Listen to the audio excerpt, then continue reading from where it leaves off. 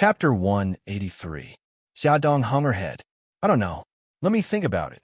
Bailey Han firmly held her shoulders and said domineeringly, I won't give you another chance to escape. Do you know how heartbroken I was when you escaped 5 years ago? Although it was just a memory fragment, he remembered how he felt at that time. You remember now? He gritted his teeth. Idiot, that's not the point. The point is that I won't let go again. If I give you time to think about it, you'll only run away more and more.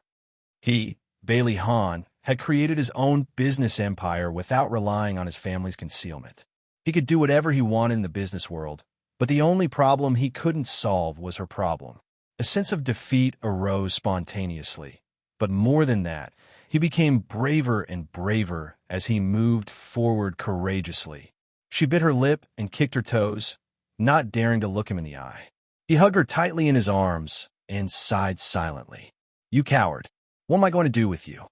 She hung her head and remained silent. He rubbed his chin against her soft hair and whispered, Xia Xia, I regret not investigating your background earlier. That way, you wouldn't have been alone for so long. Tears welled up in her eyes. You must have suffered a lot in the past few years, taking care of Xiao Bao and Xiao Guai by yourself, right? He kissed her hair lovingly. There were tears in his eyes, and his voice was low and hoarse. Wifey, I'm sorry that I only found you now. A drop of cold tear fell on her head. Although she couldn't see it, she felt it. She slowly reached out and hugged his waist. His heart was as soft as the sea. He gently caressed her abdomen and whispered, Wifey, as long as you're back, it's okay if you don't dare to love me. You just have to stay where you are and wait for me to love you. She could no longer hold back her tears. After a long time, she said in a nasal voice, I'm very timid. I won't take that step easily, but once I do, I'll do it without hesitation. Even if the whole world opposes us, I won't back down. However, if you dare to betray me, I will immediately take the children and disappear without a trace, never to appear again. He held her face in his hands and looked into her tear-filled eyes. He said firmly and seriously, Xia Dong, from now on, I will only love you. I will spoil you and love you. I will not lie to you. In my heart, you are the only one. Will you marry me? She smiled tearfully. Aren't we already married? He said helplessly. Can you not be such a killjoy? I'm proposing. Their marriage would require no less than the necessary procedures. She felt wronged, but I didn't see the ring. Young Master Bailey, who had always been full of confidence and high spirits, blushed. Because they were in a hurry to get married. The ring that he had ordered in France hadn't been delivered yet. Bailey Han was too embarrassed to look into her big, pitiful eyes. His face turned even redder, almost turning purple. He said stiffly, I'll get the ring, but you have to agree to my proposal first. Xia Dong glared at him. Are you ordering me? The wise and steady young master actually froze. He coughed and said dryly, Whether you agree or not, I'm already your man. Xia Dong suddenly realized that this man's awkward expression was very amusing. Her mood suddenly brightened, and she said with a grin, Without the ring, I won't agree to your proposal. He frowned. Who said that there isn't a ring? It's just that it hasn't been delivered yet. Did he look like the kind of person who would be so stingy as to skip the proposal ring? She held back her laughter and pretended to be serious as she said, Oh, then when the ring arrives, you can propose again. If I'm in a good mood, I'll consider marrying you. He caught the flash of amusement in her eyes and angrily grabbed her slender waist. His eyes narrowed dangerously. Wifey, are you making fun of me? She patted his clothes kindly. You're so wise and mighty. How would I dare to make fun of you? I'm just following my heart. No one said that I have to agree to your proposal. Don't you think so? The corners of her lips turned up high, and she looked like she was in a good mood. His lips turned up as well, and he stroked her hair. As long as you're happy. He raised his eyebrows and smirked. Anyway, legally speaking, we're already husband and wife. Even if you don't agree to my proposal, it doesn't matter. Xia Dong snorted. Being forced to get married by him was a stain on her life, wasn't it? Don't you have to go to the office? This man stayed at home to eat breakfast, and then hugged Xiao Bao and Xiao Guai in his arms. He actually told them a story, and the two little fellows listened with great interest. What was going on with this scene of a loving father and filial son, and a happy and harmonious scene? Xiaodong felt sad. Bailey Han stroked the two little heads and said with a smile, "Your mommy is jealous." "Hey, how am I jealous? Since you're not jealous, why can't you wait to chase me out of the house?" He smiled mischievously. The words, "I'm very unhappy. My children have been snatched away," were clearly written on her delicate face. She puffed up her cheeks and glared at him. "If you don't go to work, how are you going to feed us? Don't worry. Even if I don't go to the office, I can still feed you and the children." His eyes were full of smiles. How could she be so cute? Even her angry expression was cute. Hey, eldest young master, you've been deeply poisoned. So, you're really not going to the office today? She was still not used to her married status and didn't want to spend too much time with him. It was very awkward. Bailey Han said matter-of-factly, "Yeah, I'll be at home with you and the children today." Xiaodong rolled her eyes and asked, "Then what about Xiao Yi? You should go back and accompany Xiao Yi." He smiled meaningfully. "Don't worry, I'll make the arrangements." 3 hours later, Xiaodong finally understood what he meant when he said he would make the arrangements. The driver, Uncle Wang, carried 2 large suitcases and appeared in front of Xiaodong's house with Xiao Yi. "Xiao Yi, you're here." Xiaodong greeted him nervously. He didn't expect him to answer, but he didn't expect him to curl his lips and reply with a clear "m."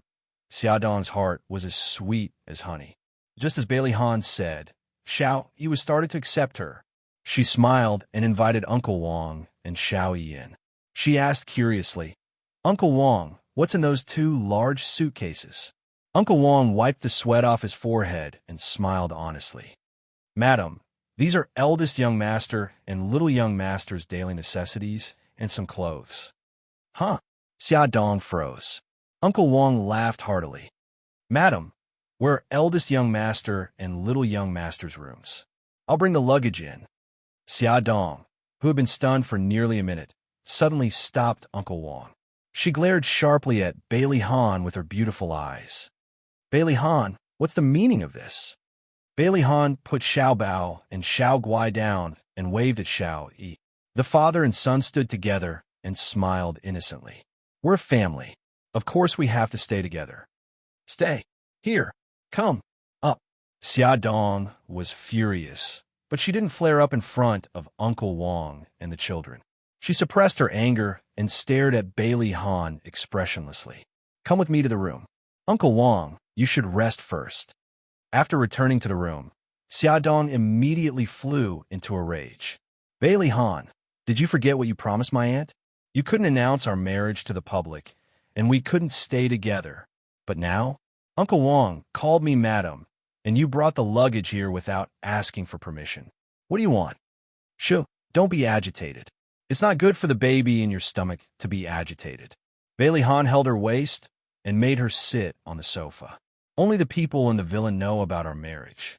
They're all people I trust. I just want them to know that you're the mistress of the villa." Xiaodong's anger subsided under his gentle, soothing voice. She snorted. "Then how are you going to explain living together?"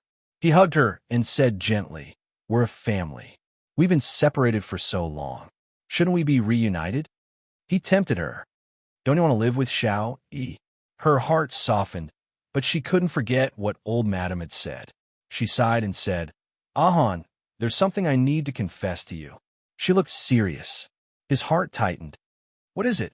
"Yesterday, old madam came to me and gave me an ultimatum. If I continue to be entangled with you and meet Xiao Yi again, she will strip Xiao Yi of her inheritance rights and send Xiao Yi to England. She will never let us meet again. She also said that I have to marry Brother Shun within a month." She didn't mean to sow discord between him and old madam. She just wanted to make things clear and let him know the seriousness of the matter. Bailey Han frowned. He didn't expect Grandma to use Xiao Yi to threaten him. He couldn't help but feel lucky. Fortunately, he had caught her and brought her to the Civil Affairs Bureau to register their marriage. Otherwise, she would have become Mika Keto-S woman. He hugged her tightly. His dark eyes were as deep as the sea. "Don't be afraid. I'm here. I'll solve it." His chest was so broad that she couldn't help but lean against it. The future made her panic, but with him by her side, her heart miraculously calmed down. She smiled. I still can't agree to you living here. You promised, Aunt, that we can only live together after you've solved all the problems in 2 months. He raised his eyebrows. Who said we're living together? I'll sleep on the sofa in the living room, and you'll sleep in the bedroom. We're obviously far apart. She glared at him. You're changing the concept. He stroked her head and smiled good-naturedly. You're willing to do anything to woo your wife. Welfare Songshu 566.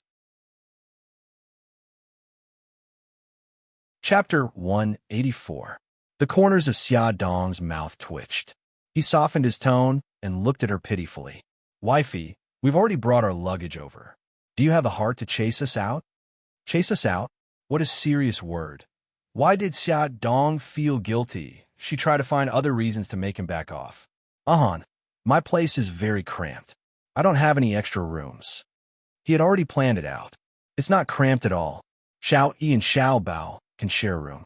I'll sleep in the living room. Don't you think that's just right? What's so great about it? The corners of her mouth twitched, and she looked at him suspiciously. You're really willing to sleep in the living room? She had seen his king-sized bed before. Would he be willing to abandon his luxury and live in her small home? He looked at her meaningfully and smiled. I've even slept in a cave on a deserted island. Why would I mind sleeping in the living room? Xia Dong's mind instantly flashed with the scene of them being brought to the deserted island by Xiao Bao. Wifey, what other reasons do you have to object to? Tell me. Xia Dong rubbed her eyebrows. Actually, the biggest reason was old madam. However, since he said that he would solve it, she would believe him. He lowered his head and moved closer to her. So, can I stay here now? Xia Dong was defeated by him and nodded dejectedly. But I'm warning you, you're not allowed to enter my room. If Aunt finds out, you'll have to explain yourself. Yes, my dear wifey. He smiled and kissed her cheek. Just like that, Bailey Han shamelessly stayed there. His huge suitcase was stuffed to the brim. Other than a change of underwear, he didn't have many jackets. The only thing that occupied the space was a pile of books. Xia Dong picked one up, and the corner of her mouth twitched. How be a good father? She picked up another one.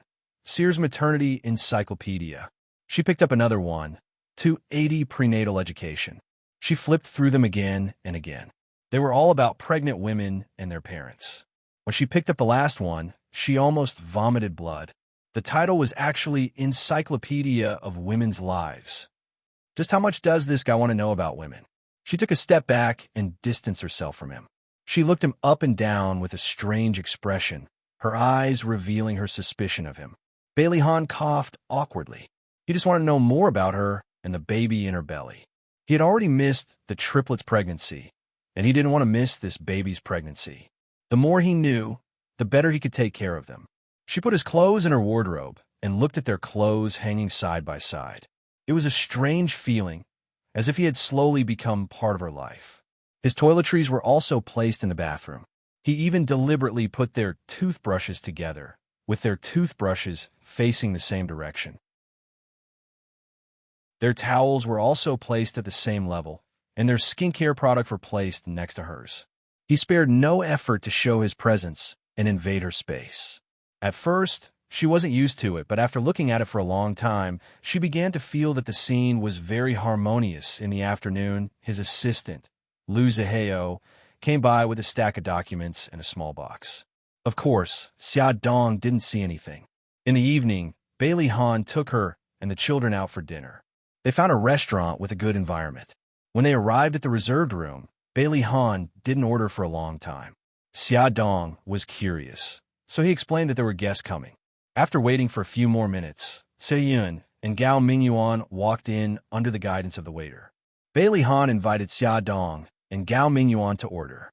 The couple ordered a few dishes and said that it was enough. Bailey Han then ordered a few dishes that Xia Dong and the children liked to eat, then returned the menu to the waiter. After the dishes were all served, Bailey Han personally poured tea for Xia Dong and Gao Mingyuan. He stood up, raised his cup with both hands, and said politely, "Aunt, Uncle, I know that you two can't drink, so today, I'd like to propose a toast to you too. Thank you for all the hardships you've put in to raise Xiaodong, and thank you for all the care and love you've shown her all these years.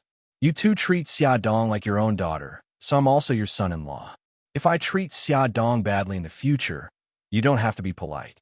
Feel free to hit or scold me.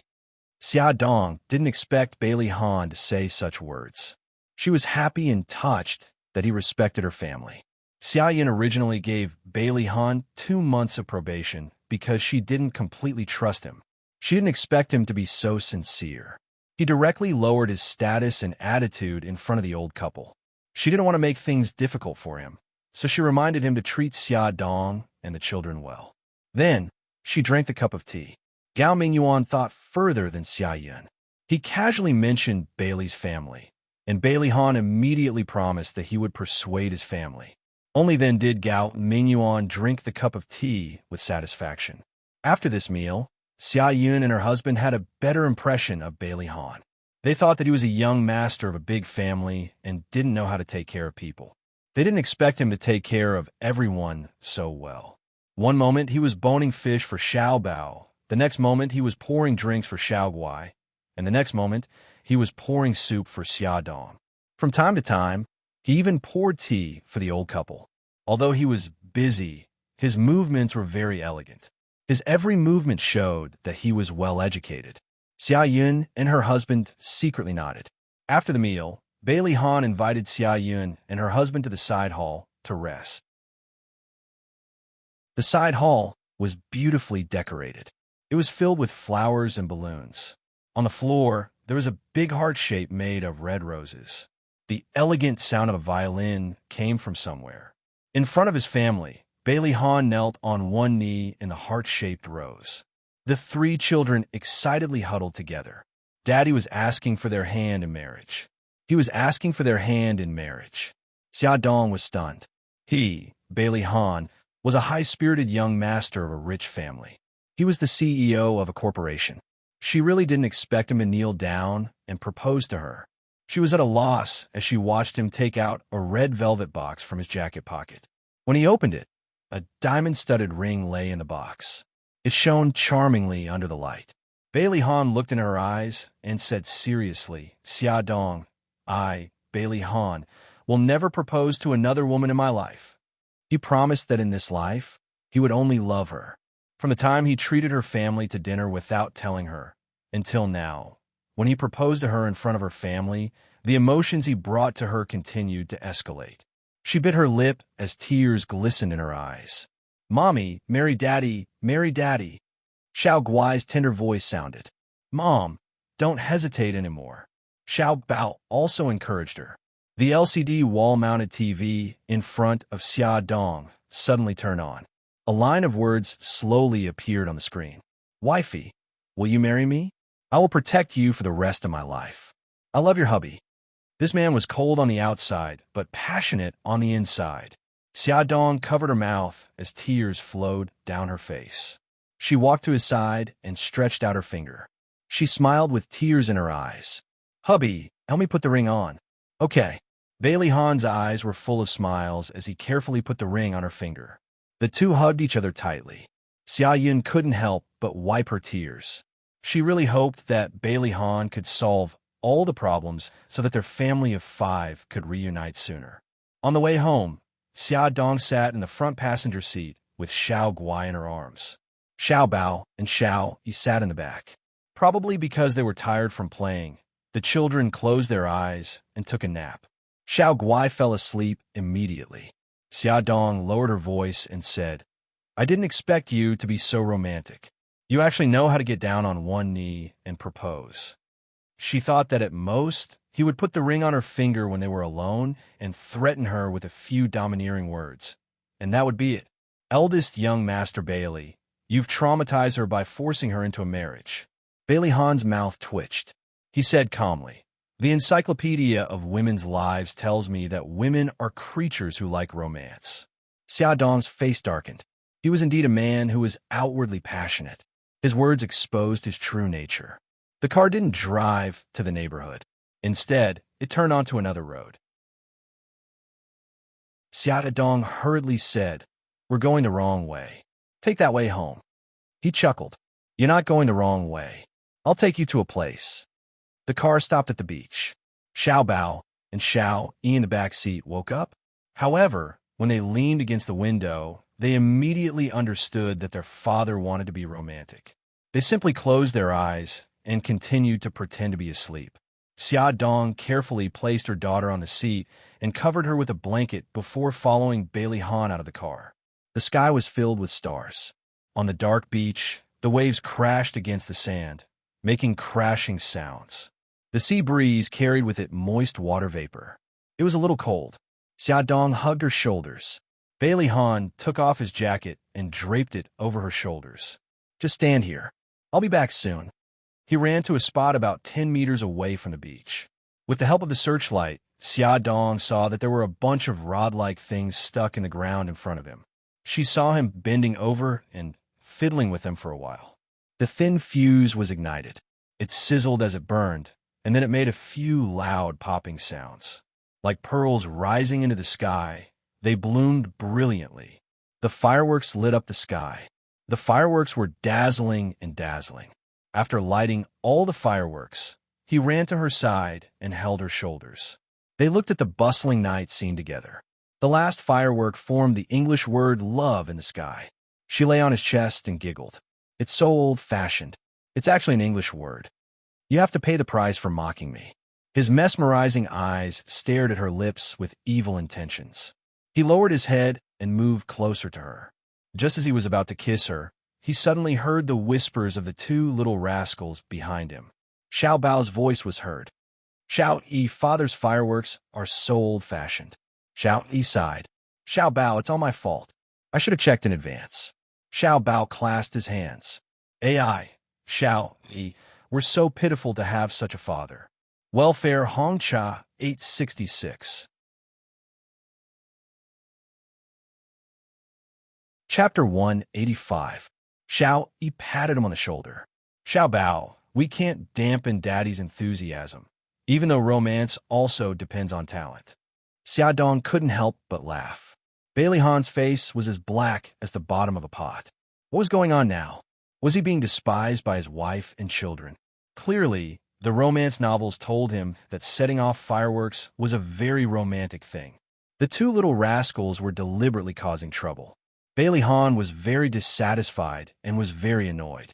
Xiao Bao stuck out his tongue. Xiao Yi, Daddy is angry. Let's hurry back to the car and give them some private space. Xiao Yi nodded seriously. You're right. We can't be third wheels. Bailey Han's whole body was emitting cold air as he bared his teeth at the two little rascals. You've been third wheels for a long time, okay? The two little rascals covered their mouths and snickered as they ran back to the car. Xia Dong held his hand and laughed softly. Don't be angry. The fireworks are very beautiful. Bailey Han's bellyful of anger instantly dissipated without a trace. He hugged her waist. After the proposal, I forgot something. What is it? He said seriously. Kiss you. Actually, he was embarrassed in front of the child, aunt, and uncle. She blushed. Fortunately, it was nighttime and he couldn't see clearly. She tilted her head slightly and closed her eyes. She used her actions to express her wishes. His eyes were full of smiles as he lowered his head and finally kissed her lips as he wished. Unfortunately, he didn't taste it for long because the three little rascals were waiting for them in the car. When they returned to the car, Xiao Guai was already awake and giggling while hugging the blanket. Xia Dong carried her daughter and pinched her soft cheeks. Guy, what are you giggling about? Xiao Guai pointed at the beach outside the window. The fireworks are so beautiful. Our daughter knows what's good for her. Bailey Han patted Xiao Guai's little head. Honey, buckle up. I'm going to drive. When they returned home, it was already past 10 o'clock. Xia Dong took her daughter to the master bathroom to take a bath, while Bailey Han took his two sons to the bathroom outside.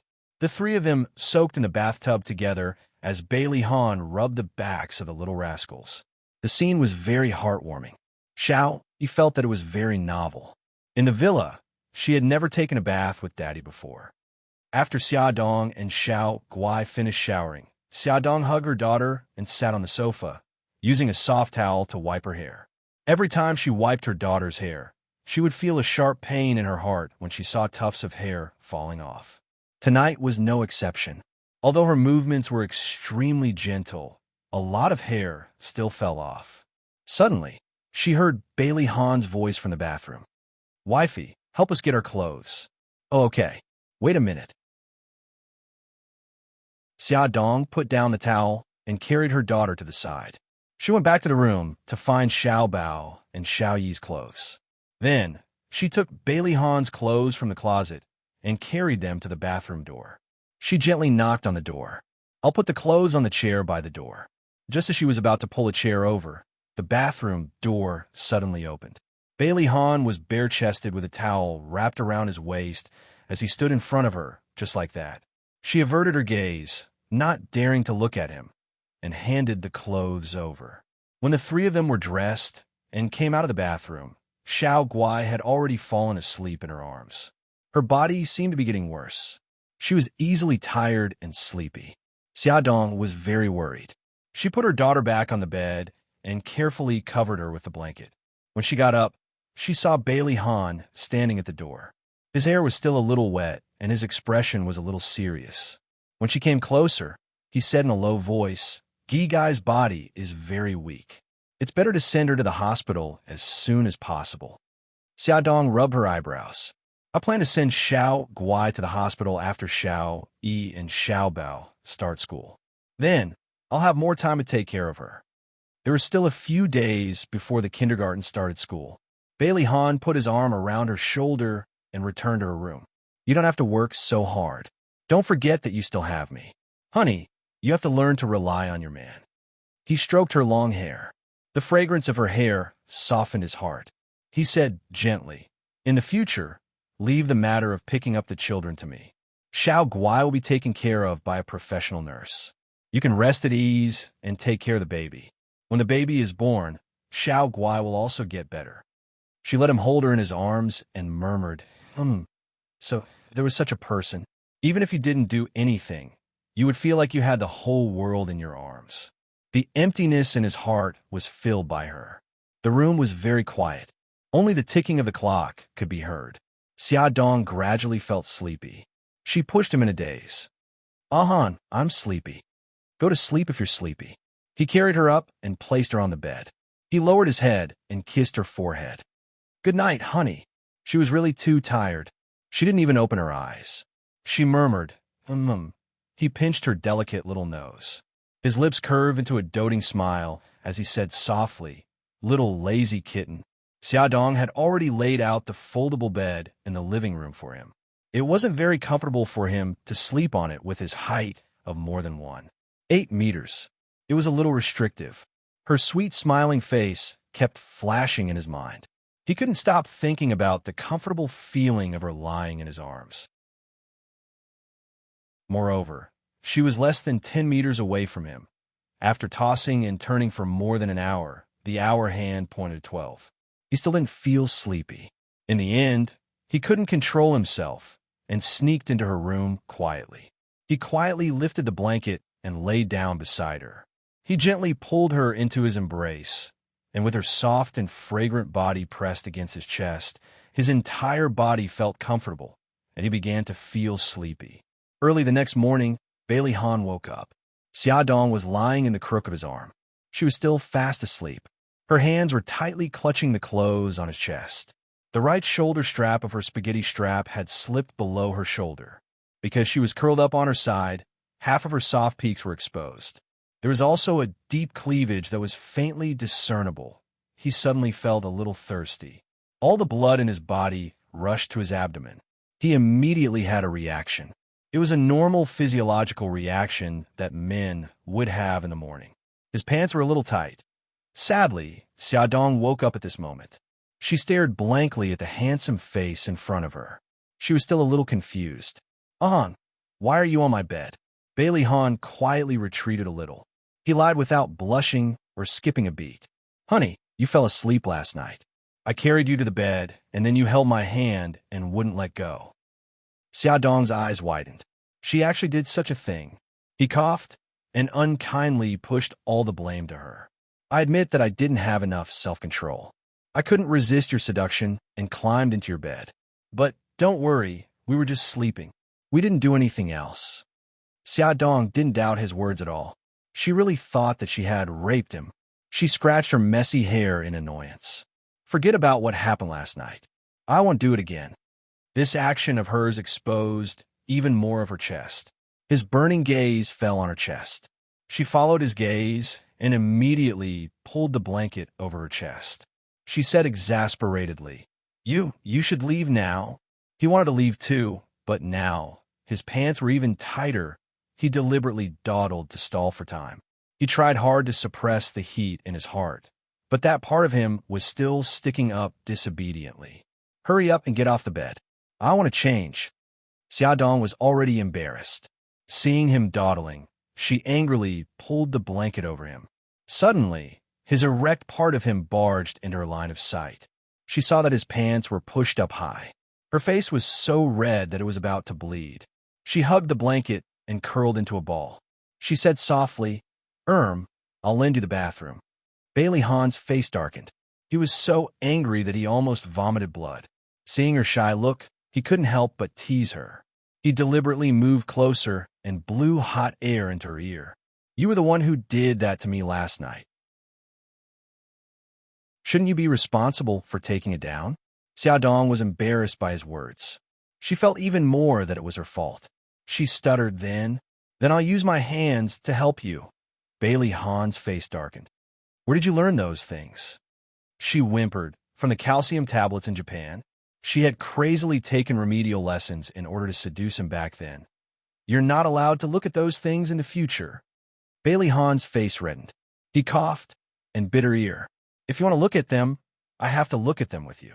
Bailey Han was satisfied to see her trembling all over. His wife was so cute when she was shy. She turned her face away, which was as red as an apple. She looked at him in disdain. Pervert, he happily pulled her cheek and kissed her lips. Then I'll only be lustful to you. Go away. Xiaodong covered her head with the blanket. She really wanted to find a hole to hide in. Bailey Han pulled the blanket over her head, open a crack to prevent her from suffocating herself. He laughed softly. I'll go out now. He was worried that if he didn't go out now, she would suffocate under the blanket. What a shy little thing. He couldn't be lazy anymore today. He had a meeting with the board of directors in the afternoon. After breakfast, he changed his clothes and walked out of the room with his briefcase. He was wearing a black suit and a white shirt. The simple style made him look elegant and handsome. He had a high-nose bridge and a slightly hooked nose, adding a bit of coldness to his handsome face. His eyes were deep and wise. The morning sun shone through the window and shone on his body, softening the cold lines on his face. He looked at her with a smile on his lips. Wifey, help me with my tie. Add, Shinwu, $7.99.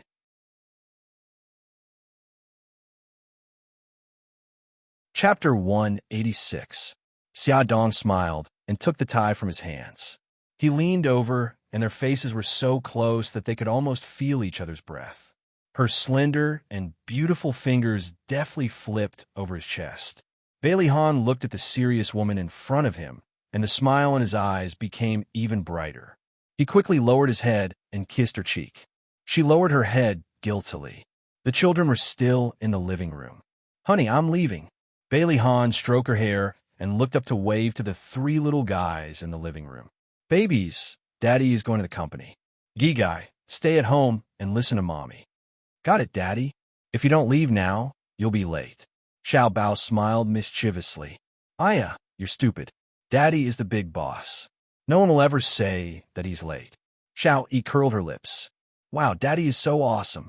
Xiao Guai's eyes sparkled. Bailey Han laughed. It felt so good to have a wife and children.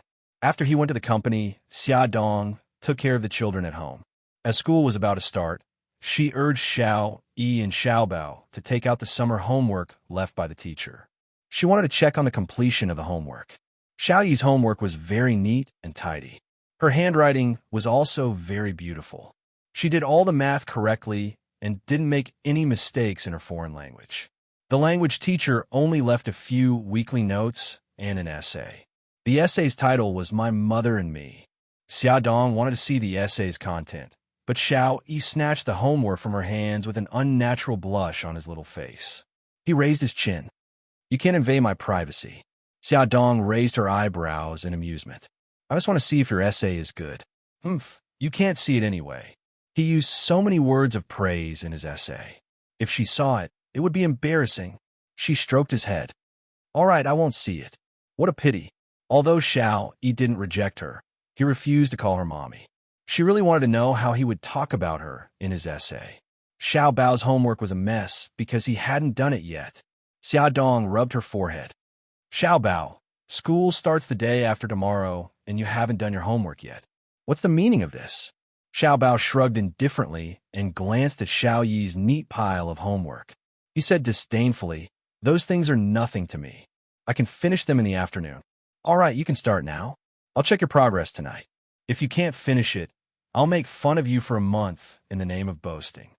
Xiaodong held his young shoulders and pressed him in front of the desk. Don't worry, I'll start now. Don't disturb me here, okay? The little guy had a terrible temper. In the afternoon, the driver, Uncle Wang, came with 2 large suitcases. One was filled with Xiao Yi's clothes, and the other was, of course, Bailey Han's. Xiaodong took out their clothes from the suitcases and arranged them in the closet. It was already past 4 o'clock. She washed her hands and went to the kitchen to make some simple and delicious purple potato balls. She called the 3 children to the dining room to eat. Everyone was given a small portion to prevent them from being too full and refusing to eat dinner. After tea time, Xiao Bao returned to his room to continue working on his summer homework. Xiao Yi sat on the carpet with his little notebook and was fiddling with something. Xiao Guai lay beside him and watched, letting out a crisp laugh. Brother Yi, this is so fun. Xiaodong couldn't help but look up at the laptop screen. It turned out that he was playing a game. Gigai, do you want to play? I'll teach you. Xiao Yi now enjoyed the feeling of having siblings. Okay, Brother Yi, how about this? The 2 little guys leaned their heads against each other, whispering and laughing from time to time. The atmosphere was very warm and happy. However, they didn't know that a crisis was slowly approaching them. Asterisk Hospital. It was past 9 o'clock at night, and Su Xingchun was the only one left in the VIP ward. She was playing with her laptop out of boredom. Her face had gone through a second plastic surgery, and the gauze on her face hadn't been removed. Under the light from the laptop screen, she looked a little creepy. Suddenly, there was a knock on the door. She thought it was the nurse, so she didn't raise her head and said impatiently, "Come in." She heard the crisp sound of footsteps and saw a tall figure standing in front of her bed. Su Xingchun felt that something was wrong. She raised her head, and her eyes were filled with surprise. "Godfather, you've finally come to see me." The person who came was her godfather. He was wearing a black trench coat and looked to be in his 40s, much younger than his actual age. He had a handsome face, and there was a sense of calmness and experience between his brows. In his deep eyes, there was an imperceptible shrewdness. The corner of his lips hooked up, and his smile was very gentle. "Baby, your mommy-daddy is watching over you in the hospital every day. It's not convenient for me to come and see you." "I know, Godfather. I don't blame you." Su Xingchun touched her face that was wrapped in gauze and said self-deprecatingly, "I've become ugly now. I'm worried that I'll scare you." Her godfather sat by her bed and put his arm around her shoulders. "Baby, don't talk nonsense. No matter what you become, Godfather won't be scared." "Then, Godfather, will you still love me?" She looked at him carefully. "Of course I will. Silly girl, don't forget that I'm your godfather." Her godfather rubbed her hair lovingly. He paused and asked in a low voice, "I had someone send you the antidote. Is it useful?" Su Xingchun nodded. "It's quite useful. When my drug addiction kicks in, it's not that painful anymore." A few days after she was disfigured and hospitalized, her godfather secretly sent someone to send her a bottle of antidote. He said that it could suppress the drug addiction in her body and let her take it when the drug addiction kicks in. "That's good. Baby, don't worry. Godfather won't let those who hurt you off." Her godfather's sharp eyes hid a cold, murderous aura. "And I believe in Godfather." Su Xingchun hugged his arm and acted coquettishly. "Godfather, did you come to see me today for something?" The smile on his godfather's face disappeared. Baby, I have two news. One is good news, and the other is bad news. Which one do you want to hear first? Su Xingqian's fingers tightened. Let's hear the bad news first. Her godfather sighed. The bad news is that the man you like has already married Xiaodong. Su Xingqian burst into tears. Her godfather comforted her. Baby, don't be sad. There are many good men in the world. Godfather can help you find 10 or even 100 of them. Su Xingqian sobbed. Actually, I already knew that I had no hope. I lost my chastity and my face was disfigured. He definitely won't want me, but I'm still so sad. Godfather, I've liked Brother Han since I was very, very young. Her godfather patted her shoulder and comforted her. I know. Girl, don't cry. She wiped her tears. Since I was young, Brother Han only had Su Yunxian in his eyes. He never looked at me more than a few times. When I grew up, he fell in love with Xiaodong. Godfather, tell me, how am I worse than them? You're not bad at all. You're better than them. It's Bailey Han who can't see how good you are. Girl, don't cry. Godfather will tell you a piece of good news. Okay? She sobbed pitifully. Okay, then tell me. What's the good news? The good news is that Bailey Han and Xiaodong are living together. How is that good news? Su Xingqian interrupted him and cried even more sadly. Baby, let me finish. Her godfather patted her shoulder helplessly. Recently, I've been secretly monitoring them. I want to find a loophole and avenge you. These 2 days, I finally found out that Bailey's old madam doesn't like Xiaodong and forced her to leave Bailey Han. And Bailey Han married Xiaodong behind the old madam's back. Say, if this matter is exposed by the media and reaches the old madam's ears, won't there be a huge uproar? Su Xingqian gradually stopped sobbing. Her eyes that were still wet with tears emitted a cold light. Godfather, you're right. Not only must we let the old madam know, but we must also let Su Yunxian know. Su Yunxian definitely won't let Xiaodong off. Not only that, there's also Mika Kido. Although he returned to Japan, I believe he's still paying attention to Xiaodong's situation. When he returns to China, do you think he'll agree to Xiaodong marrying Bailey Han? Su Xingqian bit her lip. Then will Mika Kido harm Brother Han? Her godfather sighed. Baby, they've already caused you so much trouble. Why are you still thinking about that man? Let them deal with their own grudges.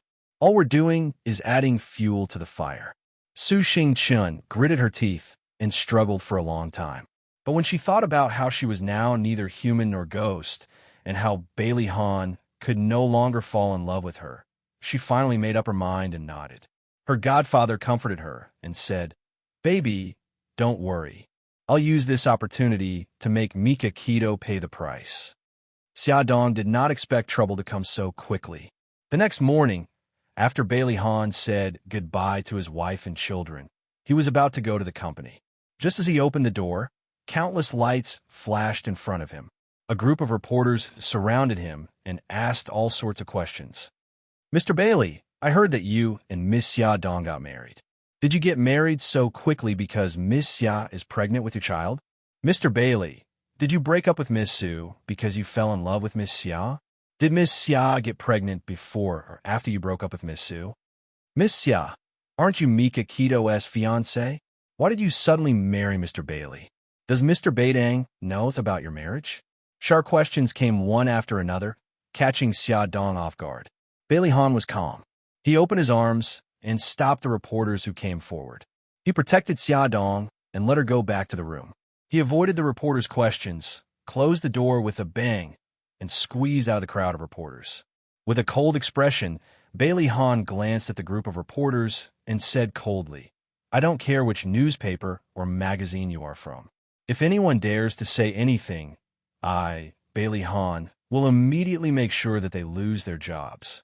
They won't even be able to say another word. The reporters were stunned. They knew how powerful Bailey's family was, so naturally, they did not dare to confront him head-on. There were also a few who were not afraid of death and secretly recorded Bailey Han's threats. Of course, whether they were really not afraid of death, or if they had ulterior motives and pretended to be reporters, this was worth pondering. Bailey Han entered the elevator and called Xiaodong. He told her not to worry and that he would send people to deal with the group of reporters outside the door. Soon, two cold-faced men in black suits blocked the entrance of Xiaodong's apartment building. They snatched the cameras from the hands of the reporters and took the memory cards inside. There was a lot of noise downstairs. Many people in the residential building heard the noise and poked their heads out to watch the show. Xiaodong was also very anxious at home. Xiao held a small notebook and browsed through the news of the day. She suddenly found that Daddy and Mommy's matter had already spread on the internet. Her little face immediately became cold. If this matter became known, it would be impossible to hide it from Great-Grandma. She would definitely make trouble for Mommy. Xiao Yi, what's wrong? Xiaodong saw Xiao Yi's dark face staring at the computer screen and asked with concern. Xiao Yi slammed the notebook shut and said, "Nothing, Mommy. I want to eat dessert. Can you make it for me?" Xiaodong was stunned. Then she smiled happily and hugged him tightly. "Xiao, you just call me Mommy. I'm so happy." Xiao Yi's little face flushed red, and he awkwardly avoided her gaze. He just wanted to divert her attention. He didn't expect that he would subconsciously call her Mommy. "Xiao Yi, can you call me Mommy again?" She rubbed his cheeks and happily teased him, temporarily forgetting about the troubles outside. His face darkened. "You don't rub my face." Why did she like to rub his face like second uncle? Xiaodong smiled. "If you call me Mommy again, I won't rub it." He snorted and puffed up his cheeks like a cute little bun. "Call me Mommy. Mommy." His voice was pitifully soft, but Xiaodong still heard him clearly. She gave him a loud kiss on the cheek. "You baby, Mommy is so happy." His rosy cheeks flushed red. The mother and son were enjoying the happiness of a family reunion, but the outside world was already in chaos. Su Yinxian was still dreaming of making Bailey Han change his mind when she suddenly found out from the internet that Bailey Han and Xiaodong had secretly gotten married. Moreover, Bailey Han had even brought Xiao Yi to Xiaodong's house. She thought she had seen wrongly and carefully read the headlines 3 times. In the end, she rolled her eyes and almost vomited blood from anger. They actually got married. Damn it. How did things develop so quickly? What should she do now? Bailey's old residence was already in chaos. The old madam was so angry that she fainted and called the family doctor for emergency treatment. The first thing the old madam said when she woke up was to call Bailey Han and ask him to come home. When Bailey Han received the call from the servant, he was on his way to the old residence. He knew that once things got out of hand, the first person he had to appease was the old madam. Fortunately, he was already prepared for a war. Come and see. Songshu 566.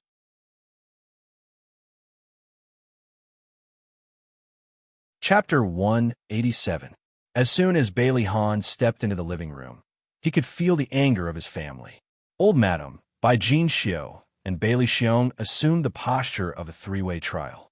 Everyone was furious, and a storm was brewing. He looked calm and said frankly, "Grandma, Mom, Dad, Xiaodong, and I are married." The old madam used her walking stick to poke the floor fiercely, her eyes burning with anger. "Bailey Han, you bastard. You hid such an important matter like your marriage from us. Do you still have us elders in your eyes?" Bailey Han said calmly, "I'm here to clarify this matter. Grandma, tell me first, why do you hate Xiaodong so much?" Old madam said angrily, "I won't allow you to marry Xiaodong, not only because I hate her, but also because she doesn't deserve to enter the Bailey family." The corner of Bailey Han's lips curled up in a mocking smile. "Grandma, don't talk about all that nonsense. What do you mean by not being of equal status? I already know everything that happened 5 years ago." The 3 elders were shocked, thinking that he had recovered his memory. Bai Jinxiu said anxiously, "Ahan, since you've recovered your memory, do you have a headache again? Do you feel uncomfortable anywhere?" Seeing his mother's anxiety, Bailey Han felt a little guilty. He said in a gentle tone, "Mom, I'm fine, and I didn't remember anything from the past. However, I've already investigated what happened 5 years ago. Grandma, you've all misunderstood Xiaodong." Bailey Han learned from Ahu's investigation that 5 years ago, old madam knew that Xia Dong had successfully stolen a child and helped her keep the child. She even adopted her as her god-granddaughter so that she could enter and leave the Bailey family freely. When he did something overboard and almost caused Xia Dong to have a miscarriage, old madam forced him to take Xia Dong to Bali to relax. All this showed that old madam still cared about Xia Dong and liked her very much. Then why did the old madam suddenly change her attitude and hate Xia Dong so much? Bailey Han thought for a while and finally came to a conclusion. There must have been some misunderstanding between the old madam and Xia Dong. Madam Dowager snorted coldly. Misunderstanding? What misunderstanding? She is a vain woman. Back then, she deliberately got close to you and got pregnant. I want to take pity on her and let her give birth to the child. But in the end, she hooked up with Mika Keto and eloped with him to Japan. She even caused you to get into a car accident. Now that she has given birth to Mika Keto's child, why is she still bothering you? What right does such a fickle woman have to marry into the Bailey's family? Bailey Han finally understood what kind of misunderstanding the old madam had about Xia Dong. He frowned and explained one thing at a time. Grandma, when Xia Dong left China back then, she did not elope with Mika Keto. 5 years ago, she was framed and the scandal was all over the place. She wanted to ask me for help to solve it, but she was kidnapped on the way. Those people not only wanted to abort the child in her womb, but they also wanted to humiliate her. Fortunately, Mika Keto arrived and saved her life. Xia Dong knew that someone wanted to harm her, so she asked Mika Keto to hide in Japan. The old madam did not expect this at all. She was stunned for a few seconds and retorted, "Even so, why did she stay in Japan? It's obvious that she didn't want to give the child to the Bailey's family." Bailey Han was helpless. Grandma, you're also a mother. Why can't you understand Xia Dong's feelings as a mother? She did have some selfish motives, but she was not vain. As for the other things, I can explain them. The old madam said angrily, "Fine, tell me. I want to hear your explanation." Bailey Han rubbed his forehead. "I already have some memories of the accident. It has nothing to do with Xia Dong. I was careless and didn't see the truck in front of me, so I crashed into it. Xia Dong didn't come back from Japan to pester me, but..." As he said this, he hesitated. Should he tell the family that Xiao Bao and Xiao Guai were also his biological children? If he didn't tell them, they would continue to misunderstand. But if he told them that he did not discuss it with Xia Dong, she might get angry again. The old madam was anxious and angry. Why did she come back to China? Tell us. Bailey Han glanced at the three elders. They all had an expression that said, "If you don't explain it clearly, don't think about it." So he frowned and decided to tell the truth. "Grandma, back then, Xia Dong was pregnant with triplets. You took away Xiao Yi, but you didn't know that she later gave birth to Xiao Bao and Xiao Guai. So, Xiao Bao and Xiao Guai are actually my children too." Ignoring the shocked expressions of his family members, he continued to drop the second bombshell. Xiao Guai has aplastic anemia. The only way to save her is for Xia Dong to give birth to a child with the same genes as her, then extract the newborn's umbilical cord blood for a transplant. This is the reason why Xia Dong wants to come back to China. The old madam held her forehead and almost fainted again. Bai Jinxiu quickly patted her back, and Bailey Xiong poured her a cup of tea. When the old madam caught her breath, Bailey Xiong asked, "If Xiao Guai is really your child, Xia Dong could have just come to us for help if she wanted to save Xiao Guai. Why did she have to come up with so many tricks? I think she's lying again." Back then, Grandma used the lives of Xia Dong's aunt and uncle as a threat to take away Xiao Yi. How do you expect Xia Dong to say that? You want to wait until you know the truth before taking away her other two children? Bailey Han took out a test report. "I know you won't believe what I'm saying, but this is Xiao Bao's and my paternity test report. This test report was provided by Xiao Bao." At that time, he found out that Xiao Bao had known that he was his daddy for a long time and misunderstood that he had abandoned him and his mother. That was why he had been targeting him. The old madam took the test report. It stated that the possibility of the two of them being related by blood was 99%. Silence. A deathly silence. After nearly 10 minutes, the old madam finally calmed down from the huge shock. She sorted out her thoughts and asked with a gloomy expression, "You said that Xia Dong and Mikakito have nothing to do with each other. What about the previous reports? Isn't she engaged to Mikakito?" That was all nonsense written by the media. Her engagement to Mikakito is also fake. Before deciding to clear Xia Dong's name, Bailey Han had asked Isiki about the inside story. "Xia Dong got close to me because she wanted to save Xiao Guai. She didn't want to ruin my relationship with Yin Xian, so she deliberately pretended that she was engaged to Mikakito." The old madam immediately understood after Bailey Han's explanation. It turned out that he had already had feelings for Xia Dong back then. How is Xiao Guai's condition? Although the old madam didn't like Xia Dong, Xiao Guai was still Bailey's child, so she still cared about him. His condition isn't ideal. He needs surgery as soon as possible. The atmosphere froze again.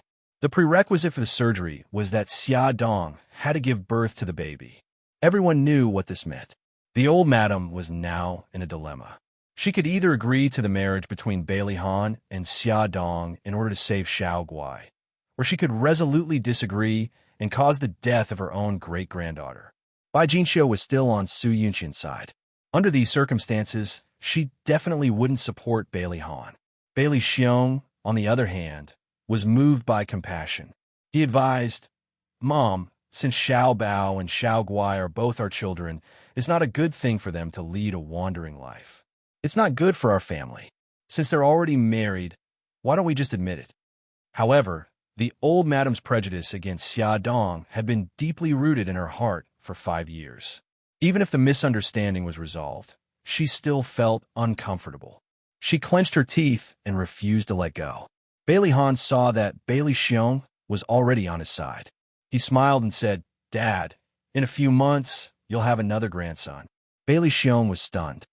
Could it be that Xia Dong is pregnant? Bailey Han smiled. If she gives birth to this baby, Xiao Guai will be saved. The situation was getting out of hand. The old madam was already on the verge of wavering. It was rare for his son to smile at him. Bailey Xiong was even more determined to stand on his side. He tried to persuade the old madam, "Mom, you don't want the baby to be called an illegitimate child as soon as he's born, right? I've seen both Xiao Bao and Xiao Guai. They're both smart children. Don't you always say that the family is too small? It's too lonely to have only one child, Xiao Yi. If he has siblings to accompany him, he'll grow up happier. It's a good thing for him and for our family. Don't you think so? The more children one had, the more blessings one would have." The older generation had this concept. The old madam was no exception. She was moved by Bailey Xiong's words. After a long silence, she sighed heavily. Bailey Han's expression did not change. He was calm and indifferent, but his heart was beating like a drum. He didn't know what kind of answer she would give. "Since you've already registered your marriage, then so be it." The old madam paused and said, "However, you have to move to the old mansion. Xia Dong is Bailey's daughter-in-law, so she has to behave like a daughter-in-law."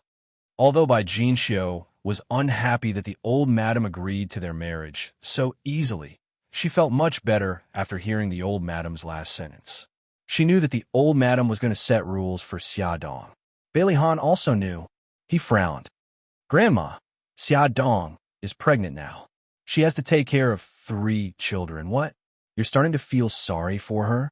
The old madam snorted and said, "When she moves in, there are so many servants at home. Are you afraid that she'll be tired? So what if she's pregnant? When I was pregnant with your father, I went to the battlefield with your grandfather." Bailey Han still wanted to say something, but Bailey Xiong coughed heavily and said, "Ah Han, hurry up and thank your grandma. Since she's going to be our daughter-in-law, she has to be presentable. Your grandma comes from a scholarly family and is knowledgeable. She won't be happy if ordinary people ask her for advice." Bailey Han knew that his father was speaking up for him and was worried that he would annoy his grandma. He pursed his lips and said, "Grandma, then I'll thank you on behalf of Xia Dong. That's more like it." The old madam muttered a few words. She still felt uncomfortable. "Move in 2 days. Get rid of the rumors outside quickly. It's annoying to hear them. Bailey Han said faintly, I'll take care of it. The Dragon Gang subordinates were not idle. Bailey Han had just walked out of the old mansion when Ah Bao called to report the situation. Eldest young master, two of the reporters who blocked Madam's door were impersonators from the underworld. They even recorded you threatening them and planned to release it to the public. Bailey Han got into the car and said coldly, Who do they work for? Old K. Isn't Old K dead? Why would the Flame Gang have the time to do this? They're probably being used. Those two said that someone gave them 100,000 yuan to gather the reporters and cause trouble at Madam's door. Who's the mastermind behind this? Have you found out? Bao couldn't help but wipe his sweat. No, it said that the other party used a public phone to contact them. They've never met. Bailey Han frowned. The first person he thought of was Su Xingqian, who had always been against Xia Dong. However, Su Xingqian was now disfigured and hospitalized. Moreover, the police were monitoring him from afar. He shouldn't act rashly. He was silent for a moment. Ah Bao, check Godfather's whereabouts and see who he's been in contact with recently. In the last kidnapping case, Godfather had intentionally or unintentionally protected Su Xingqian. He had reason to believe that the relationship between Su Xingqian and Godfather was not simple. Yes, check again. Shenghao Group's recent business rivals. It could also be a business rival that was unfavorable to him. Yes, Bailey Han didn't go to the office. He called Lu Zihao and gave him some instructions. Then, he drove directly to Xia Dong's place. He had something important to do now. When he went upstairs, he bumped into people who lived in the same building. Everyone looked at him strangely. He didn't care at all. His expression was still cold. He pressed the doorbell. Xia Dong opened the door for him. Although she was smiling, he could see the worry and fear in her eyes. He hugged her and kissed her forehead. He said softly, Honey, don't worry. I'll take care of those things. Now, I have good news to tell you. She pushed him and motioned for him to let go. The child was still in the living room. After he let go, she asked, What good news? He smiled. Grandma has agreed to our marriage. Really? You're not lying to me? She widened her eyes in disbelief. Of course it's true. Little fool, your husband is so capable. Why would I lie to you? Bailey Han raised his eyebrows proudly. He had an expression that said, Praise me quickly. Xia Dong still couldn't believe it. She covered her mouth and widened her eyes. She didn't say anything. Little Treasure and Little Wingsy, who were playing in the living room, looked at each other and grinned at the same time. They laughed happily. Their family could finally reunite openly. Beauty novel Songshu 566.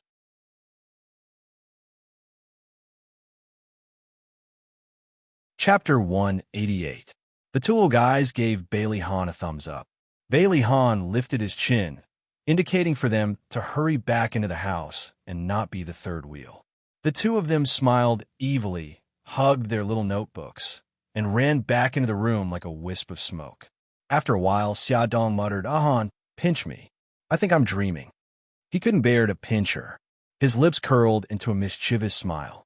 He lowered his head and kissed her lips, telling her directly that she wasn't dreaming. When he let go of her, the two of them were already panting. She lay on his chest and asked foolishly, Why would old Madam accept me? I thought she hated me to death. He kissed her hair lovingly, and his voice was a little hoarse. Silly, you should call her Grandma now. Grandma had some misunderstandings about you, and I've cleared up these misunderstandings. Of course, she has no reason to hate you anymore. Moreover, you've given birth to 3 precious children for our family. Dad, Mom, Grandpa, and Grandma won't accept you because of the children. Xia Dong was still in a daze. For a long while, she still felt that it was unreal. She secretly pinched herself. Ouch, it really hurt. Only then did she believe that she wasn't dreaming. Her nose twitched, and her tears couldn't help but flow out. However, she forced him not to fall. Choking, she said, Han, I'm so happy. Xiao, he called me Mommy this afternoon, and your family is willing to accept me. Thank you for everything you've done for me. He hugged her tightly and teased with a smile, Wifey, if you're really grateful to me, call me hubby. She looked up, her eyes glistening with tears. She said each word seriously. "Hubby." He kissed her cheek and chuckled. "That's nice to hear." She lowered her eyes, and her shy look made his heart as soft as cotton candy. When she calmed down, he smiled and said, "Wifey, dress up and change into something beautiful. I'm going to take you somewhere." "Where are we going?" "It's a secret first." He smiled mysteriously. Xiaodong didn't know what he was up to, but seeing how happy he was, she guessed that it couldn't be anything bad. She was wearing a white silk dress, low-cut and backless, which outlined her perfect figure. However, Bailey Han's face darkened as he asked her to change into another one. Xiaodong looked at herself in the mirror. "Why? I think it looks good," Siki said. When she wore this dress, she looked noble and elegant. She also thought it looked good. Bailey Han's entire body was almost emitting cold air. "There are too many exposed areas. You can only wear it for me to see." He did not want to let other men feast their eyes on her. She giggled. "So you're jealous? Then I'll change to a more conservative one." Bailey Han gritted his teeth. "I'm just jealous. In the future, when you go out, you're not allowed to wear skirts that are shorter than your knees, revealing your back, chest, and shoulders. You might as well just let me go out in my long shirt and trousers." Xiaodong's face darkened. He didn't even allow her to show her shoulders. This was too much. Bailey Han touched his chin. "That's a good idea." Xiaodong vomited blood and walked out with her hands on the wall. Xiaodong took 2 or 3 dresses that she thought were more conservative and compared them to her body. Bailey Han shook his head and rejected them all. She was completely at her wit's end. Bailey Han suddenly grabbed her wrist. "Let's go out for a while." "Oh, why?" "I haven't chosen my clothes yet." "You don't have to choose. Someone will help you choose later." Bailey Han dragged Xiaodong all the way to the busiest district in the city. With his arm around her waist, the two of them took the elevator directly to the 12th floor. Xiaodong's eyes were glued to the magnificent studio. After 5 years, she did not expect to be dragged to the studio of the internationally renowned stylist, Anson. Anson actually still remembered her. There was a gentle smile on his handsome face. "Miss Xia." "Oh no, I should call you Mrs. Bailey now. I haven't seen you for 5 years, and you've become even more charming." "Anson, I didn't expect you to still remember me. You're still as charming as before." Xiaodong smiled as she reached out her hand and politely shook his hand. Bailey Han calmly put his arm around Xiaodong's shoulder and declared his ownership. "Anson, help my wife style. The clothes can't be too revealing. They can't show her back, shoulders, or low cut. Young master, you're deliberately making things difficult for me." If she wanted to look beautiful now, how could she wrap herself so tightly? Bailey Han raised his eyebrows proudly. "If you can't do it, I can find someone else." Anson held his forehead. "Aren't you asking me to ruin my reputation? Forget it. I'll listen to you." "Mrs. Bailey, this way, please." Anson had a bitter smile on his face. Xiaodong actually felt like they were in the same boat. He sat down in the seat that Anson had designated and said sympathetically, "Anson, I will remember your great kindness in my heart." Anson laughed heartily. He suddenly understood why Bailey Han liked this woman. She was beautiful, elegant, humorous, and witty. She exuded a mature charm that was no less than those female stars he had seen. An hour later, Xiaodong walked out of the fitting room with the help of Anson's assistant. She was wearing a champagne-colored silk V-neck dress. Fortunately, it wasn't a deep V-neck, which barely met Bailey Han's requirements. Her hair was tied up, which made the lines of her neck even more charming. Her waist was perfectly cinched, and her shoulders and waist were decorated with crystals and broken diamonds. The dress swayed and fell to the ground, which made her exude an elegant and ethereal temperament. Bailey Han noticed that she was wearing a platinum necklace around her neck. Although it wasn't shiny enough, it complemented the dress well. He had also changed his clothes. He was wearing a white suit with exquisite facial features. Under his sword-like eyebrows, the bridge of his nose was proud and handsome. He was God's perfect masterpiece. Everything was so similar to 5 years ago. The only difference was that they were now husband and wife. She looked at him and smiled lightly. He walked closer to her and held her arm. He whispered, "The dress is cinched at the waist. Did it press on you and the baby?" She smiled. "No, it's just the right size." When the assistant helped her change her clothes, he even said that the dress seemed to be specially designed for her. Anson raised his eyebrows proudly. "How is it? Are you satisfied?" Bailey Hahn raised his eyebrows. "Your skills are average. Fortunately, my wife is beautiful. You can get full marks with just a casual dress-up." Anson was furious. This guy forgot about his friends when he had a wife. Even if he wanted to please his wife, he shouldn't step on his friends. This was too much. Xiaodong smiled, and her eyes curved charmingly. "Anson, don't listen to his nonsense. Your skills are definitely worth 120 points. Bailey Hahn said seriously, "Wifey, the full marks are definitely 150 points. No, the full marks are 100 points. The other 20 points are bonus points." Xiaodong glared at him. Her charming eyes naturally revealed a flirtatious temperament. Bailey Hahn's heart fluttered, and he held her waist. He didn't want others to see her beauty anymore. He wanted to hide her at home. After getting into the car, Bailey Hahn didn't drive home. Instead, he drove to the hotel that Liu Zihao had booked. Xiaodong was worried about the children. Bailey Hahn comforted her. "I've already called the butler. He'll take care of the children." Xiaodong's lips curved into a smile. "Hubby, you're so thoughtful." This was the first time she had taken the initiative to call him hubby. Her husband had pleased Bailey Hahn. Every pore on her body felt comfortable. The car stopped at the entrance of the hotel. Looking at the reporters surrounding the car and the flashing lights, Xiaodong was a little surprised. She still didn't know what Bailey Hahn was planning to do. Bailey Hahn held her hand and smiled gently. "Wifey, don't be afraid. I'm here." She looked into his deep and bright eyes. The uneasiness and nervousness in her heart gradually dissipated. She held his hand and smiled confidently. "I'm not afraid because you're here." She believed in him. This kind of trust made his heart tremble. It turned out that being trusted by the person he loved was a very fulfilling thing. He could imagine what kind of uproar it would cause when the two of them appear at the same time. There were flashing lights all around them, and the sound of shutters clicking could be heard. After the car door opened, Bailey Hahn bent over to get out of the car. The reporters immediately crowded over, and the bodyguards stepped forward to block them. Liu Zihao stood beside Bailey Hahn and faced the media. He smiled and said, "Friend from the media, please be patient. In 15 minutes, our CEO will hold a press conference in the banquet hall on the second floor of the hotel. Everyone, please enter first. If you have any questions, you can ask them later." The reporters were still unwilling to leave. It seemed that they wanted to wait for Xiaodong to come out. Bailey Hahn looked straight ahead and focused on the person in the car. "Wifey, are you ready?" Xiaodong nodded. She smiled and placed her hand in his palm. She elegantly and calmly walked out of the car.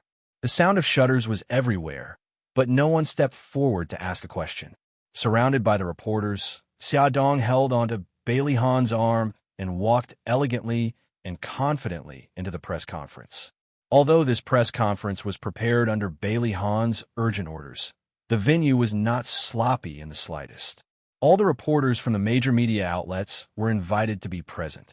As the host, Liu Zihao first expressed his gratitude to the reporters for being present. Then, he handed the right to speak to Bailey Hahn. Bailey Hahn glanced at the packed reporters below the stage. His handsome face was as cold as ever. He said calmly, "Thank you all for being here. Today, in front of the media, I will explain a few things. If you have any questions, you can ask after I'm done. As long as it is within reason, I will answer them one by one." The audience was very quiet. No one interrupted his speech. Bailey Hahn glanced at Xiaodong. He smiled and said, "Xiaodong and I fell in love 5 years ago. However, due to some misunderstanding, she left China for Japan. I had an accident and lost my memory. Just like that, we were separated for 5 years. It wasn't until recently that I found out the truth and got her back." Ad. Honchai 66.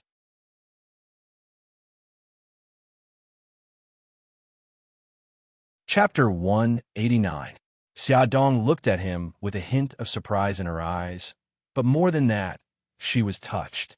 She didn't expect him to explain their relationship in front of all the media. He paused for a moment before continuing. Xia Dong is the legal wife of Bailey Han. Friends from the media, please stop making groundless accusations and publishing unrealistic reports in the future. His last sentence was a little harsh. Someone felt offended and questioned loudly. Mr. Bailey, since you said that Miss Xia and you are lovers, why is she engaged to Mr. Beidang? Bailey Han replied expressionlessly. My wife and Mika Kido are only foster siblings. Their engagement is a fake one. The purpose is to make me jealous. Not expecting the great CEO to answer so bluntly, the reporter who asked the question was stunned. He quickly asked, previously, there was news that Miss Xia's 2 children are also Mr. Beitong's. May I ask if this news is true? Bailey Han's expression was serious. Of course not. Xiao Bao, Xiao Guai, and Xiao Yi are all my wife's children. The Bailey family also acknowledges their identities. Another person asked, Mr. Bailey, I'm very curious. Why did Miss Xia only appear 5 years later? Everyone was very curious. Since Xia Dong had given birth to Bailey Han's children, why did she wait 5 years before coming back to look for Bailey Han? Bailey Han's face darkened. This question was related to Xia Dong and the children's privacy, so he didn't want to answer. Just as he was about to open his mouth and refuse to answer, Xia Dong unexpectedly took the microphone. She looked at Bailey Han and gave him a reassuring smile. Then she faced the media and said, let me answer this question. 5 years ago, there was a big misunderstanding between my husband and I. I left home and gave birth to the children. I didn't plan to come back, but I didn't expect our daughter to be seriously ill. I had no choice but to come back and ask him for help. Her eyes gradually filled with tears as she continued. I love my 3 children. I don't want them to be exposed to the public or even laughed at, so I chose to explain everything clearly. I hope that everyone can give the children a peaceful life on account of me as their mother. Thank you, everyone. After saying this, her tears almost fell. Bailey Han ignored the burning gazes of the audience and put his arm around her shoulders. The tenderness on his face and the heartache in his eyes moved the reporters below the stage. Everyone took photos of the loving couple, and the audience was silent. Someone in the corner clapped his hands and immediately got a response. The applause sounded like thunder. Liu Zihao thanked them politely on behalf of the 2 main characters. Suddenly, a sharp man's voice came from below the stage. Mr. Bailey, I would like to ask you something. We all know that you and Miss Su Yunqian were already lovers 5 years ago. Why did you say that you and Miss Xia were lovers? Could it be that Miss Xia was a third party who came between you and Miss Su? Bailey Han looked up at the man who spoke. He had a square face, thick eyebrows, and the name tag on his chest read, Evening News Reporter, Liang Zhiping. Bailey Han stared at him with a deep gaze and a cold aura. 5 years ago, Miss Su went to England to develop her career, and we broke up peacefully. My wife has never been a third party. Please show some respect when you speak. Liang Zhiping sneered and said in a mocking tone, How come I heard that Miss Xia stole your seed from a bar and then eloped with Mr. Beitang to Japan? This person was definitely here to stir up trouble. Bailey Han glanced at Ahu, who was hiding among the reporters. Ahu received the signal from his eyes and nodded. He quietly got up and walked behind Liang Zhiping. Bailey Han's expression didn't change as he said indifferently, I didn't expect you to know more about what happened that year than us. Should I praise you for being omniscient, or should I lament that you seem to know too much? No media had ever reported the incident of the bar stealing seed, nor had there been any rumors about it. How did the reporter who asked the question know about it? No one in the audience was stupid. From Bailey Han's slightly mocking tone, they could guess that this person was up to no good. Liang Zhiping was stunned. He wanted to say something, but he suddenly felt something pressed against his waist. A burly man in a black suit beside him put his arm around his shoulder and smiled apologetically. I'm sorry, Mr. Bailey. My friend drank too much and spouted nonsense. I'll take him away now. Bailey Han's lips curled up. Go ahead. Liang Zhiping opened his mouth, but before he could finish speaking, an electric current traveled from his waist. He immediately went limp on Ahu's shoulder. Ahu smiled apologetically. I didn't expect him to be so drunk. Sorry for the disturbance, everyone. Ahu supported Liang Zhiping and swaggered out of the press conference. The reporters in the audience didn't notice that Ahu had electrocuted Liang Zhiping. They thought that the two were really friends, and that the person who spouted nonsense was indeed drunk. Think about it. Which normal person would dare to frame Bailey Han for something that didn't happen at all? There were also a few people who were suspicious. Liang Zhiping had gotten drunk too suddenly, but they didn't have time to think too much about it, because Liu Zihao had already spoken. Dear friends, today's press conference has come to an end. Our CEO will cover all of your expenses. Next, Miss Etiquette will distribute some small gifts to everyone. The beautiful Miss Etiquette carried beautifully packaged bags and distributed one to everyone according to their seats. Some people quietly flipped through the bags and found a thick red packet and a bottle of expensive red wine. He was indeed the young master of Bailey's family. He was so generous. Everyone understood what to write in the following reports. Some reporters even went up to Bailey Han and Xia Dong to congratulate them on their blessings. Bailey Han thanked them politely in a gentlemanly manner. Bailey Han put his arm around Xia Dong's waist and got into the car amidst the blessings. This hotel was owned by Bailey's family.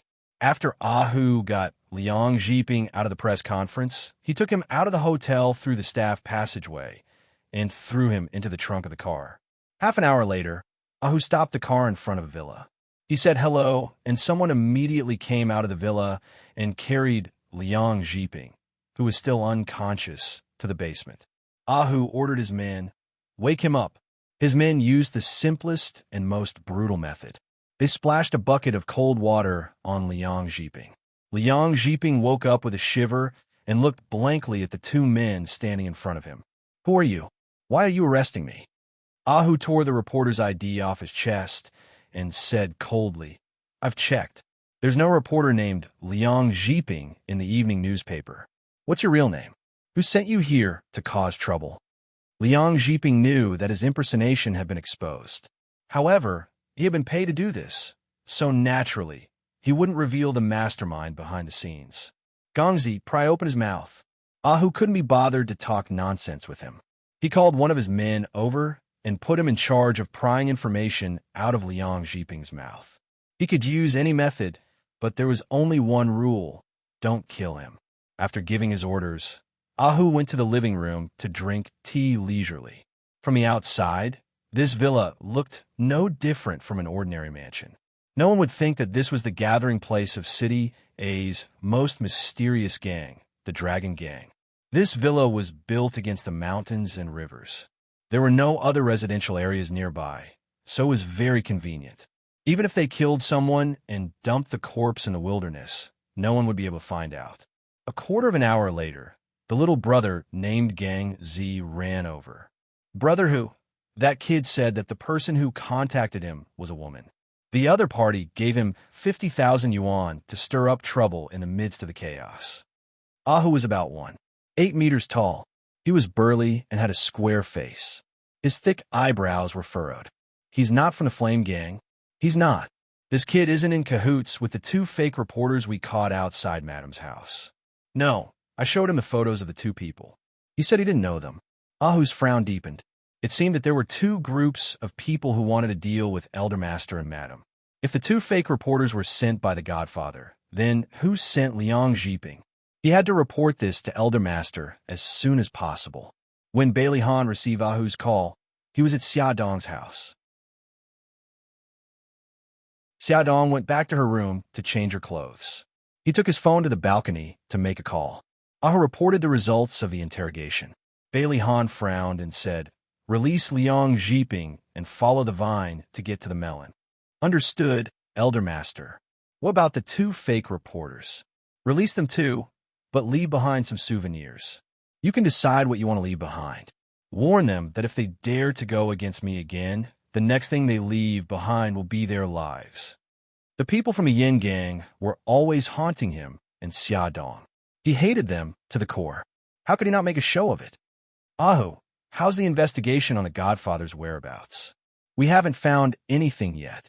We've asked many people, but none of them have seen the Godfather's face. We don't even know where he's staying. It'll take some time to find out more about him. Bailey Han's voice was cold. Send 2 people to the hospital where Su Xingchen is. I suspect that the Godfather has a close relationship with Su Xingchen. If that's the case, it's very likely that he's in the hospital. Yes. After ending the call, Xia Dong had removed her makeup. Her hair was down her back, and she had changed into a long white cotton dress. She was wearing home slippers and looked fresh and beautiful. He smiled and pulled her to sit on the sofa. Honey, I have something to tell you. Grandma wants us to move back to the old mansion. She was pouring tea for him. When she heard this, she froze. After a while, she smiled and replied, Okay, I'm your daughter-in-law now. I should go back and do my duty as a daughter-in-law. Come and see. Hongsha 866.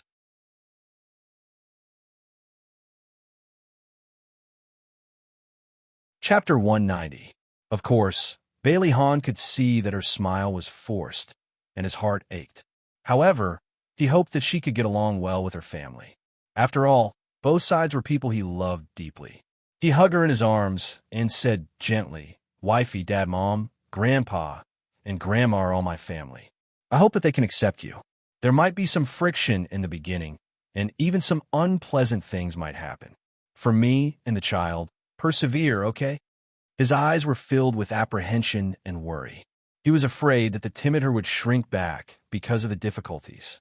He was so proud, but he actually lowered himself and discussed with her in a pleading tone. She felt a little warm and touched. She hugged him and chuckled. Hubby, I've said it before. Once I take that step, even if the whole world opposes us, I'll face it with you. Don't worry, I won't shrink back.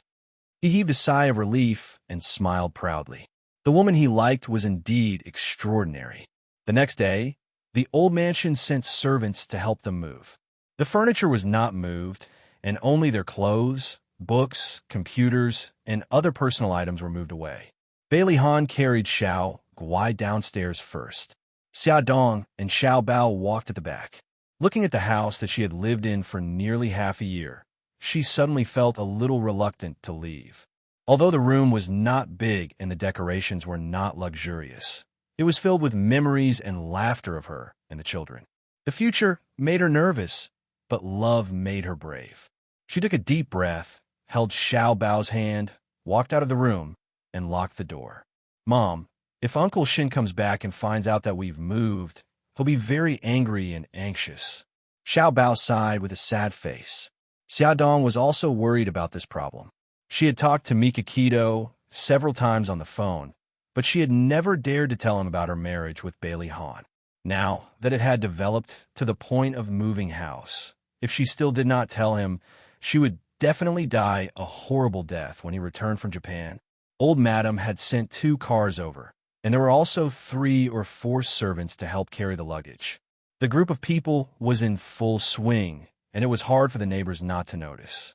A few neighbors who were close to Xia Dong came forward to congratulate her. Miss Xia, I saw your press conference yesterday.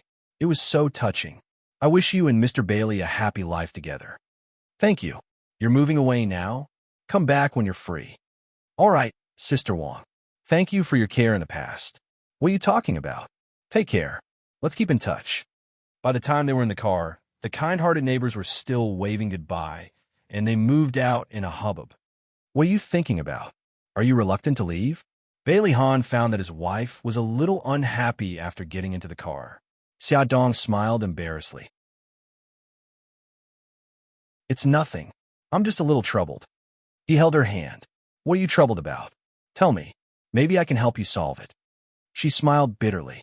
I haven't told Brother Shun about our marriage. Now that I'm moving, I don't know how to tell him. But if I don't tell him, he'll be even angrier when he finds out about it when he returns to China.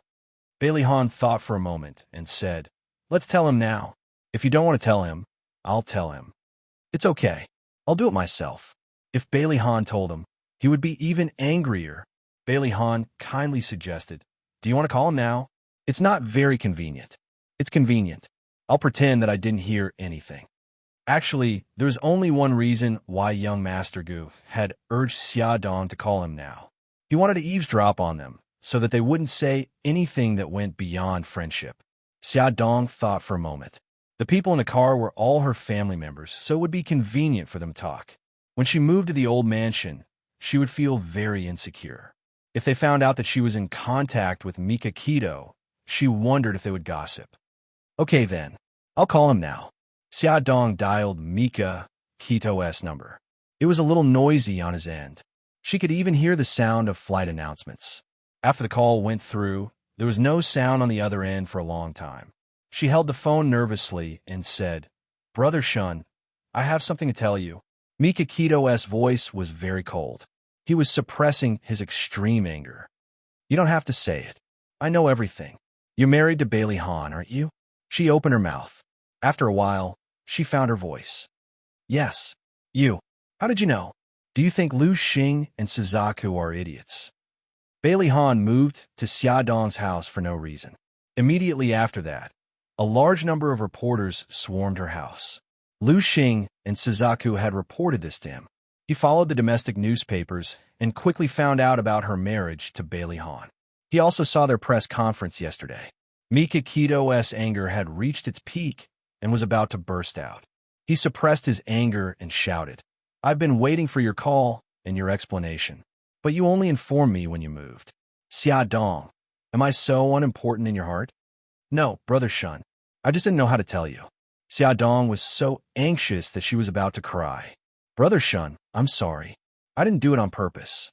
I'm at the airport now. I'll be in a city in a few hours. We'll talk then." Mika Keto did not wait for her to reply and hung up the phone. He gritted his teeth in hatred. His handsome face was a little distorted. The accompanying staff were shocked by the burst of anger from all over his body. They followed carefully, afraid that if they were not careful, they would be unlucky and not even know how they died. The matter in Japan had not been settled, but his wife had been snatched away. He was not in the mood to stay in Japan, so he booked an early flight back to his city. Bailey Han patted Xia Dong's shoulder. "Don't be sad. Wait for him to come back. Then you can talk things out." Xia Dong wiped the corners of her eyes, afraid that he would misunderstand. "Brother Shun was the one who saved me during my most difficult time. He brought me to Japan and helped me establish a foothold there. I'm very grateful to him and have always treated him as my brother." He kissed her hair. "I understand." When he heard Yisiki talk about Xia Dong's experience back then, his heart ached. He only hated himself for not saving her in the first place. Otherwise, there would not have been so many things that happened later. She turned to look at him. "Will you be jealous?" He answered honestly, "Yes, but I will try to accept it. My wife's savior is also my savior." "Thank you." Xia Dong was very touched, but she did not know that Bailey Han actually did not say something. If his savior wanted to snatch his wife, then he would definitely treat him as an enemy. The car drove for more than half an hour and finally arrived at the Old Bailey residence. Although she had been here many times, this time she was the most nervous. At the entrance of the manor, 2 rows of servants stood neatly and bowed respectfully. "Welcome home, eldest young master and eldest young mistress." The old butler welcomed them with a smile. "Eldest young master, eldest young mistress, your rooms have been prepared. The rooms for the 2 young masters and Xiao Guai and Miss are also prepared. Please follow me upstairs." Bailey Han carried Xiao Guai, and another nanny carried Xiao Bao and Xiao. The group went upstairs and did not see anyone else in the house. Xia Dong felt a little uneasy, but on the surface, she had a calm smile. Bailey Han held her hand and asked, "Butler, why don't I see old Madam and Madam?" The butler smiled and replied, "Eldest young master, Miss Jing returned to the country early. Old Madam and Madam went to the airport to pick up Miss Jing." Bailey Han pursed his lips and did not say anything. The butler led them to the 2nd floor. Bailey Han and Xia Dong's new room was the room Bailey Han used to live in. It had been redecorated, and the bed had been changed into bright red bed sheets and bedspread. It looked very jubilant. Xiao Yi still lived in the room she used to live in. Xiao Bao lived next door to Xiao Yi. The room's decoration was similar to Xiao Yi's room. It was a little mature, but Xiao Bao was very satisfied. Xiao Guai lived in the room opposite them. It was a very pink and dreamy room. From the furniture to the curtains, everything was pink. The room was filled with plush toys and dolls. Xiao Guai screamed excitedly. What a beautiful room. She liked it so much. Bailey Han whispered in Xia Dong's ear, Xiao Jing, my younger sister, lived here when she was young. When she grew up, she found the room too pink and moved to the 3rd floor. Fortunately, our daughter likes it and doesn't dislike it for being too pink. Xia Dong couldn't help but laugh. I also think it's too pink, but Xiao Guai likes this kind of kawaii style. Eldest young master, eldest young madam, little master, and miss, you're all tired. Take a rest first. I'll arrange for the servants to help you pack your luggage. Old madam and madam will be back in about 2 hours. Xia Dong smiled politely. Okay, sorry to trouble you, butler. This is what I should do. Eldest young madam is too polite. The 3 little guys didn't have much luggage, so the servants quickly finished packing. Xia Dong didn't want others to do it for her. Moreover, she had private clothes that couldn't be seen by outsiders, so she politely declined the servants' help and packed it herself. Other than her clothes, there were also Bailey Han's 2 large suitcases. Before she could do anything, he was already 1 step ahead of her. He opened the suitcases and said, Honey, you rest first. I'll unpack. She raised her eyebrows in amusement. Do you know how to do these things? She found a little funny that the eldest young master was helping her pack. There was a teasing look in his eyes. Didn't you say that I'm a must-have when traveling? How can these things be difficult for me? She smiled. You still remember? Those were the words she had said on Snake Island. Of course, I remember every word you said. His smile was so charming that she couldn't help but be intoxicated by it. Okay, let's pack together so that we can finish earlier, okay? Okay. The 2 of them looked at each other and smiled. Attention, Xinwu 799.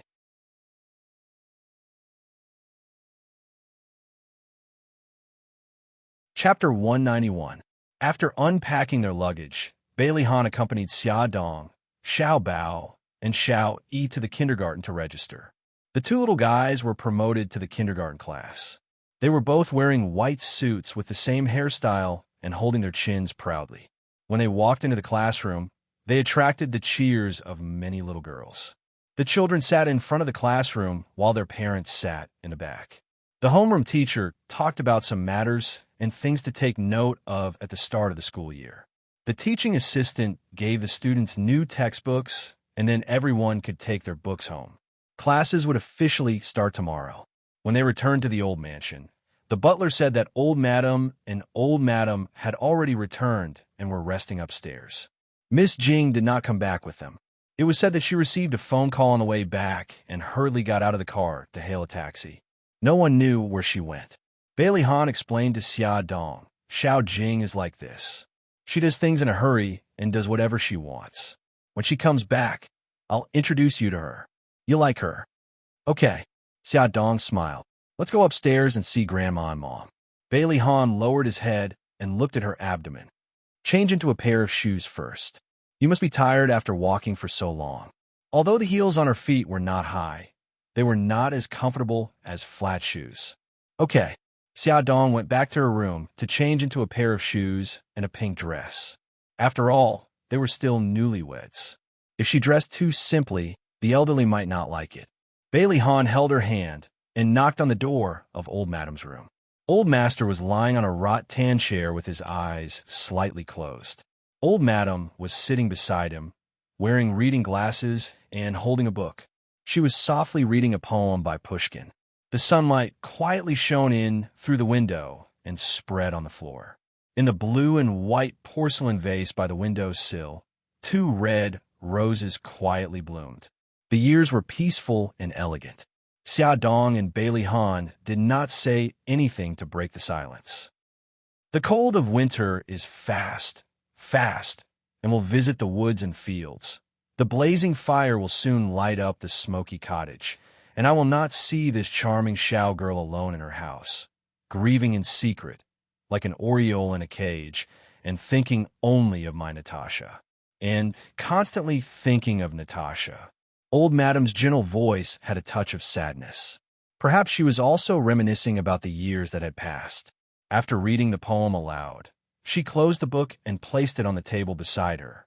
She turned to look at the two, standing at the door, and said mildly, "You're back. Grandma, Xia and I are here to see you." Bailey Han put his arm around Xia's waist and walked to the old lady. "Sit down." Old Madam's expression was still indifferent, as if she did not care about Xia Dong at all. As a first-time daughter-in-law, Xia Dong did not know how to get along with her in-laws' elders. She thought for a moment and said with a smile, "Grandma, what do you and Grandpa want to eat for lunch? I'll make it." Old Madam said mildly, "You're Bailey's daughter-in-law, not a servant at home. You don't have to worry about the kitchen." Xia Dong pursed her lips and smiled. "Grandma, there are many things that I don't understand at home. Please don't despise me. I'll learn as soon as possible and won't let you down." Old Madam looked up at her. Her sharp eyes did not look like an 80-year-old woman's. Her tone was also cold. "We haven't had our daughter-in-law's tea yet, so you're not Bailey's official daughter-in-law. We'll serve you tea after your wedding. For now, go and see your mother-in-law. I'm tired." "Yes, Grandma." Walking out of Old Madam's room, Xia Dong still had a calm smile on her face, but Bailey Han's heart ached. Although Grandma did not scold her too much, her words and actions revealed her displeasure. He held her hand, and his warm strength made her feel at ease. She tilted her head and gave him a bright smile. "Ahan, let's go to Mom's room." Bai Jinxiu was sitting on the couch, wearing an ink chong sam. She looked elegant and noble. Her facial features were beautiful, and with light makeup, she looked like a Jiangnan beauty who had walked out of an ink painting. It was impossible to tell that she was already a grandmother. Bailey Han smiled. "Mom, Xia is here to see you." Xia Dong followed him and called out, "Mom." She raised her elegant eyes and said mildly, "Why are you standing at the door? Come and sit down." Bailey Han put his arm around Xia Dong's waist and sat opposite her. "Mom, why didn't Xiao Jing come back with you?" Speaking of her precious daughter, a smile appeared on Bai Jinxiu's face. Xiao Jing received a call and said that an old friend wanted to see her. "That little heartless girl left me and your grandma and ran away alone. It seems that she will only come back at night." Bailey Han smiled. "I haven't seen Xiao Jing for more than 2 years. I wonder what she has become. She's so carefree, traveling all over Africa and Europe alone." Bai Jinxiu's tone was complaining, but there was a smile in her eyes. "That's right. I don't know where she got the guts to go to Africa. She even went to the desert and the rainforest. On the way back, she talked about the dangers of the journey, and your grandma and I were so scared that our hearts almost stopped beating." Xia Dong listened to their conversation and was very interested in Bailey Jing. She smiled and said, "Mom, I really admire Xiao Jing. She has been to so many places alone. She must be a tenacious and special girl. I can't wait to see her now." Bai Jinxiu's smile paused, but her tone was still gentle. "You young people only know how to pursue excitement. You don't know how worried we parents are at home." Bailey Han smiled. "Mom, don't you have Xiao Jing's photo album here? Can you let me and Xia take a look?" Bai Jinxiu rang the bell and called a servant. "Xiao Chun, go to my bedroom and bring Miss Jing's photo album here." In less than 2 minutes, the servant came back with a thick crystal photo album. "Madam, the photo album is here. Leave it." Bai Jinxiu motioned for the servant to leave and waved to the 2 people opposite her. "Come and sit beside me." Bailey Han and Xia Dong sat on her left and right. She opened the crystal photo album. The first photo was a family photo, and the second was Bailey Jing's personal photo. The girl in the photo looked to be in her early 20s. She wore a tough black suit and sat proudly on the back of a horse. She had handsome short hair, wore a pair of black sunglasses, and wore a pair of exquisite and shiny riding boots. She looked very valiant and very chic. Xia Dong fell in love with this girl almost immediately. Bai Jinxiu smiled gently. Xiao Jing has always had a boy's personality since she was young. She flipped through the photos. This one was probably taken on Bailey Jing's birthday. She wore a white gauze dress and was facing a beautiful big cake. She had a smile on her lips, and her eyes were closed. Her hands were clasped under her chin, and she seemed to be making a wish. This was taken on little Jing's 18th birthday. After this birthday, she went to study in England. Every time she flipped to a photo, Jinxiu used a gentle voice to describe the background of the photo. Xiaodong was suddenly very touched and also a little sad. If her mother was still alive, would she also like to flip through her old photos and reminisce about the past? Mom, I'm so envious of little Jing. She has a mother who loves her so much. Jinxiu was stunned. She looked up at Xiaodong. Her smile was sincere, and her eyes seemed to be shining with tears. After a moment of contemplation, she remembered her background. In this world, perhaps all maternal love was the same. Jinxiu looked at her, and the ice in her heart slowly began to melt. The girl in front of her lost her mother at a very young age. Now, she was the woman her son loved the most. As a mother, why not try to accept her? She began to have such thoughts in her heart. Jinxiu's face was expressionless, and her tone was indifferent. In the future, I will also be your mother. Thank you, Mom. Xiaodong's eyes were covered with a layer of water, but her smile was very bright. She pointed to a new photo. Mom, what's the origin of this photo? This photo was the first full frontal photo of Bailey Jing so far. Xiaodong also saw her appearance clearly at this time. Her facial features were a little similar to Jinxiu's. She had a high nose, big eyes, and a delicate chin. When she laughed, she revealed her snow-white teeth. There was a heroic spirit between her eyebrows. She was different from Su Yunqian's noble and elegant, and also not like Su Xingqian's sweet and cute. She was heroic, straightforward, and bright. In the photo, she and Daodu were sitting side by side on the grass. Daodu was licking her face with its long tongue. She hugged Daodu's head with one hand and bloomed with a bright smile. Jinxiu complained. This photo was taken 2 years ago. After that, she said that she wanted to travel the world and ran away from home. Xiaodong was surprised. Little Jing actually ran away from home. Isn't that so? At that time, her grandmother and I were so angry. Bailey Han saw that they were chatting so happily and was happy. He sat quietly at the side and did not interrupt, allowing the mother-in-law and daughter-in-law to chat. On the other side, the person they were chatting with, Bailey Jing, was already standing at the door of Su Xingqian's ward. She was wearing a pair of ripped jeans and a white t-shirt with a skull on it. Her wine-red hair was permed into big waves and fixed into a bun on top of her head. Her skin was a healthy wheat color, and she was full of energy and vitality. She flew towards Su Xingqian.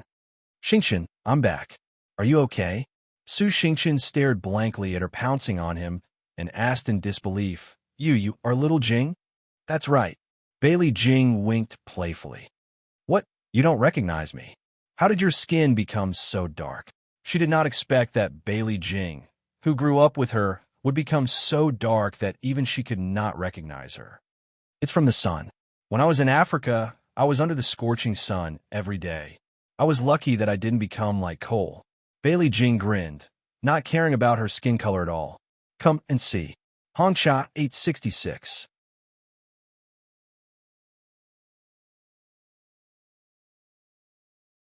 Chapter 192. Xingqian, what happened to you? Why is your face wrapped in gauze? Bailey Jing was on her way home when she received a call from Su Xingqian. Hearing that she was hospitalized, she immediately abandoned her family and rushed over. Su Xingqian's eyes welled up with tears. Little Jing, I'm disfigured. Disfigured? No way, it's so serious. Bailey Jing pulled out a tissue and carefully wiped her face. Xingqian, tell me what happened. Su Xingqian sobbed, crying very sadly. As he cried, he shook his head, but he didn't say anything. Bailey Jing was so anxious that she stomped her feet and her heart ached. All right, Xingqian, don't cry. Once you cry, my heart will be in chaos. When Bailey Jing was young, she often played with Su Xingqian and Bailey Fei Yan. Both of them were delicate girls. Every time they cried, she couldn't do anything to them. No matter what conditions they put forward, she would comply. Because of this, she was often scolded by her eldest brother and second brother, calling her a pig head Woo-woo. Hearing her say this, Su Xing-chun cried even harder, crying as hard as he could. The more chaotic her heart was, the better. Bailey Jing was at a loss. Just like when she was young, she gently coaxed, "Be good, don't cry. If there's a problem, tell me, and we'll slowly solve it, okay?" Su Xingchen saw that it was about time and sobbed. "Little Jing, my face was disfigured by acid. Even if I do plastic surgery, there's no way to restore my previous appearance." Bailey Jing's heart ached. "How did your face get splashed with acid? Who wants to harm you?" Su Xingchen sobbed. "I can't say." Bailey Jing was about to die from anxiety. "Why can't you say it? Could it be that the other party is so powerful that even your Su family can't do anything to him?" Su Xingchen looked at her with teary eyes. "No, little Jing, I just don't want to destroy the harmony in your family." Bailey Jing frowned. "How is it related to my family?" Su Xingchen covered her mouth and cried, not willing to say more. "Aya, you're really making me anxious." Bailey Jing pulled out another tissue and handed it to her. "Xingchen, I'm begging you, please tell me." She shook her head and refused to budge. The Bailey saw her crying so sadly and felt bad. He didn't ask further, but he secretly made up his mind to find out the truth. After comforting Su Xingchen for a long time, she finally stopped crying. She wiped the corners of her eyes and said, "Xiao Jing, I was originally very happy that you came back. I didn't mean to cry, so don't take it to heart." Bailey Jing patted her shoulder. "Silly, what are you talking about? We're good friends. Why would we mind those things?" Su Xing-chun smiled. "Thank you, little Jing. When my face is better, you, me, and Fei Yin, the three of us will get together." "Yes, definitely. Rest well and don't think too much." After her reminder, Bailey Jing immediately had an idea. Since she didn't want to say it, then she would ask Fei Yin. Fei Yin and Xingchen had such a good relationship, so he must know what happened. "Xiao Jing, you just came back. You should spend more time with your grandparents. I'm already very touched that you came to see me as soon as you got off the plane. You're talking nonsense again, aren't you? You're my best friend, so of course I have to care about you." The two chatted for a while before Su Xingchen urged Bailey Jing to hurry home to accompany her family. Bailey Jing thought that she still had something to ask Bailey Fei Yin, so she didn't stay any longer. When she left the hospital, she called Bailey Fei Yin. That girl happened to be nearby and was planning to visit Su Xingchen, so the two of them agreed to meet at a coffee shop near the hospital. Bailey Fei Yin was wearing a light blue dress, holding a bouquet of flowers in her hand and a straw hat on her head, looking fresh and beautiful. Bailey Jing, who was sitting in the coffee shop, recognized her at a glance. She waved her hand and called out to her, "Fei Yin, I'm here." "Oh my God, Xiao Jing, how did you become like this?" Bailey Fei Yin was shocked. Xiao Jing's skin was fairer than hers and Xingchen's back then. She didn't expect it to turn into a wheat color now. "Oh, I got tan in Africa."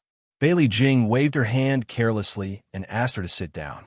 She pushed the drink that she had ordered in advance in front of her and smiled. "This is your favorite coconut juice. I didn't remember wrongly, did I?" Yes. I didn't expect you to remember." "Xiao Jing, we haven't seen each other for 2 years." Bailey Fei Yin took a sip of the coconut juice and held her face sadly. "When you came back, some things had changed. Xingchen has become like this now, Sai." Bailey Jing's smile disappeared and she asked seriously, "Fei Yin, what happened to Xingchen? Why did it become like this?" Bailey Fei Yin blinked her eyes in surprise. "She didn't tell you. She doesn't want to tell me. Hurry up and tell me." She frowned. "Isn't this not very good? Xingchen might not want you to know." Bailey Jing leaned forward and looked into her eyes seriously. "Fei Yin, we are all friends of Xingchen. We should care about her, right?" "Yes." "Then it's only right that I want to know what happened to her, isn't it?" "Yes." "Then hurry up and tell me." Bailey Fei Yin bit his lip and hesitated for a moment before nodding his head heroically. "All right then, I'll tell you. But you must not tell Xingchen that I was the one who told you." "Don't worry, I won't betray you." Bailey Fei Yin thought for a while and said, "Actually, this matter has something to do with your sister-in-law." "My sister-in-law?" Bailey Jing suddenly realized. You mean Xiaodong? Yes. How does this have anything to do with her? Bailey Fei Yin frowned. This matter is very complicated. Let me think about how I should tell you. After organizing her thoughts, she continued, Xiao Jing, you should know that Xingqian is always like your brother, right? I know. Didn't I matchmake the two of them in the past? Bailey Fei Yin sighed. This is where the problem lies. Xingqian likes my cousin, but he is engaged to Su Yunxian. According to this development, nothing will happen. But Xia Dong suddenly appeared. She deliberately got close to my cousin, and Su Yunxian felt threatened. She actually bribed the culprit to kidnap Xia Dong and sold her to a remote mountain village. I heard that she was injected with drugs. She paused and took a sip of her drink. Then she continued, Xia Dong also had a fiancé called Mika Kido. I heard that he is very capable. In the end, he rescued Xia Dong and investigated her kidnapping. She paused deliberately. Do you know what happened next? This was more interesting than a novel or a television show. Bailey Jing was listening intently when she suddenly stopped. She patted her forehead and said, Stop keeping me in suspense. Hurry up and tell me. Su Yunxian, this woman is really not simple. She blamed everything on Xingqian. So Xingqian was retaliated against by Mika Kido. Bailey Jing was shocked. Was it Mika Kido who ruined Xingqian's appearance? No, Mika Kido found a few male prostitutes to humiliate Xingqian. He even took a video of her and injected her with drugs. He wanted to completely destroy Xingqian. Bailey Jing was shocked. She felt sorry for Xingqian and was stunned for a while. Then she asked, what happened after that? After that, Xingqian's scandal spread like wildfire. She had a nervous breakdown and escaped from the drug rehabilitation center. She took the acid and planned to take revenge on Su Yunxian. She didn't expect Xia Dong to snatch the acid from her and ruin Xingqian's appearance. Bailey Jing was heartbroken and angry. How could Xingqian be so stupid? Also, if Xia Dong ruined Xingqian's appearance, why wasn't she punished by the law? Bailey Fei Yin sighed. Did you forget? I just said that Mika Kido is very capable. She cleared Xia Dong's name. The police believe that Xia Dong acted in self-defense and Xingqian was the one who deliberately hurt her. So, after Xingqian was discharged from the hospital, she would immediately be locked up. Bailey Jing was an experienced and knowledgeable person. But when the conspiracy happened right beside her, she was still shocked. She didn't expect that so many tragic things would happen to the friend she cherished since she was young. She was angry at Xingqian for being so stupid to take revenge on Su Yunxian with acid. At the same time, she hated Su Yunxian for framing Su Xingqian for kidnapping her. She hated Mika Kido for being too ruthless. She hated Xia Dong for destroying Su Xingqian's appearance. Bailey Jing's face was gloomy. She leaned against the chair like a stone statue. Xiao Jing, are you okay? Bailey Fei Yin waved in front of her eyes worriedly. Bailey Jing's voice was a little cold. I'm fine, Fei Yin. I have something to do. I'll go back first. She was in a bad mood, very bad mood. Did Big Brother know how evil Xia Dong was? How could he marry her? Fei Yin, the drinks are on me. I'm in a hurry. She stood up and strode out. She wanted to go back quickly and expose that woman's ugly face in front of Big Brother. Bailey Fei Yin seemed to know what she was thinking. He shouted at her back, Xiao Jing, are you going back to ask Xia Dong? Calm down. You don't have any evidence now. Even if you ask her, she won't admit it. Bailey Jing stopped in her tracks. Without turning back, she strode out. Because she walked too fast, she bumped into a man who had just walked in. She hurriedly turned back. Sorry. The man who was bumped into smiled gently. It's okay. She forced a smile, nodded, and turned to leave.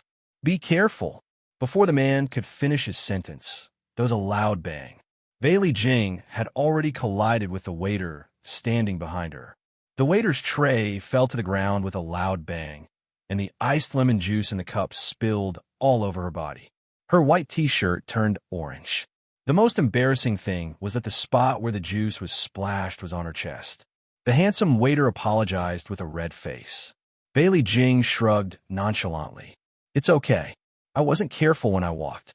How much is this cup of lemon juice? I'll compensate you. The waiter said there was no need. The lobby manager also rushed over and apologized sincerely. Ad. Songshu 566.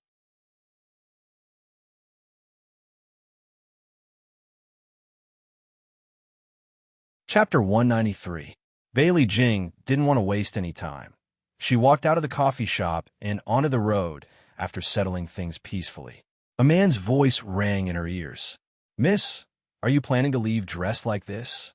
Bailey Jing turned around to see the man she'd bumped into at the coffee shop. She frowned, not liking the way he was hitting on her. Is there anything else? Lin, he found the sudden change in attitude quite amusing. It seemed that she'd misunderstood his good intentions. He smiled gently. I just wanted to tell you that I just bought a dress. I was going to give it to my mother. Although it's not suitable for her age, it's better than you wearing dirty clothes. Bailey Jing lowered her head. Only then did she notice that the orange-yellow object had become very conspicuous. Furthermore, its position was very awkward. She smiled embarrassedly. I'll have to trouble you then. Lin, he smiled. Let's use the coffee shop's washroom. You go first, I'll go get the clothes from the car. I'll be back soon. Bailey Jing thanked him sincerely. She used the washroom and changed into the dress Lin he had given her. The price tag was still there, and she took a look at the price tag. It was 5 digits, and she memorized it in her heart. The color of the dress was simple and elegant, and it fit her well. She let her hair down, letting her wine-red hair fall over her shoulders. Lin, he was waiting for her in the lobby, smiling warmly when she came out. It suits you. She looked like a delinquent girl at first, but now she looked like a lady from a rich family. Thank you, I'm Bailey Jing. What's your name? Bailey Jing stretched out her hand. He shook her hand politely. Linny, can I trouble you to give me your name card? I'll pay you for the dress some other day. Lin E smiled. No need. It's fate that brought us together. She glared at him. Just give it to me. Bailey Jing, don't take people's things for free. All right then, here's my name card. Lin E smiled and handed her his name card. All right, now that I have your number, I will contact you. Thank you for today. I'm in a hurry, so I'll thank you another day. Bailey Jing put away the business card and said goodbye to him with a smile. Bailey Jing. Lin Yi's lips curled up into a smile. If you remember correctly, Yin had a sister called Bailey Jing. Could it be her? Bailey quietly got into the taxi. On the way home, he kept thinking about what Bailey Fei Yin said. If what she said is true, then Xia Dong is not a simple woman. First, she has Mika Keto in her hands, and now she has her brother. Su Yinchin wasn't a good person either. She looked as elegant as a goddess, but she was actually vicious and merciless. She was really disgusting. At lunchtime, the old madam glanced at her 3 great-grandchildren one by one, feeling a little conflicted. It was the first time there were so many children at the Bailey's table. The 3 little guys sat next to each other. Xia Dong sat next to Xiao Guai so that it was easier to take care of her. When the dishes were all served, the servants served rice to everyone. Everyone waited for the old madam to start eating. The old madam said, "Everyone, let's eat." Xiao Guai blinked her big eyes and called out to all the elders in her baby voice. Great-grandpa, great-grandma eat. Grandma eat. Daddy, mommy, brother eat. Xiao Guai also wants to eat. The old madam couldn't stop smiling. Good girl, look at our Gi Guy's sweet mouth. Gi Guy, come sit next to great-grandma, okay? Xiao Guai looked up at Xia Dong. Xia Dong nodded at her, and she smiled. Okay, I want to sit next to great-grandma. Xia Dong carried her to the old madam's side. The old madam patted her head and smiled kindly. Yi Guy, what do you want to eat? Great-grandma will get it for you. Xiao Guai said obediently. I don't want great-grandma to get it for me. If great-grandma is tired, I can get it myself. I can even help great-grandma get food. Oh, how old are you? You already know how to dote on great-grandma. The old madam smiled. She doted on this soft and tender little girl to the bone. She couldn't help but pity her. How could such a cute little girl contract such a terrible disease? Xiao Guai was not only obedient and cute, she was also very filial. When she saw the old madam reaching for a dish more often, she would reach out her arm to help her get food. The old madam praised her for being sensible. The old master sat in his wheelchair and ate in silence. He ate whatever the servants fed him. His eyes were unfocused, and he didn't respond to anyone who spoke to him. Only when the old madam spoke to him would he raise his eyelids. However, he would only glance at her before lowering his head again. Xiaodong heard from Bailey Han that the old master had Alzheimer's disease and had lost the ability to speak. He could only say a few simple words. His memory was chaotic, and he often mistook people for others or couldn't remember anything at all. Because of the presence of the three children, the atmosphere at the dining table was harmonious. Xiaodong also heaved a sigh of relief. After the meal, the servants wanted to push the old master to the back garden for a walk. Xiaodong offered to accompany the old master, and the three children also volunteered to follow. Bailey Han was naturally worried about letting Xiao Guai go with them. The old madam smiled and patted Xiao Guai's head. Gigai, stay with great-grandma, okay? Okay. Xiao Guai nodded obediently. The old madam picked her up and placed her on her lap. Come, great-grandma will tell you a story. Xiaodong pushed the old master to the pavilion and fanned him with a cattail leaf fan.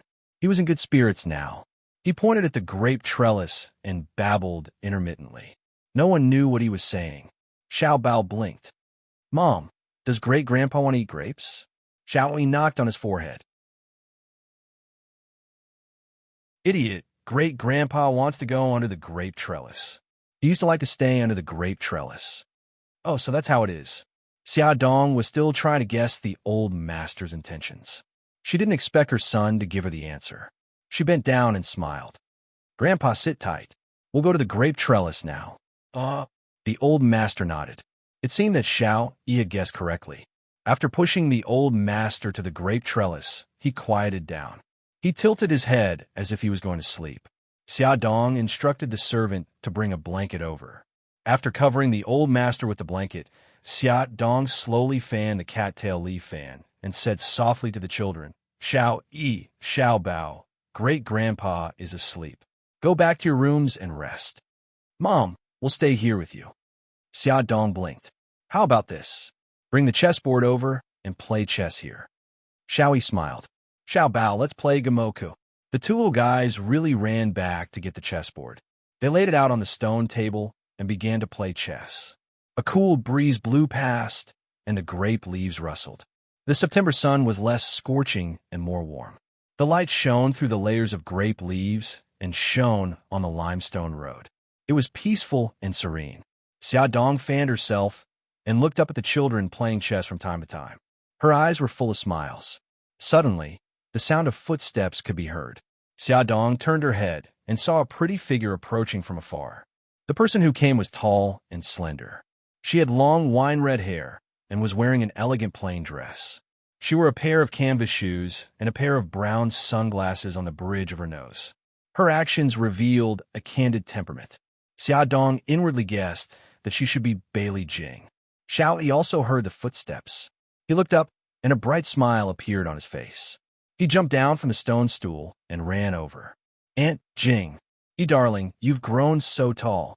Bailey Jing smiled brightly as she carried Xiao Yi and kissed his cheeks several times. Aunt Jing, why are you only back now? I missed you so much. Oh, darling has suddenly changed. He's no longer the little old man from before. Bailey Jing teased with a smile.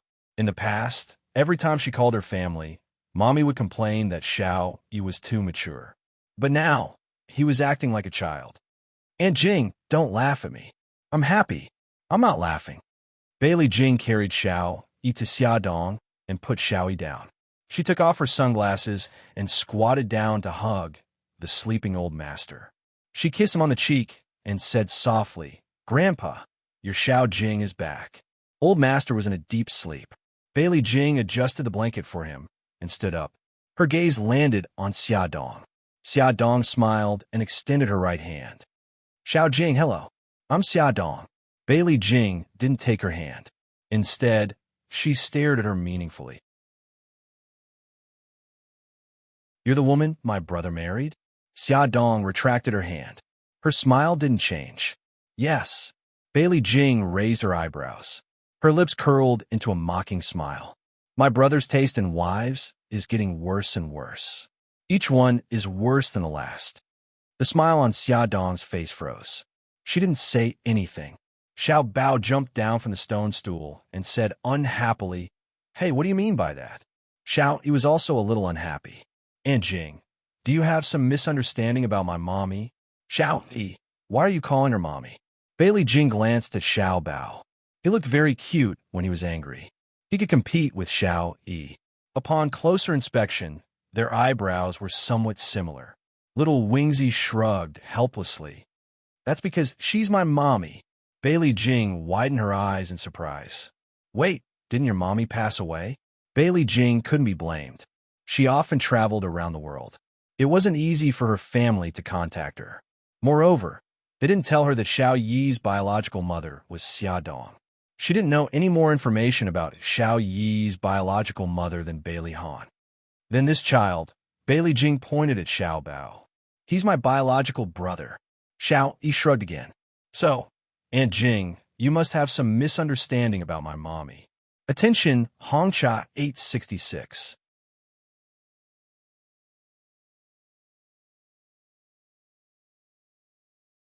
Chapter 194. Bailey Jing's beautiful brows furrowed. This matter was getting more and more complicated. She didn't want to convict Xia Dong yet. She wanted to wait until she figured things out. She sized up Xia Dong and said lightly, "You should know my name, so I won't introduce myself. I'll go in first." Xia Dong looked at her back as she walked away. Her eyes darkened. Bailey Jing didn't like her. It seemed that her position in this family was still very awkward. Bailey Han sat on the sofa and called Lu Ziheo to explain some things. A beautiful figure rushed towards him. "Big brother, I'm back." He hurriedly ended the call and hugged Bailey Jing, who rushed over. His eyes were full of smiles. "You little girl, you still know how to come back." Bailey Jing acted like a little girl and acted coquettishly in his arms. "Aren't I back now? Big brother, did you miss me?" Bailey Han poked her forehead with his finger, and his eyes were full of affection. "Yes, I missed you, you heartless girl. When will you come back?" "Ah, big brother, I miss you so much." Bailey Jing suddenly hugged his neck and smiled brightly. "Okay, you're still acting like a child." Bailey Han touched her hair. "Grandma and Mom are upstairs. Go and see them." "Okay, I'll go up first." Bailey Jing kissed him on the cheek and ran upstairs like a rabbit. Bailey Han smiled helplessly, his eyes full of affection. If you asked which family's daughter cared the most about her image, the answer would definitely be Bailey's family. Although they had just met at the airport in the morning, old Madame Gu and Bai Jinxiu still smiled from ear to ear when they saw Bailey Jing. They hugged her affectionately for a while. After the excitement, Bailey Jing saw Xiao Guai sitting quietly on the small fabric sofa and looking at her curiously with a pair of crystal-like eyes. Bailey Jing also looked at Xiao Guai in surprise and asked the old madam, "Grandma, this little girl is so cute. Whose child is she?" Old madam patted her forehead. "Look at me. I was so happy that I forgot to introduce her. Xiao Jing, this is your eldest brother's daughter, Xiao Guai." Old madam patted Xiao Guai's head and smiled kindly. "Gigai, this is your Aunt Jing." "Hello, Aunt Jing." Xiao Guai blinked his big eyes and smiled generously, revealing 2 cute little dimples. "So cute." Bailey squatted in front of her and couldn't help but reach out to stroke her soft cheeks. He smiled gently. "Your name is Xiao Guai. How old are you this year?" Xiao Guai's face was distorted by her rubbing, but she wasn't angry at all. She replied softly, "I'm 4.5 years old this year." "Wow, so cute. Come, let Aunt Jing give you a kiss." Bailey's family finally had a little princess. Sob sob, she was so happy. Bailey Jing kissed Xiao Guai's soft cheeks. Xiao Guai giggled. "Aunt Jing, you're so beautiful." "Oh, little girl, you have such a sweet mouth." Bailey Jing beamed and couldn't help but rub her cheeks again. Her abnormally pale little face was rubbed red. Old Madam shook her head helplessly. "Jing girl, if you don't dare to enter, let go of Xiao Guai. She's not in good health and can't stand your torment." Bailey Jing heard and quickly let go of her hand. She looked carefully. Xiao Guai's skin was abnormally white, and her small body was a little thin. She asked with heartache, "What's wrong with Gigai?" Bai Jinxiu coughed heavily. Bailey Jing immediately realized that she couldn't talk about it in front of the child and quickly changed the topic. Xiao Guai's health wasn't good, and she quickly became tired. After she fell asleep, old madam asked the servant to send her back to her room. Only then did she tell Bailey Jing about Xiao Guai's condition. Bailey Jing came back to her senses after a long while. Her eyes were red. Xiao Guai is so pitiful. How could such a young child suffer so much? Bailey Jing had been sympathetic since she was young. She was the kind of person who would give money to others when she saw them begging on the street. How could Bai Jinxiu not understand her? She helplessly patted the back of her hand and comforted her. "Don't be sad. Fortunately, Xia Dong is pregnant now. When she gives birth to the baby, she can save Gigai." Xia Dong is pregnant? Bailey Jing's heart tightened. She thought that it was fortunate that she didn't act rashly. If she caused Xia Dong to die because of Xingqian, her brother would hate her to death. Moreover, she would indirectly cause Xiao Guai's death. Then her sins would be grave. Yes, it's been more than 3 months. Bailey Jing calmed down and frowned. She said, "Mommy, Xiao Yi's biological mother is Xia Dong. What's going on? Didn't you say that Xiao Yi's biological mother abandoned Xiao Yi and my brother and eloped with someone else? Then she died in a car accident, right?" Bai Jinxiu looked at old madam awkwardly. Back then, old madam made up such a lie to cover up the truth and deceive Da Han, Xiao Yi, and Xiao Jing. Now she didn't know whether she should explain it or not. Of course, old madam knew what her daughter-in-law was troubled about. She coughed and said, "This matter is more complicated. Back then, when you were studying in England, we didn't want you to worry, so we didn't tell you the truth." Old madam briefly recounted Xia Dong's experience. However, she also concealed some of the truth, which was related to Bailey Han. Bailey Jing listened to everything. After a while, she said, "I suddenly admire Xia Dong." Bai Jinxiu poked her forehead in annoyance. Admire her for what? Stealing a child? Or making a mess of her own reputation? You'd better behave yourself. "Mommy, let me finish." Bailey Jing hugged her arm. Think about it. Xia Dong raised 2 children by herself. Xiao Guai even had that kind of illness. She was under a lot of pressure. With my brother's bad temper, don't you know what he will do and say when someone he doesn't like gets close to him? Xia Dong must have suffered a lot. Although Bai Jinxiu felt uncomfortable, when she thought about it carefully, it made sense. The corners of her lips curled up unconsciously. She taught Xiao Bao and Xiao Guai quite well. The knot in old madam's heart slowly disappeared. She sighed and said, "I don't want to say anything more about them. I just want our family to be safe and happy." Bailey Jing held Bai Jinxiu in one hand and old madam in the other. She smiled and said, "Grandma, don't worry. Our family will definitely be fine. Let me tell you a piece of good news. I talked to second brother on the phone a few days ago. He said that he and his former classmates started a high-tech company, and it's officially operating now. Second brother is also working very hard now." Bai Jinxiu's expression was indifferent. She didn't have much affection for Bailey Yun, this illegitimate son. Old madam didn't like Bailey Yun in the past, mostly because he was unruly and unrestrained. Now that he was willing to work hard, she felt a little relieved and nodded repeatedly. The 3 of them were chatting happily upstairs when Bailey Han and Xia Dong brought the sleeping old master upstairs. 2 more people chatted with each other. Xia Dong sat at the side and listened to Bailey Jing talk about the interesting things that happened when they traveled around the world. Her thoughts drifted away. She thought of the confusion when she first went abroad, Mika Keto, and her foster father who was far away in Italy. Her phone suddenly rang, breaking the harmonious atmosphere. Xia Dong quickly picked up the phone and smiled apologetically. "Sorry, I have to take this call." She pressed the answer button and hurried out. Bailey Han's eyes darkened. He caught a flash of panic in her eyes just now and suspected that it was Mika Keto who called. Xia Dong hurried to the empty balcony and called out softly into the phone, "Brother Shun." Mika Keto's cold voice sounded in her ear. I want to see you. She bit her lip. When? Now. His tone was domineering and irrefutable. She paused and asked, Where shall we meet? He said coldly, I'll pick you up at the old mansion. No need, she said hurriedly. I'll go out. Tell me the place. Are you so worried that Bailey's family will find out about our relationship?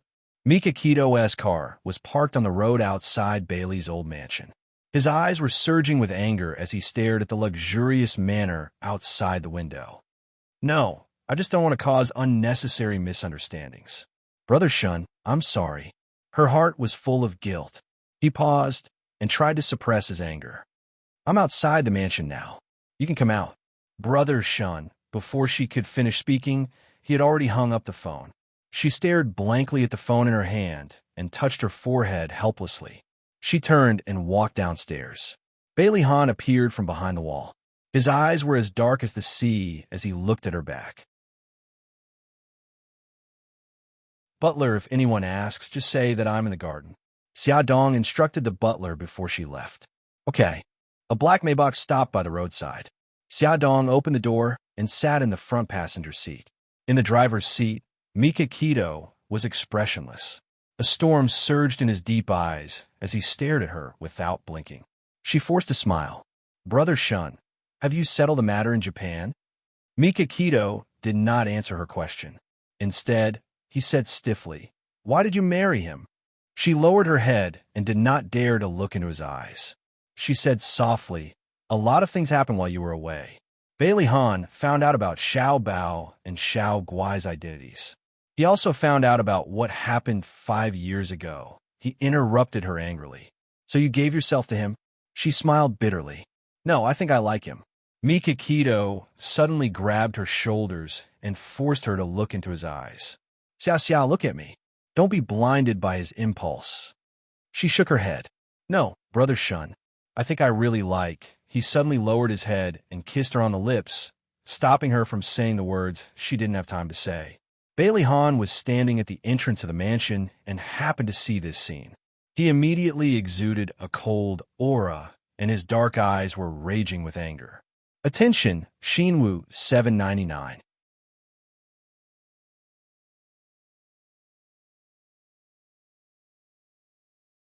Chapter 195. MMM. Xia Dong pushed his chest with all her might.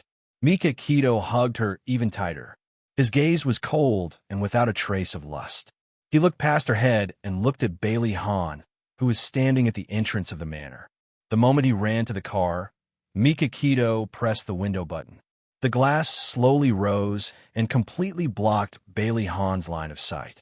Xia Dong bit Mika Kito's lips forcefully.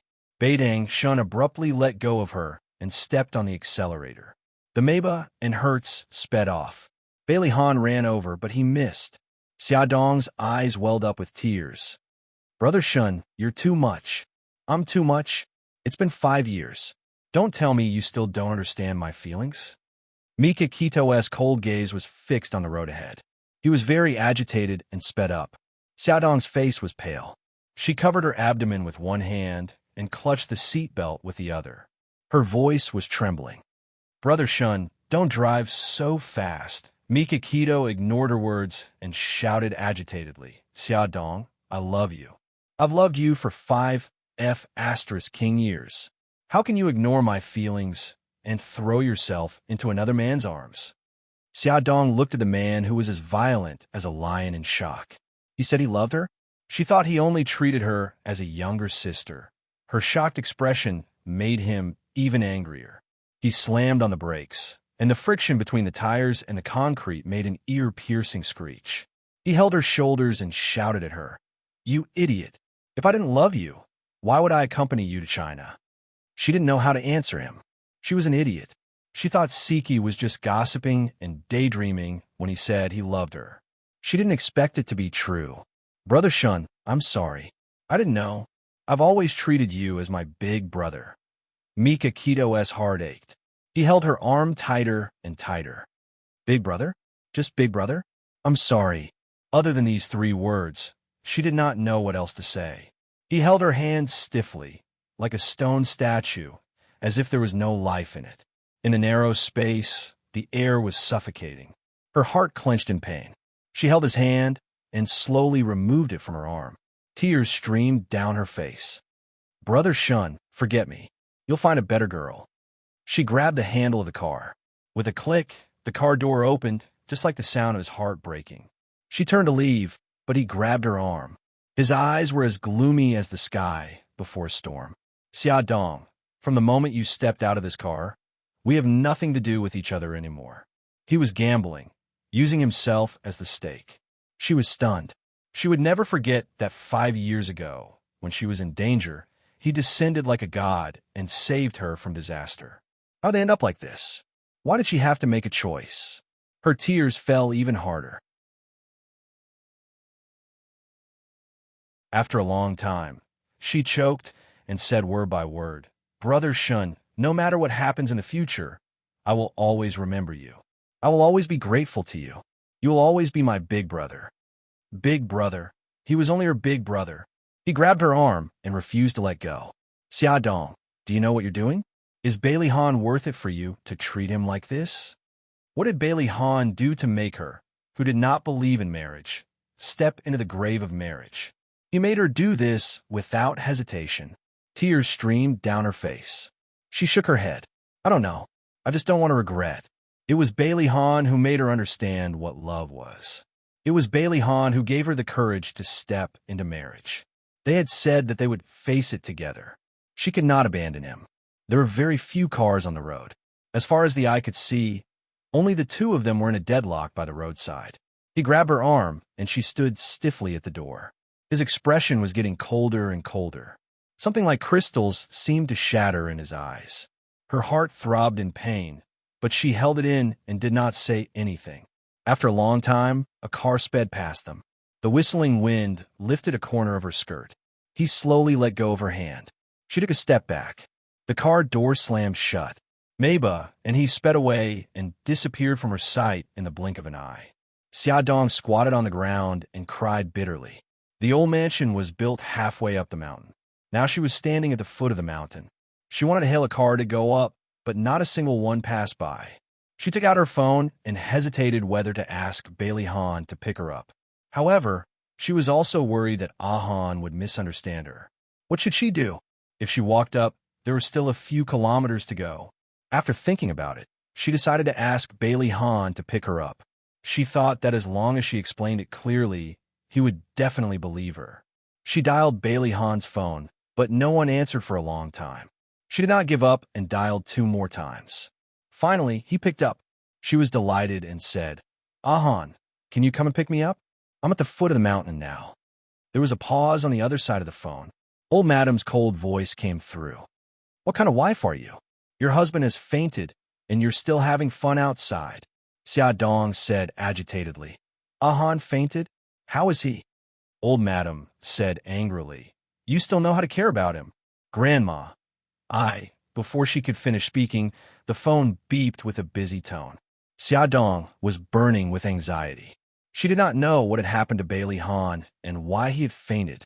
However, when she heard Old Madam's anger, she knew that his condition must be very serious. She did not dare to think too much about it. She lifted her skirt and ran up the mountain. Fortunately, she was wearing flats, so she was not too tired from running. However, she was worried about the baby in her belly, so she did not dare to run too fast. After running for nearly 10 minutes, she saw a car driving over from afar. It approached from afar until it stopped in front of her. An unfamiliar face stuck out from the window. "Young mistress, Old Madam asked me to pick you up." Xia Dong said, "Thank you," and hurriedly got into the car. The car drove into the manor. She hurriedly got out of the car and walked into the living room. She happened to see the butler sending Suja downstairs. She hurriedly went up to him and asked, "Dr. Su, how is Han?" Suja looked at her meaningfully. When he was driving to Bailey's house just now, he saw this woman and a man tugging at each other by the roadside. Although it was not convenient for him to say too much as an outsider, he still could not help but want to say a few words on behalf of Han. "Xia Dong, we can be considered old acquaintances. I want to remind you that Han loves you very much. He loves you with his own life. Please cherish him." He has not woken up yet. You can go upstairs to see him. Xiaodong was stunned. She did not quite understand what he was implying. However, when she heard that Ahan had not woken up yet, she was very worried. What happened to him? Why did he suddenly faint? It's not convenient for me to say this. If there's nothing else, I'll take my leave first. Xiaodong returned to the room. Old Madam, Bai Jinxiu, and Bailey Jing were all there. According to the butler, the 3 children had been persuaded to go back to their own rooms. When Old Madam saw her, her gaze turned cold. Where did you go just now? Xiaodong glanced at Bailey Han, who was lying on the bed, and replied, A friend came to visit me. We chatted for a while at the foot of the mountain. What kind of friend must call you out of the house for a chat? Old Madam's voice was harsh. She had just heard from the security guard at the gate that he had seen Xiaodong go out and get into a car parked by the roadside. Xiaodong's fingers clenched tightly. It's Mikakito. He came back from Japan. When he heard that I was married, he specially came to visit me. I was afraid of causing a misunderstanding, so I did not invite him in. Old Madam said angrily, Do you know that Ahan fainted at the gate? He must have seen something and was so angry that he fainted. Tell me, what did you do? Xiaodong felt terrible. She looked at the unconscious Bailey Han. He must have misunderstood. That was why he was so angry. I'm asking you a question. Old Madam stomped her crutch hard. We didn't do anything. Xiaodong's nose was burning. She felt that she had no self-respect at all. She lowered her eyes and held back her tears. Bai Jinxiu's expression was very ugly. She had just changed her opinion of Xiaodong, and she did not expect this to happen. Bailey Jing's gaze swept over Xiaodong. She hugged Old Madam's arm and gently persuaded, Grandma, don't be angry.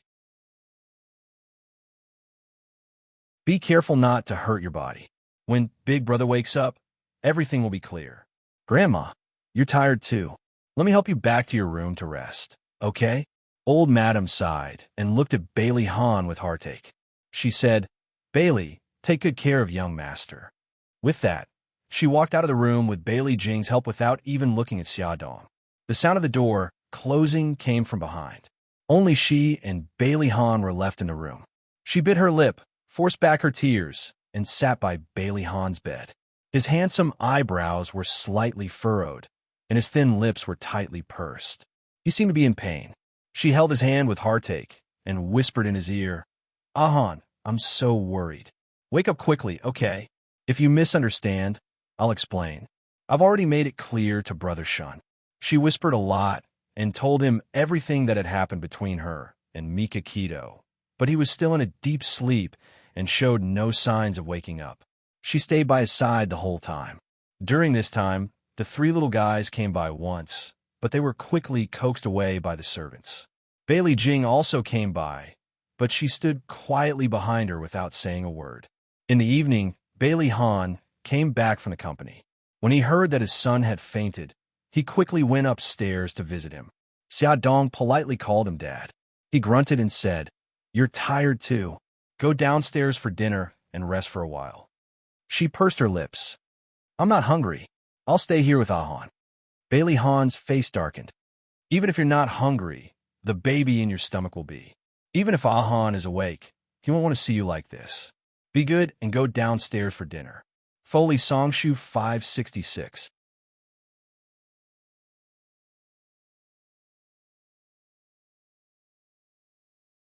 Chapter 196. Bailey Xiong knew that Xiaodong occupied a very important position in his son's heart. In order to improve their relationship, of course, he had to accept Xiaodong, so he really cared about her. This sentence seemed to be a reprimand, but in fact, it was full of concern. It warmed Xiaodong's heart. I know, Dad. Bailey Xiong's voice softened. Let's go downstairs and eat first.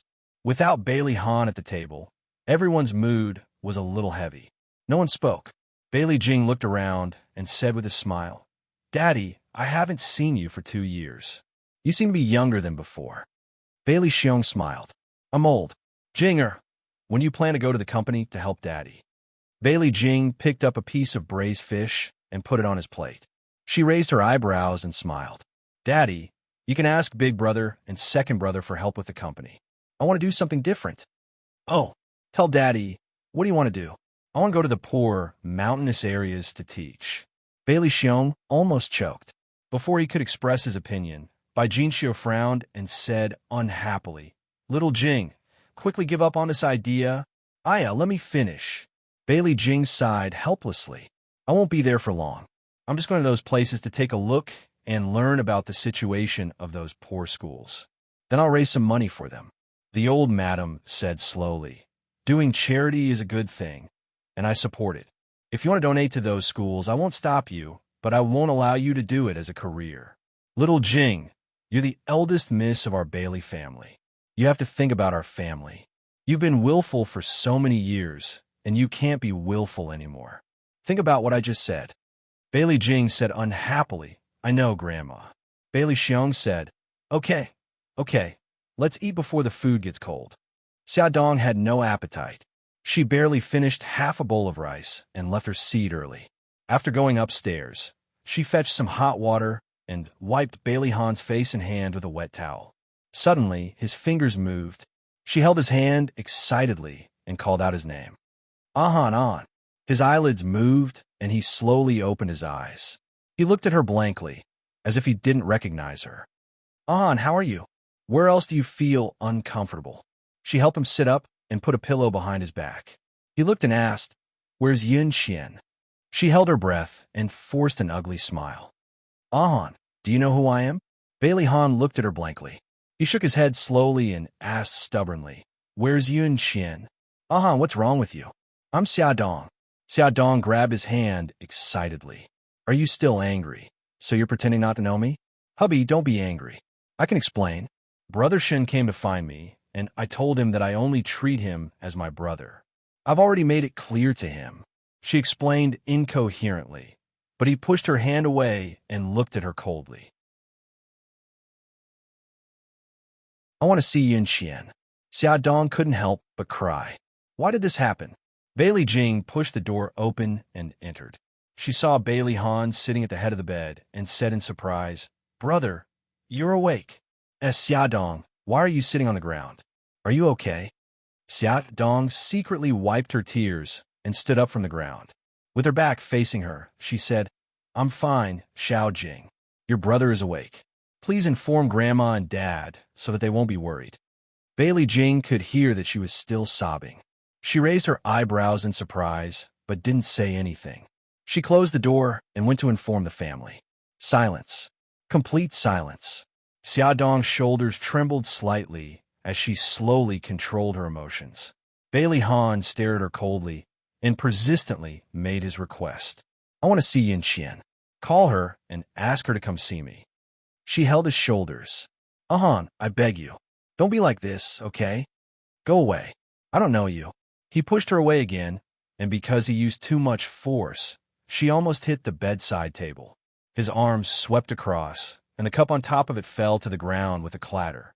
The boiling hot tea spilled all over the carpet. Old Madam pushed the door open and entered. She saw the scene and frowned. What's wrong? Xiaodong hurriedly said, It's nothing.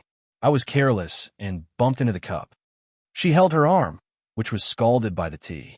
Very quickly, it turned red and burned with pain. She picked up the teacup and stood sideways, her hand still covering her arm. Bailey Han glanced at the carpet, and his gaze gradually fell on her arm. Did you get scalded? Xiaodong smiled. No. Bailey Jing didn't say anything else and focused on his brother. Old Madam went forward and sat beside Bailey Han's bed. She asked gently, Ahan, do you feel uncomfortable anywhere? Bai Jinxiu also stood over. Bailey Han frowned. I'm fine. Grandma, who is this woman? Why is she in our house? His sharp gaze turned to Xiaodong. Xiaodong's heart trembled. Old Madam and the others were stunned. After 2 seconds, Old Madam probed. On, do you still remember that you're married? Bailey Han's frown deepened.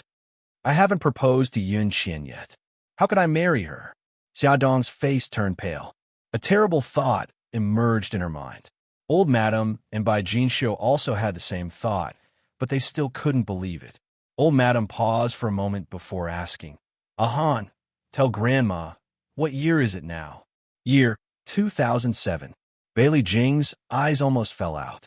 Old Madam and Bai Jinxiu looked at each other and sighed heavily.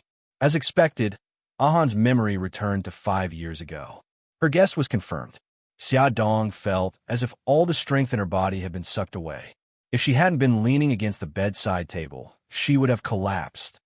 "Grandma, I want to see Yin Qian."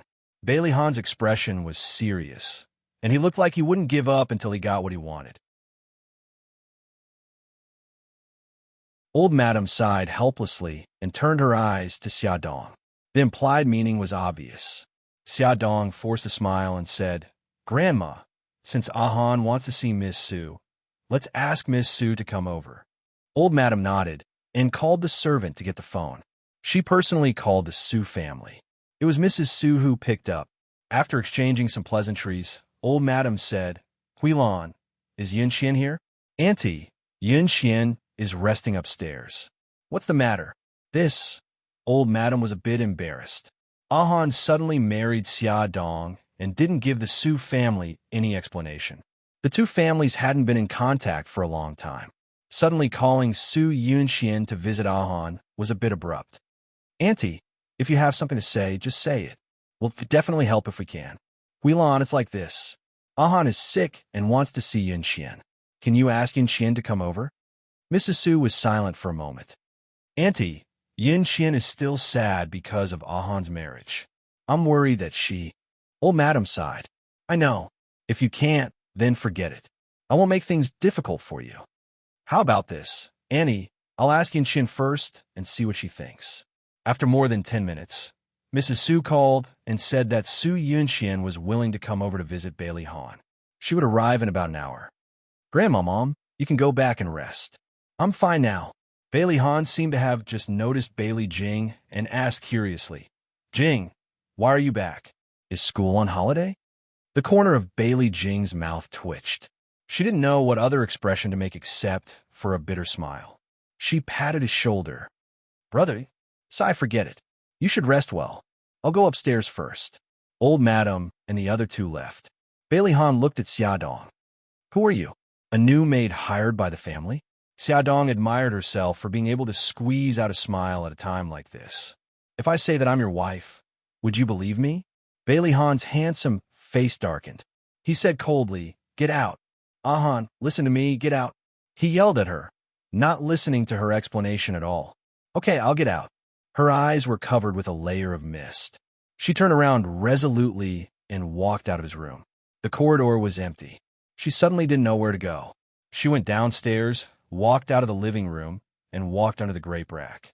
Sitting on a rattan chair and looking at the stars in the sky, he suddenly felt very tired. In the quiet night, the cool breeze blew the fragrance of flowers. She didn't know how long she had been sitting there, but the scene of Bailey Han proposing to her suddenly appeared in her mind. She remembered his promise, and the sadness in her heart completely disappeared. She suddenly stood up and encouraged herself. Ahan had just lost his memory again, and there was nothing to be afraid of. She would definitely make him remember her. Dojo. Bai Dangshan was wearing a white judo outfit. He was like a lion that went berserk in the center of the arena, smashing his opponents to the ground one after another. Inside the martial arts hall, there were cries of anguish. Jiang Dao put his hands behind his back and stood at the door with a cold expression. He was slightly worried that his boss couldn't control his emotions and threw him out as well. Come on, come on." Mika Keto was drenched in sweat and got into a fighting stance. The little brothers were lying on the ground, and Wailing had tears streaming down their faces. "Boss, we can't do it anymore. If we practice with you any longer, we'll be crippled." Suzaku was dressed in a black outfit that accentuated her perfect figure. She crossed her arms and looked coldly at a certain someone who had gone berserk. "Mika Keto, if you really want to vent, come drink with me. I guarantee that you'll forget everything once you're drunk." Mika Keto turned her head abruptly. She glared at her viciously. Her eyes were filled with bloodlust. Add Songshu 566.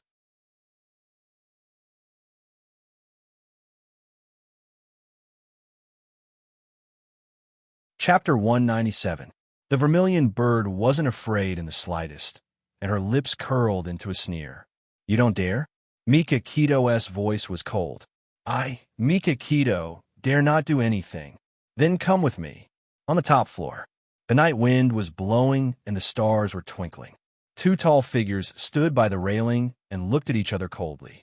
Vermilion Bird threw a can of beer at Beitang Shun. Beitang Shun casually grabbed it and pulled the tab open with a bang. I'll accompany you. Vermilion Bird also opened a can of beer and with a leap sat on the 2-meter-high platform. Beitang Shun also jumped up and sat beside her. The two of them didn't say anything. They raised their heads and gulped down the wine. Soon, they finished the bottle of wine. The empty bottle was thrown to the roof, making a clanking sound. Again, Suzaku took out a can of beer from behind her back and handed it to him. He took the can of beer and glanced at her from the corner of his eye. He saw 2 cans of beer behind her. After drinking the 2 cans of beer, his expression was normal. He said coldly, "It's too boring to drink like this. Why don't we have a competition to see who can drink more?" Suzaku was expressionless. There's a winner and loser in a competition. What are you going to bet? Mika Kito looked at her sharply. Freedom. If you win, I'll give you back your freedom. Suzaku smiled. Okay, if you win, I'll work for you for the rest of my life. The contract she signed with Mika Kito was only for 20 years. Now, she was betting her freedom. 2 pairs of cold and emotionless eyes met. They clinked their cans of beer, signaling the start of the competition. Cans of beer were down one after another, and empty cans were thrown to the roof one after another. The two of them sat on the high platform like 2 machines, mechanically repeating the action of downing beer. The starlight poured down on them, breeding feelings of loneliness and sadness. After drinking for an unknown amount of time, Vermilion Bird's eyes began to blur. The beer had already risen to her throat. She covered her mouth and burped. Slightly drunk, she said, "Why didn't you kill me back then?" She knew that this man loved Xia Dong to the core. She kidnapped and hurt Xia Dong, but she did not expect that he would spare her life. Mika Kito's eyes were also blurry. He took a sip of beer and said indifferently, "I have an agreement with you." She sneered. "Agreement? What's the use of an agreement for a man like you?" He was not the kind of person who would abide by an agreement. She had already seen how ruthless he could be in Japan. He turned to look at her. Under the starlight, there was a cold smile on her beautiful face. Her eyes were a little drunk, and there was a charm in her coldness. He had to admit that she was very beautiful. "You can take it that I value talent." Her rosy lips curved. She looked at the bright night view of the city and said indifferently, "I won't be grateful to you. Sometimes, losing freedom is worse than death." "I know. I don't need your gratitude." He looked into the distance. There was a port, and the lights were shining brightly, guiding the ships out to sea. But the guiding light in his heart had been extinguished. He had loved her for 5 years, but she did not belong to him. The sadness in his heart could not be expressed. It turned into melancholy and poured into his heart together with the beer. It was so bitter that his eyes flashed like broken glass. The can of beer in his hand was empty again, just like his heart. After a long time, the night wind blew, bringing with it the noise of the city and the sound of the sirens. 2 bodies lay on the high platform, motionless. Suddenly, a pair of pitch-black eyes opened. His cold gaze made people shudder. She turned to look at the person beside her. His eyes were closed and his brows were tightly knitted. His entire body was emitting a strong smell of alcohol. Suzaku called him softly. "Mika Kito?" He frowned impatiently and turned his back to her. Her slender fingers slowly slid down to her calf, and she pulled out a sharp dagger from her small leather boot. She looked at his broad back and raised the dagger high. It was this man who had destroyed her freedom and her pride. He even used her beloved Director Lin to force her. If she killed him, she could regain her freedom and reunite with Director Lin. The biting, cold, murderous aura suddenly expanded, ready to be released. She raised her hand high and stabbed down heavily. But at the last moment, she controlled herself. She was crazy, really crazy. If she killed him, how could she escape the Yamaguchi Gumi's pursuit? How could she save Director Lin from Japan? The alcohol kicked in, and she almost did something she regretted. She put down the dagger and quietly put it back in her boot. Then, she pretended that nothing had happened and lay quietly beside him. Mikakito suddenly turned around. His eyes were like ice, and he didn't look drunk at all. He said coldly, "Why didn't you do it?" Suzaka's back broke out in cold sweat. It turned out that this man wasn't drunk at all. He must have been pretending. He definitely didn't believe in her loyalty, so he took the opportunity to test her. "Why didn't you do it?" He stared at her coldly, as if he wanted to see through her organs. Her lips moved, and she said calmly, "If I kill you, I won't be alive. Although I hate not having freedom, there are important people who are worth it for me to give up my freedom. You're only half a second away from death."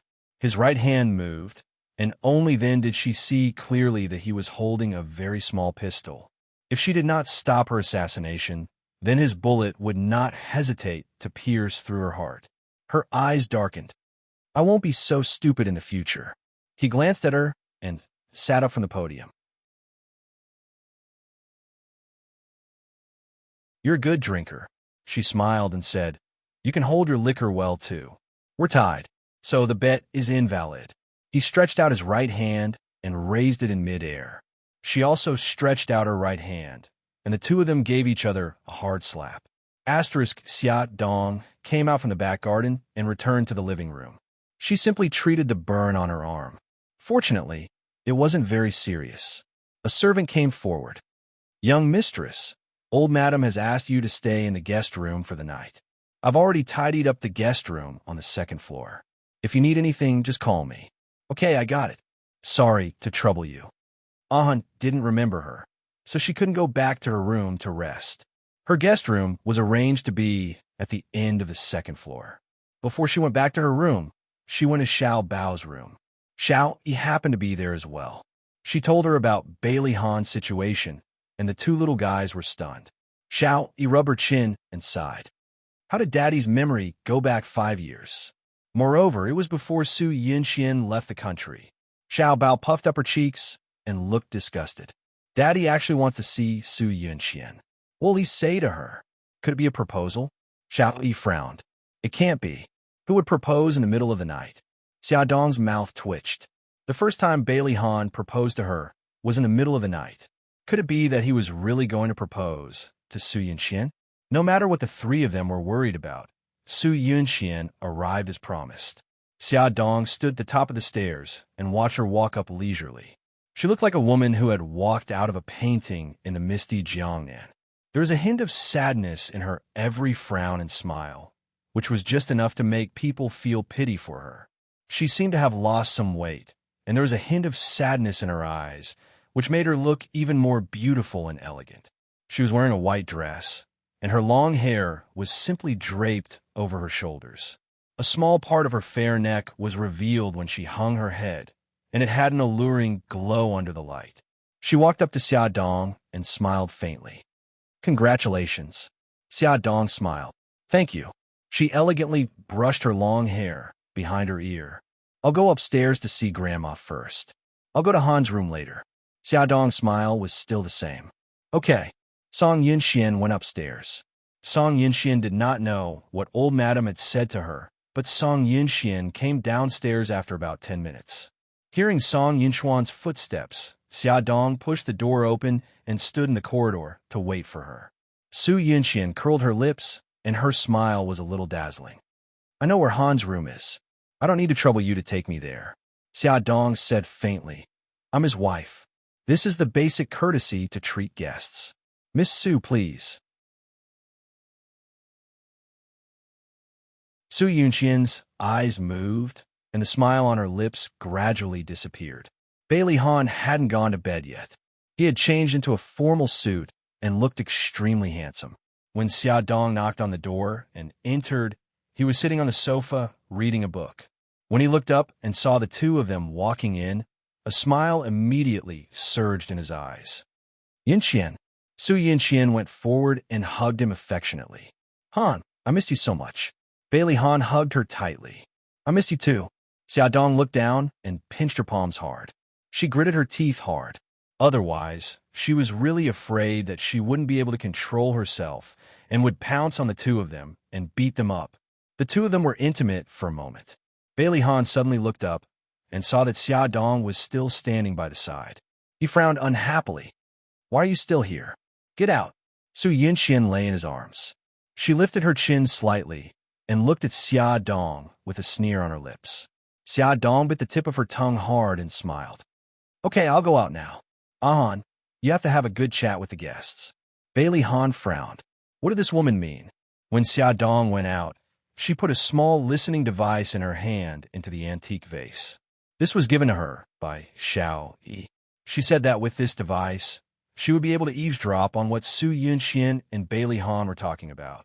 The little girl automatically confessed that she had done this before. Su Yunxian leaned into Bailey Han's arms.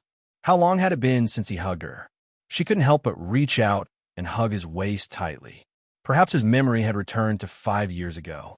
God had given her a chance to start over. Bailey Han stroked her long hair. "Yunxian, why did you lose weight?"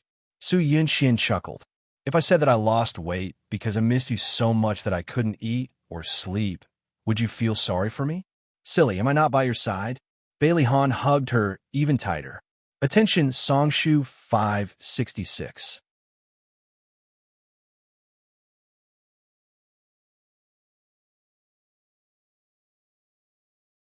Chapter 198. Silly girl, am I not by your side? Bailey Han hugged her even tighter.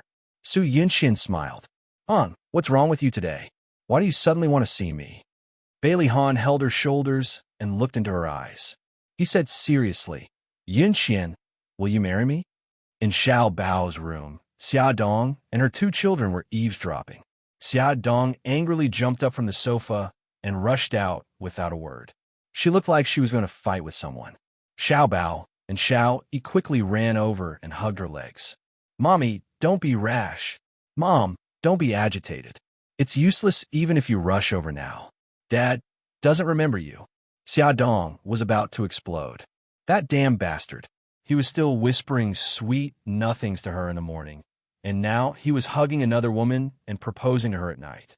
Although his memory was messed up, it was still very infuriating. "Let go of me. I'm going to rush in and tell him the truth now." Xiao Yi's pink little ears twitched. "She'll listen.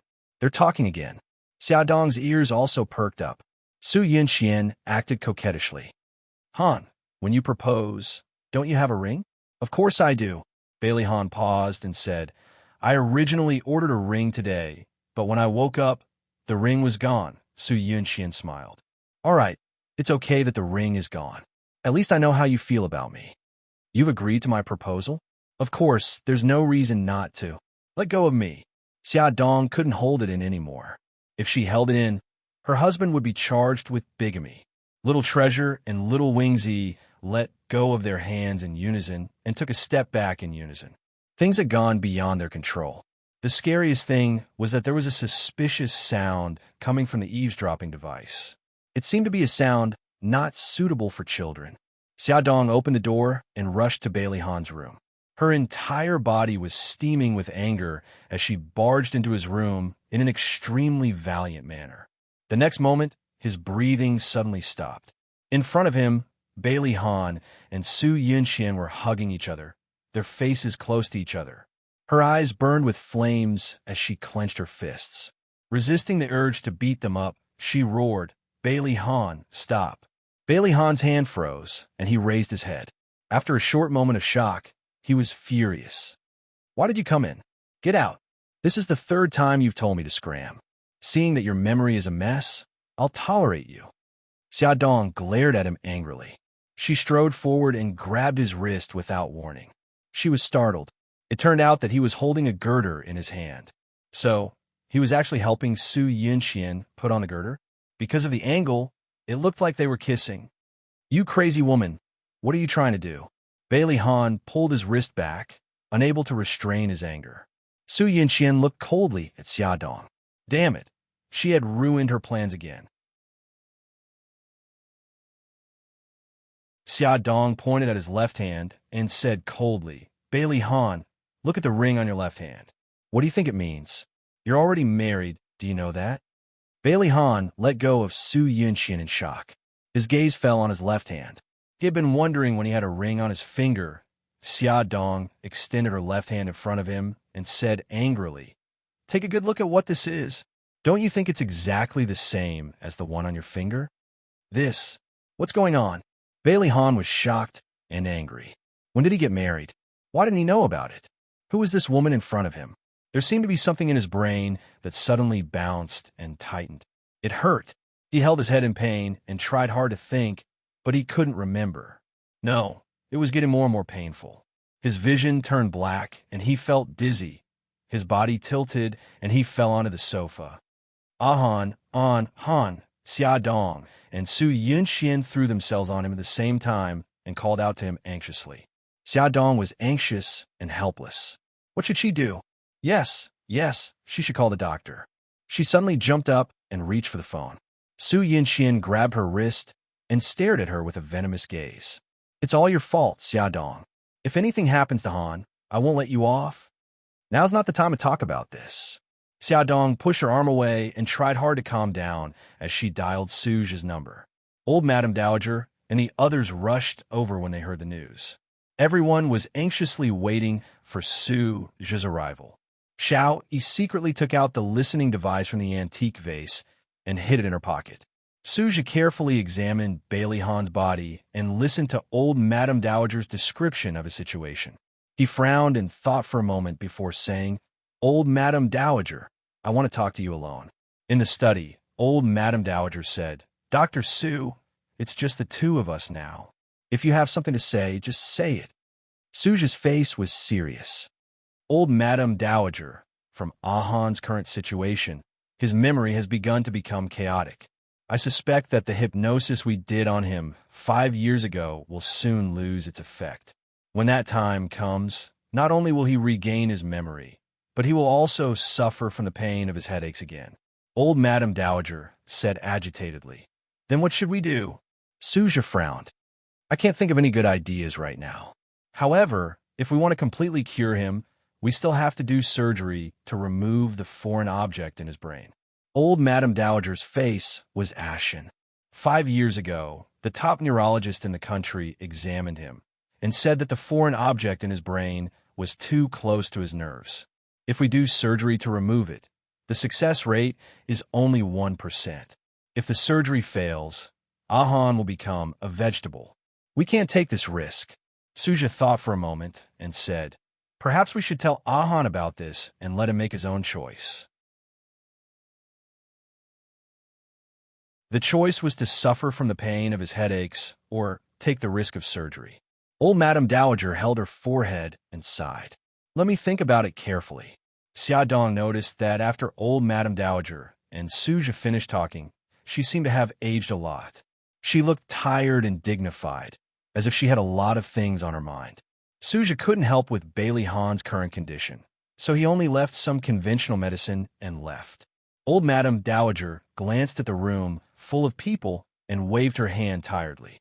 "You all go back and rest. Xiao Yi, Xiao Bao, you still have school tomorrow. Go back to your rooms and sleep." Xiao Yi and Xiao Bao looked at each other, and then at Bailey Han lying on the bed at the same time. Gi Gai said good night to the elders and returned to his room. "Yunxian, I've troubled you today. You should go back first." Old Madame Dowager patted the back of Su Yunxian's hand. Su Yunxian forced a smile on her face. Her sad expression made people feel pity for her. "Grandma, I'll go back first. If you need anything, you can call me at any time." "Okay, good girl." Old Madame Dowager called a servant and sent Su Yunxian out. Only old Madame Dowager and Xia Dong were left in the room. Old Madame Dowager pointed to the seat beside her. "Xia Dong, sit down. I have something to tell you." Xia Dong sat down. Old Madame Dowager said, "There's something I haven't told you and Han. Today I want to tell you. 5 years ago, Han was in a car accident. Not only was his leg injured, but his brain was also injured. At that time, a very small piece of metal flew into his brain." Xia Dong's eyes widened in shock. The blood in her body seemed to have stopped flowing.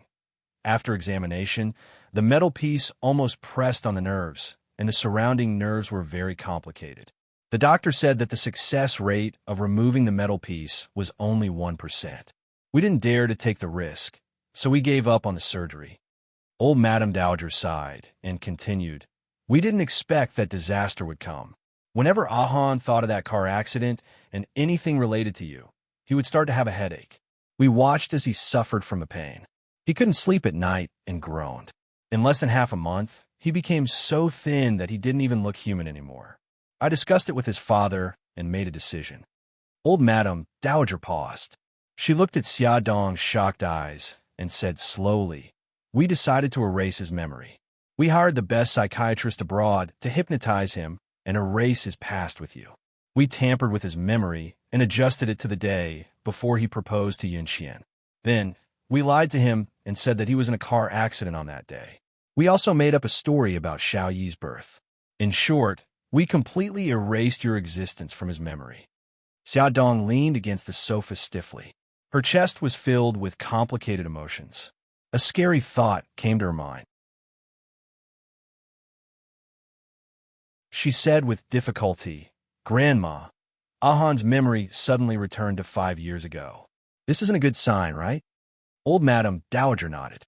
Suja said that his memory is starting to become chaotic. The hypnosis might not last much longer. Xia Dong's voice trembled. "Will he have a headache again after he recovers his memory?" He was already having a headache now. "It's very possible. Grandma, what do you want me to do? Ahan can't be stimulated at the moment." "Xia Dong, if Ahan's memory is still stuck 5 years ago after he wakes up, I hope you won't tell him the truth, and don't tell him about the past." Old Madame Dowager reached out and grabbed Xia Dong's wrist. "Let him go with the flow. Let him hold on for as long as he can." Tears filled Old Madame Dowager's eyes. "Other than this, I can't think of any other way." Xia Dong's tears fell like rain. "Grandma, I understand. No matter what happens, I won't tell him the truth. I won't force him or agitate him anymore, even if Ahan and Su Yunxian reconciled. Even if he proposed to her, even if they wanted to get married, she wouldn't stop it because she didn't want him to suffer anymore. He had suffered enough for the past 5 years." At Songshu 566.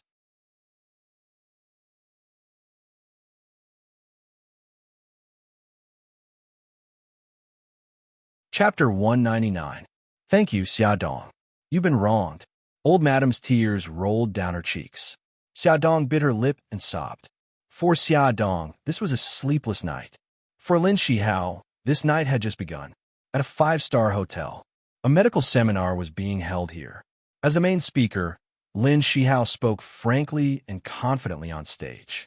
His warm smile was like the sun shining into by Mei Wei's heart as she sat in the first row. It was as if she was possessed. She was deeply infatuated with him and couldn't extricate herself. When the speech ended, the audience applauded. The organizer of this seminar was a government department. After the seminar ended, the staff warmly invited all the attendees to the banquet hall for a cocktail party. Lin Shihao could be said to be a young talent. He was also well known in the industry and was known as the god of gynecology. Many people in the industry came to toast him. His alcohol tolerance wasn't very good, so he would decline if he could, but if he really couldn't, he would stop after a sip. Even so, he still drank a lot of alcohol that night. By the end of the cocktail party, he was already drunk. He sat on the sofa and held his forehead. His eyes were blurry as he took out his phone to call Yi Siki. However, his phone was snatched away. He narrowed his eyes and looked up. A beautiful figure stood in front of him and bent over to look at him. The person's low-cut dress revealed a deep cleavage. He closed his eyes and leaned back on the sofa. In a drunken voice, he said, "Mei Wei, please take me home. I'm drunk." "Okay." Bai Mei Wei sat beside him and held the glass in her hand in front of him. "Senior, drink a glass of cold water first to sober up." He looked at her in a daze and couldn't even hold the glass steadily. She directly held his hand and held the glass to his lips to help him drink. Seeing him swallow the glass of water without leaving a single drop behind, a strange smile appeared in Bai Mei Wei's beautiful eyes. "Senior, be careful. I'll help you back," Bai Mei Wei said gently. She held his arm and helped him up from the sofa.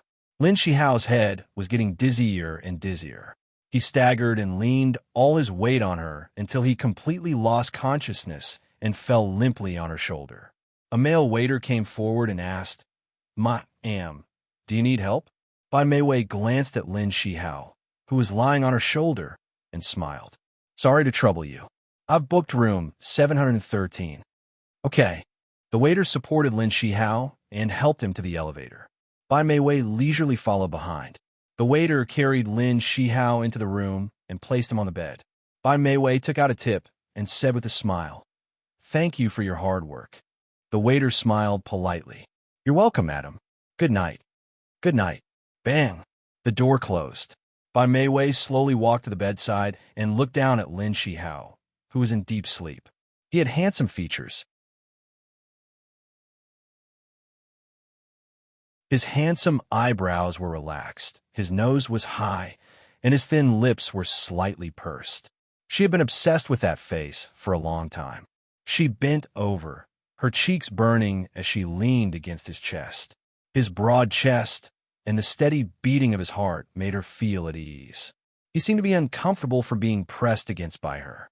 He frowned and murmured softly, "Siki, Siki, Siki." Even when he was asleep, he still remembered her. Bai Meiwei's eyes were filled with anger. The last bit of hesitation and shyness in her heart disappeared. She wanted to have him, even if she had to resort to unscrupulous means. Walala. The hot water flowed as Bai Meiwei carefully washed her body in the bathroom. Not a single inch of skin was left untouched. In a while, she would give herself to the man she loved the most. Her heart was thumping wildly. She didn't know that in the guest room, Lin Shihao's phone was ringing. Yi Siki was a little uneasy. She called Lin Shihao's phone twice, but no one answered. The seminar should have ended at 9 o'clock, but it was already 10 o'clock. Why wasn't he back yet? He didn't even call back? Could something have happened to him? Yi Siki remembered that the person who went to the seminar with Lin Shihao was Bai Meiwei. Unfortunately, she didn't have Bai Meiwei's phone number, so she couldn't ask her. What should she do? She paced back and forth in the room uneasily. Suddenly, she remembered that there must be Bai Meiwei's private phone number in the on-call room, so she called the on-call room. She gave a simple explanation, and the people in the on-call room gave her Bai Meiwei's private phone number. Beep, beep, beep. She called Bai Meiwei's phone twice, but no one answered. Yi Siki didn't give up and called a third time. Finally, the phone was picked up. She heard a woman's languid voice. "Hello, who is this?" "Hello, is this Dr. Bai Meiwei?" "That's me.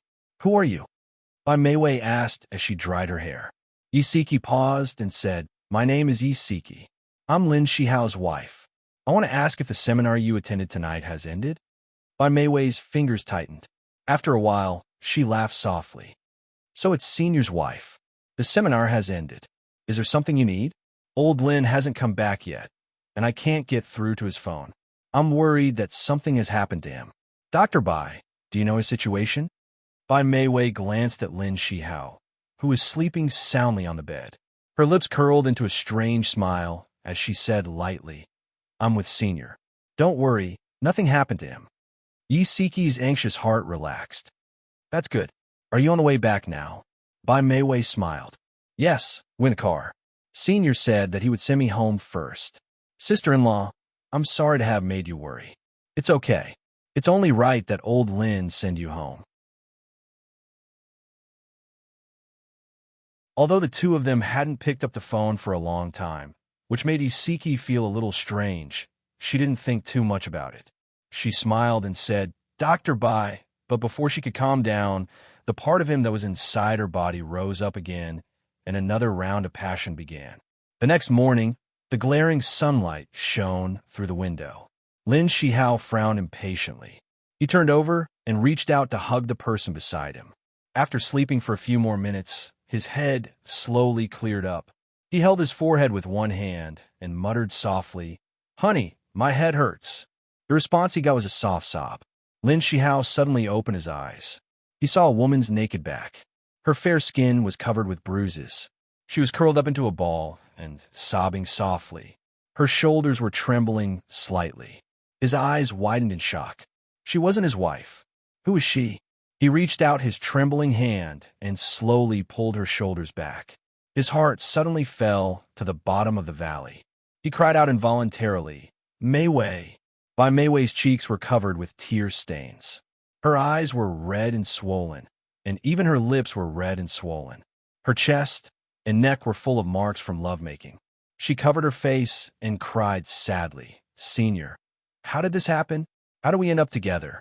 Lin Shihao's face was ashen. He was about to break down. He betrayed Siki. He actually betrayed his wife. "Senior, you were drunk last night. I drank too much too and couldn't drive. I wanted to help you into rest for a while, but I didn't expect you. Mei Wei's tears kept falling. She cried until she was out of breath. Lin Shihao tried hard to remember, but his mind was blank. He had no idea what happened last night. His usually gentle face revealed a panicked expression. He jumped out of bed in a panic, found his clothes in a pile of messy clothes, and hurriedly put them on. Come and see. Hongsha 866.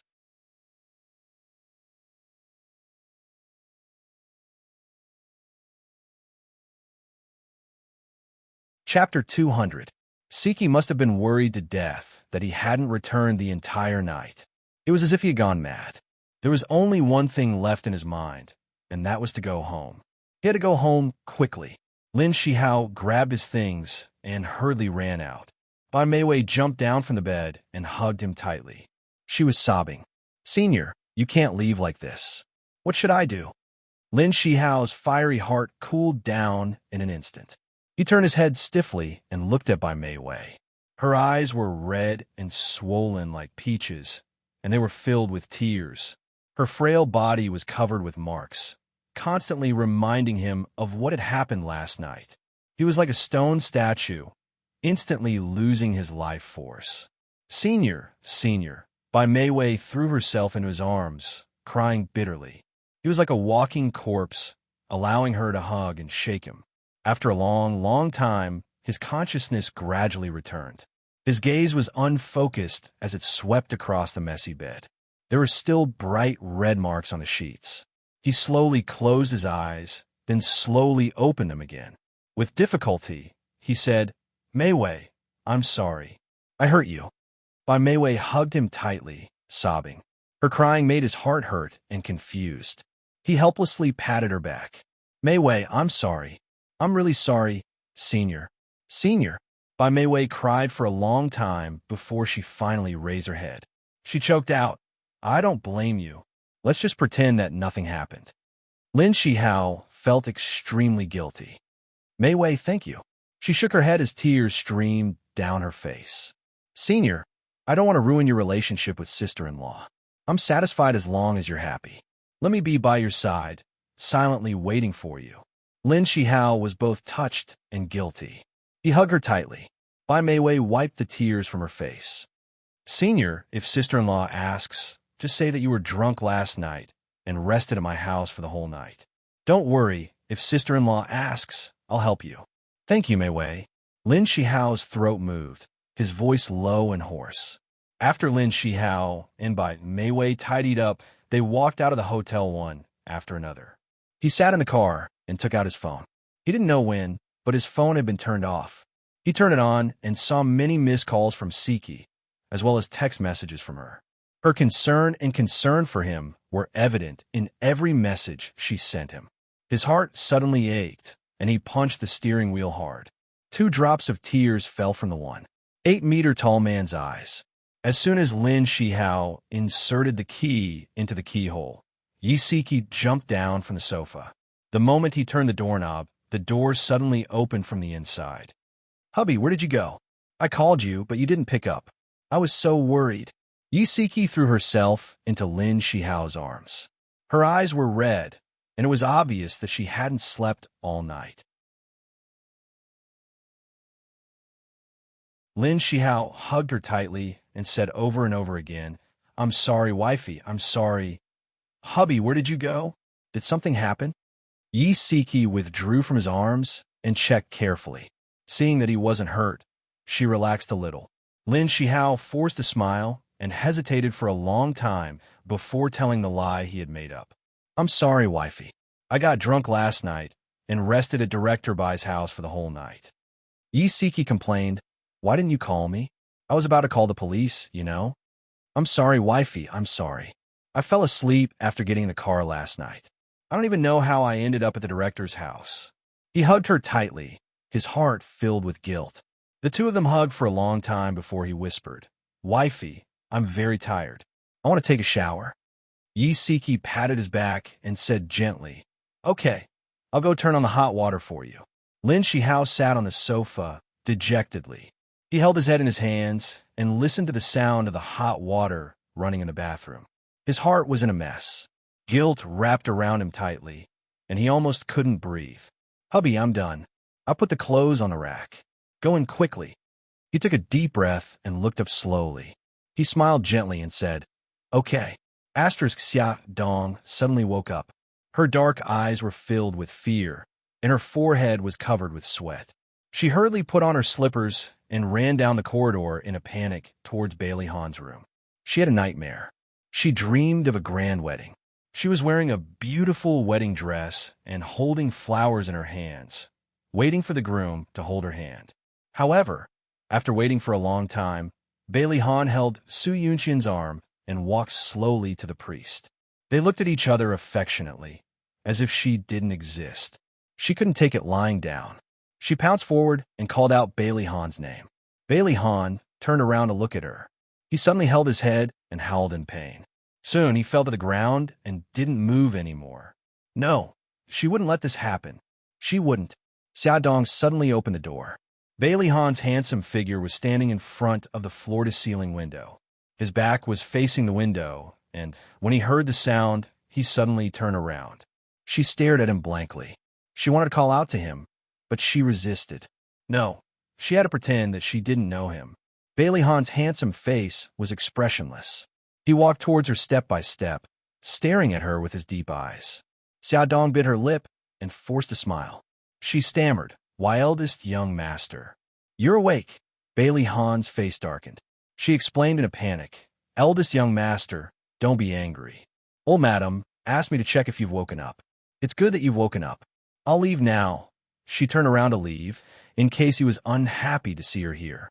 However, her wrist suddenly tightened, and she was pulled into his embrace.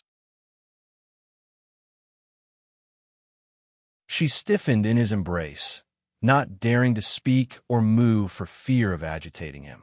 Bailey Han lowered his head to look at the stiffened woman in his arms. His face darkened even more. He frowned, and his voice was cold and filled with anger. "Are you that afraid of me?" Xiaodong lowered her eyes and stared at his toes. She said softly, "No." "Then why did you run away when you saw me?" Her throat tightened. "You didn't want to see me." His brows furrowed and his eyes were cold. "When did I say that I didn't want to see you?" She felt wronged. Yesterday. Within a day, he had asked her to get lost twice. Bailey Han's frown deepened. He felt uncomfortable looking at the top of her head. He reached out and lifted her chin, forcing her to look into his eyes. "You haven't explained why Mika Kido kissed you. How could I not want to see you?" When he woke up and she wasn't by his side, his first thought was that she had left with Mika Kido. But he refused to give up, so he stood in front of the window, wanting to see if she was outside. At this moment, she suddenly pushed open the door and entered. Ecstasy surged into her heart, and before he could ask her to explain, she impatiently said a bunch of strange things. Xiaodong looked at him in shock. You know my Bailey Han?" Bailey Han was so angry that he almost laughed. What did she mean by knowing her Bailey Han? Wait a minute. His pupils suddenly shrank. "Wifey, what do you mean by that?" Xiaodong had already confirmed that the person standing in front of her was the Bailey Han with normal memories. She quickly shook her head. "No, I didn't mean anything. Hubby, I'll explain now. Yesterday, Brother Shin asked me to go out. I was afraid that it would cause a misunderstanding, so I didn't tell anyone and went out to see him alone. Xiaodong was afraid that there would be a rift between them because of what happened yesterday, so she didn't hide anything and told him everything, including how Mika Kido had forced a kiss on her. Bailey Han felt a little better knowing that she hadn't been willing to be kissed. However, his brows were still furrowed. He stroked her red lips with his fingers and said domineeringly, "I'm the only one who can kiss you here. She hesitated for a moment, then stood on her tiptoes and gently kissed him on the lips. His anger suddenly dissipated, and an unnatural color appeared on his face. This was the first time she had taken the initiative to kiss him. He hugged her tightly. The moment she pulled away, he kissed her lips. As if he was punishing her, he gently bit and sucked on her lips. Xiaodong quietly leaned into his arms. She suddenly felt that this was the happiness she had been pursuing. However, this happiness was very fragile. It was like a soap bubble that only needed to be gently poked with a finger and it would burst with a bang. However, even if it was fragile, she didn't want to let go. She tightly hugged his waist and boldly expressed her feelings. "Hubby, I love you." Ecstasy sprayed in Bailey Hahn's heart like a fountain. He had always been calm and collected, but his fingers were trembling. He hugged her tightly and said in a hoarse voice, "Wifey, I love you too." Xiaodong's eyes were sore. There was a transparent liquid flowing down, but Bailey Hahn didn't see it. Bailey Hahn had woken up. The whole family was prepared to treat him like a porcelain doll, but they didn't expect that his memory would suddenly return to normal. Under the old madam's strict order, no one mentioned yesterday's incident. Bailey Hahn also didn't know that his memory had returned to 5 years ago. On the surface, everything had returned to normal. Only a few people who knew the inside story had a heavy heart. It turned out that Bailey Hahn's memory was already unstable, and the hypnosis couldn't last much longer. Xiaodong helped him tie his tie and stood at the gate, watching him drive to the company. She only looked away when the car drove out of the manor and couldn't be seen anymore.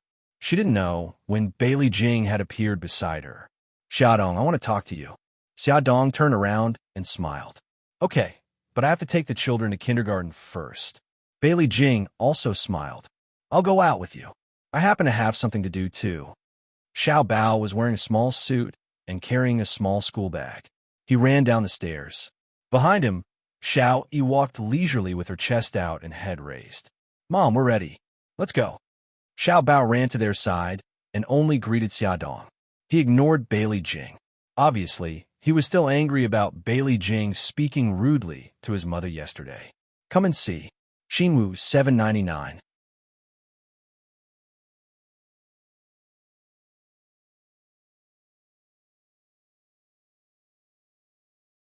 Chapter 201. Bailey E., who walked over, was much more polite and called her Aunt Jing sweetly. Xiaodong smiled and said, "Since you're ready, let's go." Bailey Jing accompanied Xiaodong to send the 2 kids to the kindergarten. After that, Bailey Jing said, "How about we go to the cafe?" Xiaodong knew that she had something to say, so she naturally agreed. The cafe's environment was very elegant. Since it was still early, there were very few people inside, so it was just right for them to talk. Xiaodong stirred the fragrant milk tea in her cup. "Xiao Jing, what do you want to know?" "Just ask." Bailey Jing raised her eyebrows and went straight to the point. "Xingqin's disfigurement, was it because of you?" Xiaodong was very surprised. She thought that she was going to ask about her and her brother, but she didn't expect her to ask about this. She thought for a moment and said, "Strictly speaking, it was related to me, but I didn't cause her disfigurement. Tell me about it." Bailey Jing leaned back and listened carefully. "It's very complicated. To put it simply, Su Xingqin wanted to harm me, but it was exposed and my friend took revenge on her. She then turned around to take revenge on me and wanted to pour acid on me. In the end, an accident happened during the fight, and the acid splashed on her." Bailey Jing frowned and asked, "Was Su Yinxian present at that time?" Xiaodong nodded. "Yes." Bailey Jing's gaze was sharp. "As far as I know, Xingqian didn't hurt you. She was framed by Su Yinxian. She didn't want to take revenge on you that day, but wanted to deal with Su Yunxian. In the end, you snatched the acid from her hand and splashed it on her." Xiaodong was stunned. "I don't know if Su Xingqian was framed by Su Yinxian, but she didn't want to deal with me and Su Yinxian that day. I didn't snatch the acid from her hand, nor did I deliberately splash it on her. In fact, if my bodyguard didn't arrive in time that day and fought with Su Xingqian, I would be the one disfigured now." Bailey Jing frowned. Xiaodong and Fei Yan's words were completely different. Between the two of them, One of them must be lying. Although personally, she believed Fei Yan's words more, she didn't lose her mind. If she didn't investigate this matter clearly, she wouldn't accuse anyone wrongly. Bailey Jing's expression was serious. Xia Dong, do you have evidence to prove that you're not lying? Xia Dong frowned slightly. Suddenly, her eyes lit up. When it happened, we were in the changing room behind the church. There was a camera installed in the corridor outside the changing room. When Lu Xing broke in, the door was opened. He and Su Xingchen were entangled at the door, so the camera recorded the situation.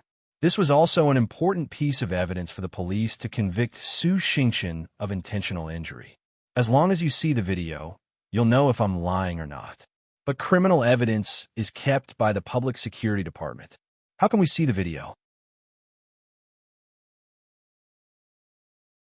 Bailey Jing thought. Xia Dong coughed and said, actually, the surveillance camera in the church should still have a record. Bailey Jing patted her forehead and smiled. How could I forget? This is much easier. Xiao Yi is a hacker expert. Xia Dong was surprised. She never knew that Xiao Yi was also a hacker. Bailey Jing raised her eyebrows in amusement. Don't tell me you still don't know. Xia Dong smiled bitterly. I really don't know. I've been separated from Xiao Yi for more than 4 years. I feel like I don't understand him at all. I'm a failure of a mother. No, I think you're amazing. Bailey Jing looked into her eyes and said seriously, I admire you for raising 2 children alone. Xia Dong smiled. I thought you hated me. Bailey Jing shrugged. At first, I hated you. But after hearing about your experience, I think you're amazing. You're a good mother. Her straightforward words touched Xia Dong. Thank you. She smiled and said, don't be in a hurry to thank me. If it turns out that you really hurt my friends, I'll still hate you. Xia Dong smiled. She really appreciated Bailey Jing's personality more and more. She was straightforward and cheerful. The two agreed to ask Xiao Yi to help pull up the surveillance video of the church at night. Then, they parted happily. Bailey Jing left the family car to Xia Dong and rented it herself. She took out a business card from her handbag and pointed to the address on it. She asked the taxi driver to send her to the location. Xia Dong hadn't seen Yi Siki for a few days. She missed her, so she wanted to ask her out to relax. Guangmao Building, Lang Yu Psychological Consulting Firm. Seeing someone coming, the beautiful receptionist Miss smiled politely. Hello, Mississippi. How can I help you? Bailey Jing took off her sunglasses and pushed her hair behind her ear. Hello, I want to see Dr. Lin Yi. Do you have an appointment? No. Miss smiled apologetically. I'm very sorry. Dr. Lin's appointments are full today. Bailey Jing's lips curled up, revealing a dazzling smile. I only need to delay him for 5 minutes. Please help me arrange it. I'm really sorry. I can't help you. Bailey Jing raised her eyebrows. Okay, I'll talk to him myself. She walked to the lounge and sat down. She took out her phone and dialed the number on the business card. After 3 rings, the phone was picked up. A man's gentle and magnetic voice came through. Hello, I'm Lin Yi. She smiled. Hello, I'm Bailey Jing. I want to take 5 minutes of your time. How is Dr. Lin? Lin Yi glanced at the counselor sitting on the sofa. I'm not free now. If you don't mind, you can wait for half an hour. Okay, I'll wait for half an hour. I won't disturb your work. See you later. See you later. Lin Yi curled his lips and hung up the phone. Bailey Jing sat in the lounge, playing a game on her phone. She was having a good time when she heard the door to Lin Yi's office open. A beautiful 17 or 18-year-old girl walked out. Her face was abnormally pale and her lips lacked color, but there was a faint smile on her face. She looked straight ahead as she walked towards the elevator.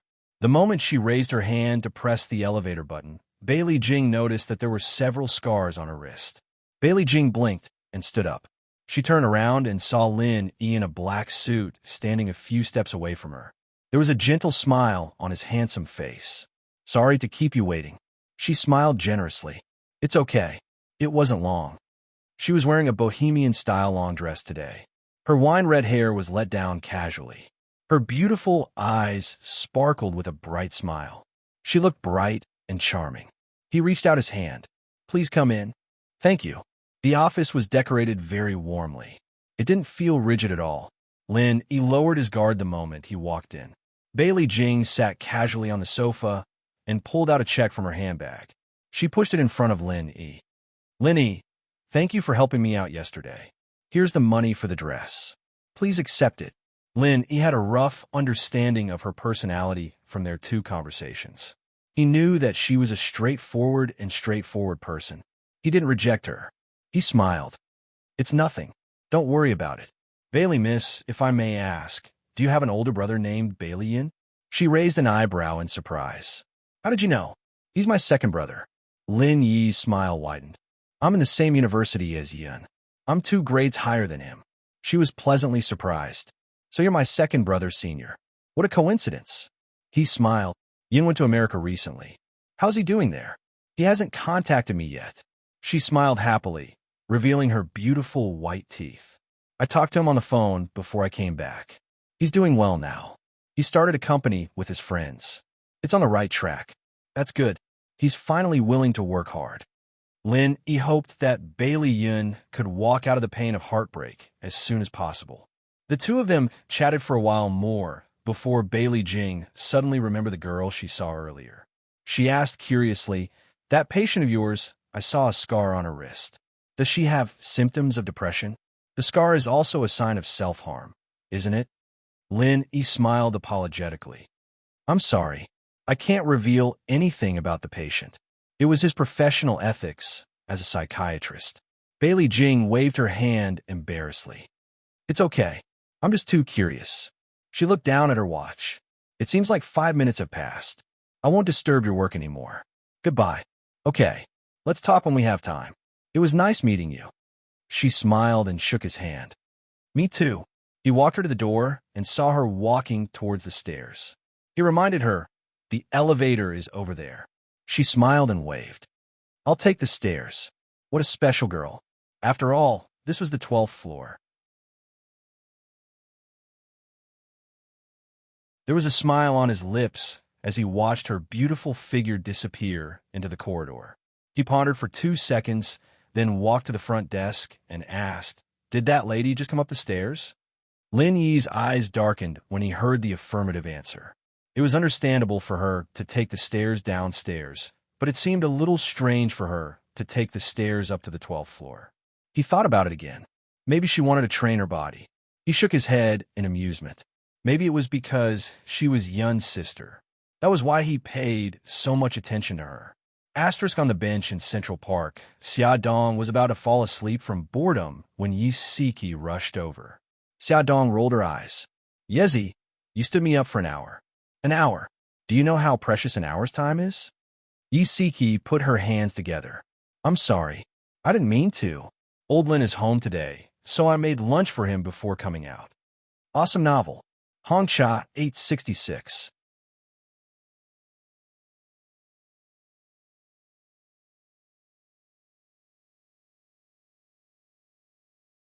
Chapter 202.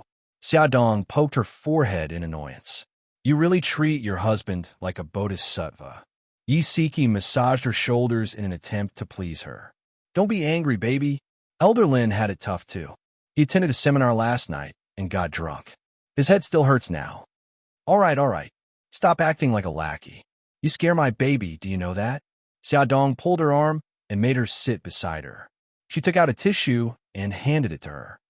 Hurry and wipe your sweat. Your face is red from the sun. She knew that she had a sharp tongue, but a soft heart. Yi Siki smiled as she took the tissue and wiped the sweat off her face.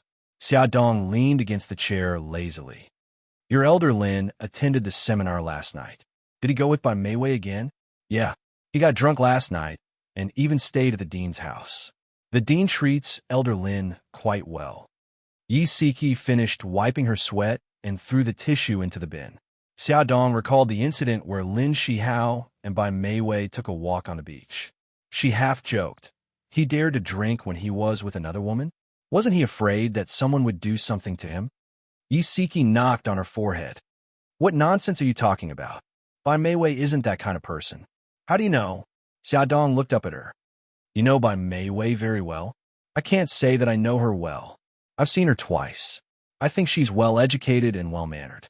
She doesn't seem like the kind of woman who would do something like that. Xiaodong raised her eyebrows.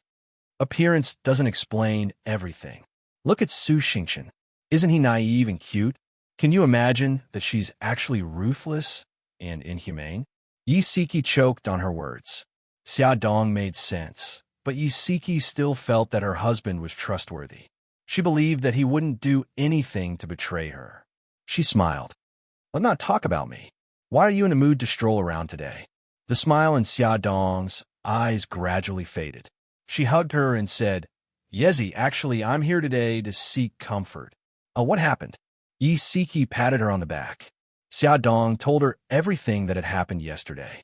It took her a while to react. She sighed and said, Mika Kido has loved you for 5 years. Now that you're married, it's inevitable that he'll be sad. Maybe he'll get better after some time. As for your Bailey Han, I don't know what to say. You don't have to say anything. I just wanted to talk to you. I'm fine now. Everything is fine. Xiaodong let go of her and grinned. She felt much better after saying it out loud. She was filled with courage, the courage to face the future. Yi Siki teased her. That's good. You're a cockroach that won't die. They strolled around the park, had lunch together, and went to watch a comedy movie. The two of them laughed so hard in the dark that tears rolled down their cheeks. After leaving the movie theater, they said goodbye and went back to their respective homes. Yi Siki received a call from Lin Shihao. He said that there was a last-minute surgery at the hospital and that he had to rush to the hospital. He would also be back a little late. After dinner, Lin Shihao still hadn't returned. Yi Siki took the clothes he had changed out of in the morning and was about to put them in the washing machine to wash. However, she found a long strand of hair on his jacket. This strand of hair was definitely not hers. Her hair wasn't that long. Her heart clenched. Her fingers trembled as she checked the rest of his clothes. She saw a bright lipstick mark on the back of his white shirt. Her heart almost stopped beating. She suddenly remembered what Xia Dong had said. Lin Shihao was with Bai Meiwei last night, and they were both drunk. Could something have happened?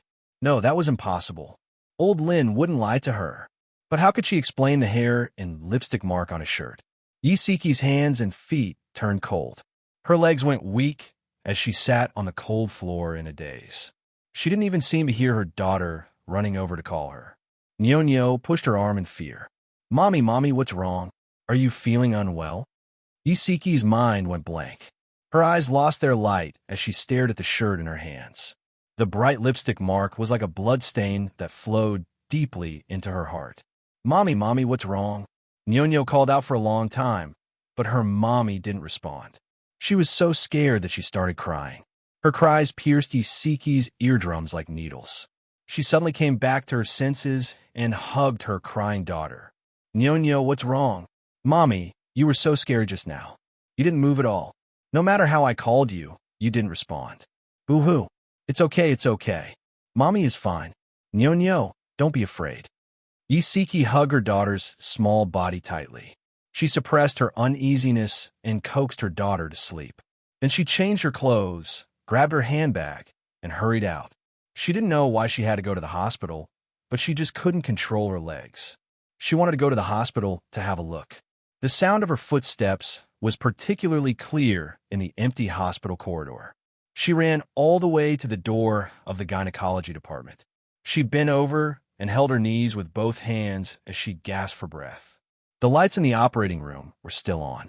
The operation wasn't over yet. Yi Siki planned to go to the washroom to tidy herself up. She was sweating profusely and looked a little disheveled. When she came out of the washroom, the lights in the operating room were already off. The nurse had already pushed the patient into the ward, and Lin Shihao was nowhere to be seen. She stood in front of his office door. Like a thief, she secretly opened the door crack. Through the crack, Yi Siki saw Lin Shihao standing with a woman in a white coat.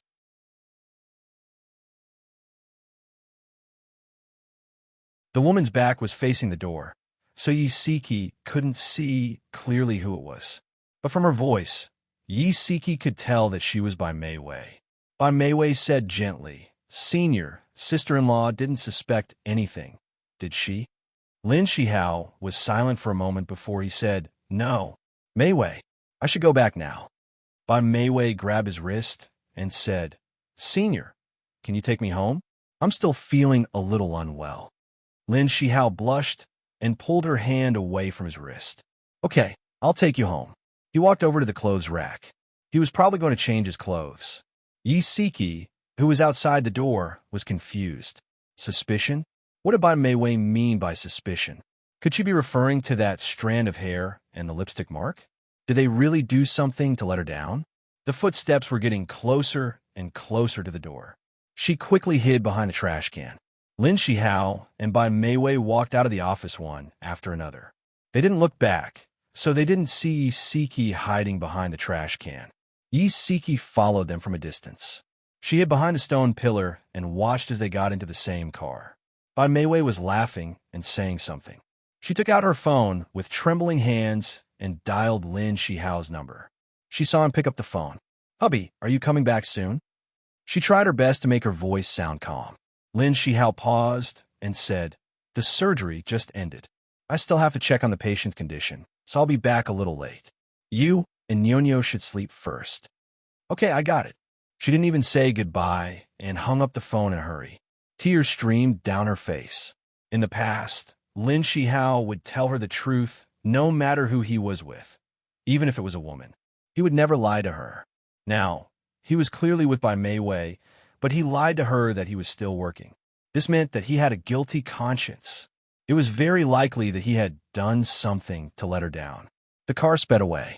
Yi Siki leaned against the stone pillar with tears streaming down her face. Her heart was about to break. She didn't know how she got home. When she opened the door, the room was pitch black. Lin Shihao hadn't returned yet. She locked herself in the bathroom, turned on the tap, and cried bitterly. When she came out of the bathroom, her eyes were red and swollen. Her tears had dried up. She hugged her legs and sat on the bed, not knowing what to do.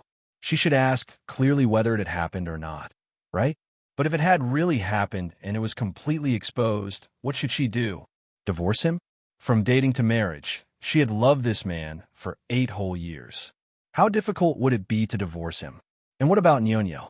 Her mind was in a mess. Perhaps she should just pretend that nothing had happened. When Lin Shihao came back, it was already 1 in the morning. When Yi Siki heard him open the door, she pretended to be asleep and turned with her back to the door. After he finished showering, he quietly climbed into bed. If it was in the past, he would have pulled her into his arms and hugged her to sleep. But this time he didn't. Yi Siki felt that her back was empty. It was only September, but it was bone-chillingly cold. The next morning, Yi Siki specially wore a new dress that she had bought a few days ago and put on light makeup. When she sent Lin Shihao and Nyonyo out, she smiled brightly and waved her hand to ask him to drive carefully. Lin Shihao was full of guilt towards her. His eyes flickered as he hurriedly said goodbye and carried Nyonyo into the car. Aya, Nyonyo's mother, you went downstairs to send Nyonyo's father to work again. You two are really loving. The neighbor upstairs saw Yi Siki and laughed teasingly. Yi Siki forced a smile and said, No, Sis Wu, don't laugh at me. Sis Wu smiled and said, You're wearing a new dress today and even put on makeup. Siki, you look really beautiful when you're dressed up. You should dress up more. You look so good now. You'll charm everyone when you go out. Yi Siki's heart sank. So, unknowingly, she had already become a haggard old woman. Her smile became even more forced. Even Sis Wu could tell that she had specially dressed up today. But old Lin didn't have any reaction. He wasn't like this in the past. Did he not love her anymore? After going upstairs and thinking for a long time, she couldn't help but ask for Xia Dong's opinion. At this moment, Xia Dong was sitting in the car and sending Xiao Yi and Xiao Bao to kindergarten. When she received a call from Yi Siki, she smiled and said, Yezi, what's the matter? Attention, Xinwu 799.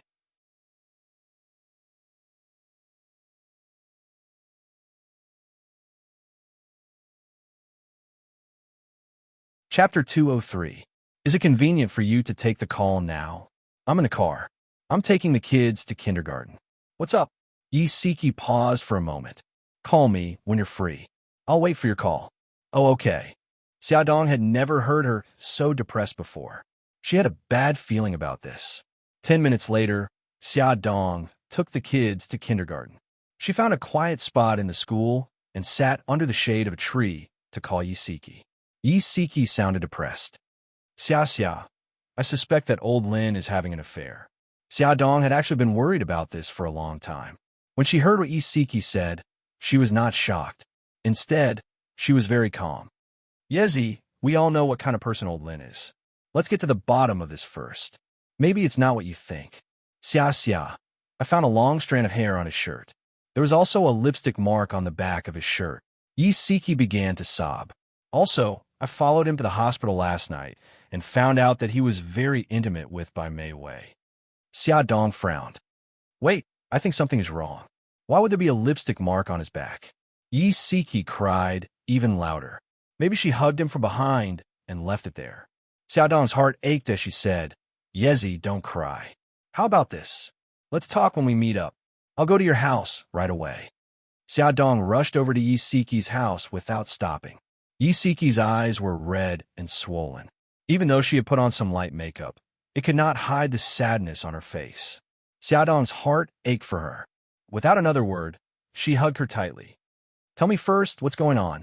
Yisiki told her in detail about Lin Shihao not coming home all night and how she found out about his whereabouts.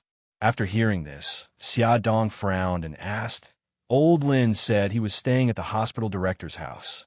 Did you ask the director? No. Do you know the dean's home phone number? Xiaodong decided to get to the bottom of this. Yisiki flipped through the phone book for a long time and found the director's home phone. Xiaodong gestured for her to call it. It was the headmaster's servant who answered the call. Yisiki asked a few simple questions and found out what had happened. Lin Shihao did not sleep at the headmaster's house that night, and by Mei Wei did not return home that night either.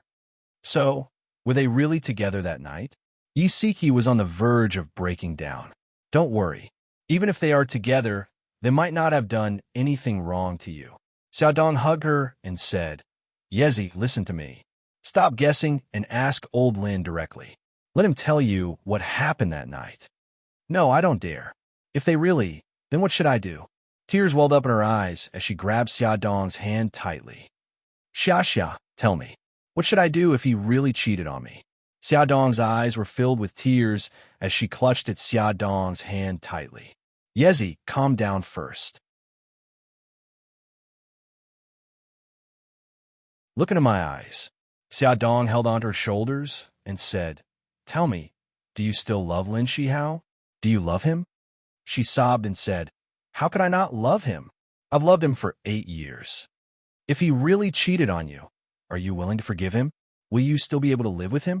Xiaodong was asking Yisiki this question, but she was also asking herself. I don't know. I need to think about it. Yisiki and Lin Shihao were each other's first loves. They had never had any messy exes to ruin their relationship. They had been very happy all this time and had never met with any setbacks. She really didn't know if she could tolerate his betrayal. Yezi, let's not cry anymore. Let's go out for a walk and relax, okay? Yisiki wiped the tears from her face and said, Okay, let's go out for a walk. If I stay at home, my thoughts will only run wild. The weather was good today. There was no scorching sun and a cool breeze blew. It was very comfortable walking on the streets. They drank coffee, went shopping, watched movies, and went to many places. Although Yisiki was smiling, Xiaodong could tell that her smile was forced. Xiaodong suggested, Siki, do you want me to go for a drink with you? No need. You're pregnant. Don't go to noisy places like bars. Besides, it's about time. You should go and pick up the children. I'm going to pick up Nuno too. Xiaodong smiled and said, Okay then. I'll send you to Nuno's school first. Yisiki didn't stand on ceremony and agreed with a smile. Xiaodong sent her to the entrance of Nuno's primary school. She didn't say anything else as she was afraid of bringing up sad memories. She hugged her and said goodbye. She drove the car to the kindergarten and then picked up the children to go home. The living room was very lively. The whole family was there. Even Bailey Xiong and Bailey Han came back early from the company.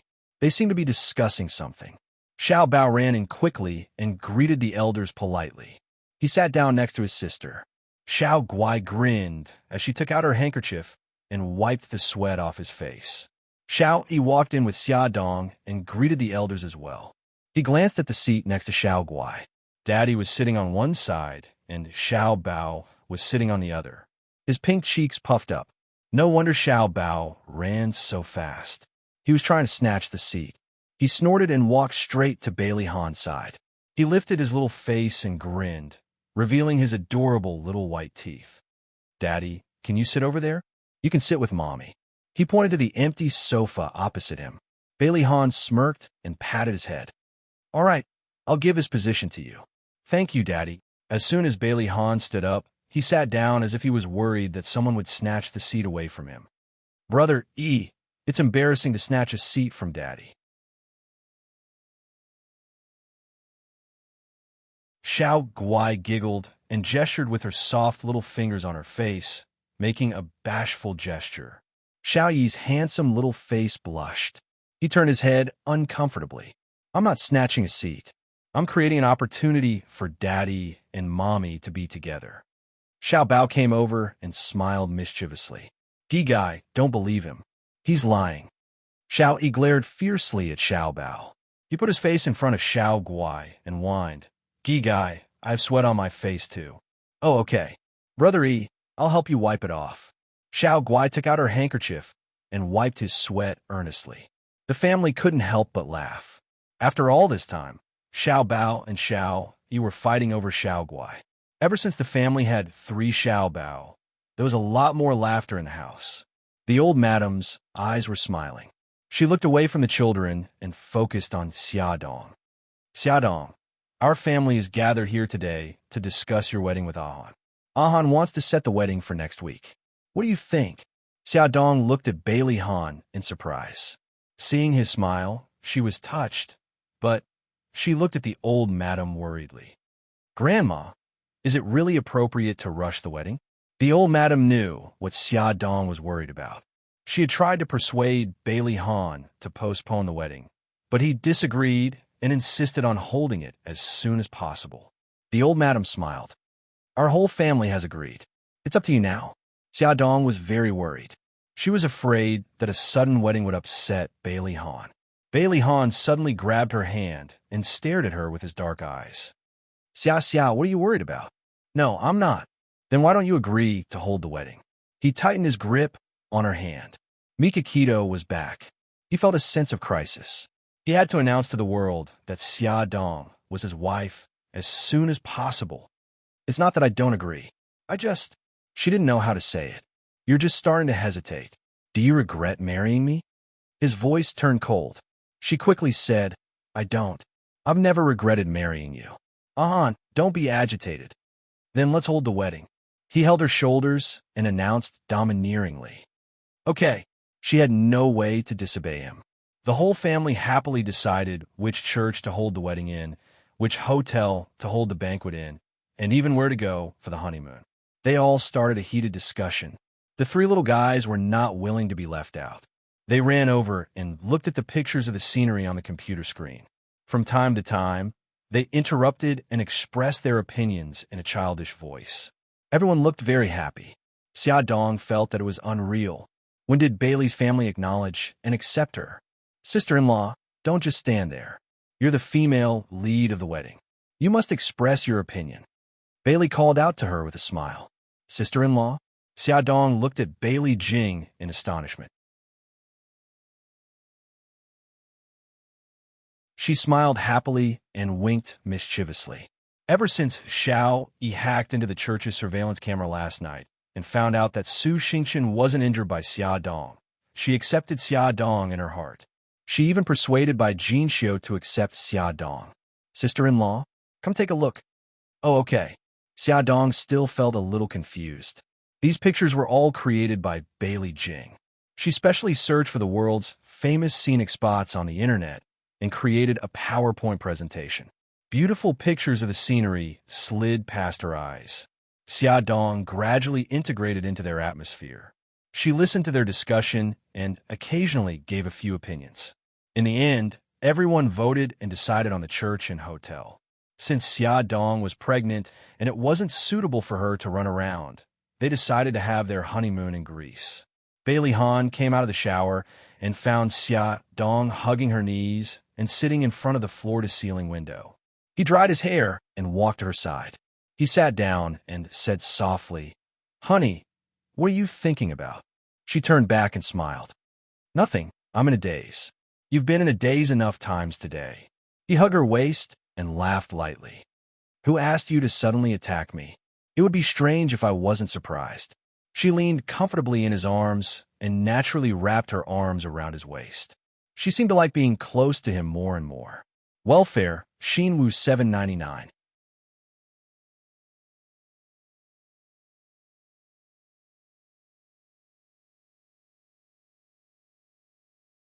Chapter 204. Bailey Han gently stroked her long hair. "You look a little unhappy. Is there something on your mind?" Xia Dong's body stiffened. She chuckled and said, "I was too happy. I didn't expect you to hold a wedding." "Silly." Bailey Han kissed her cheek and said gently, "I want to marry you before the child is born. I want the baby to know that I'm his daddy. I also want to announce to the world that you're my wife so that they won't dare to have any ideas about you." Xia Dong hugged him tightly. She had to admit that at this moment, she was touched by his words.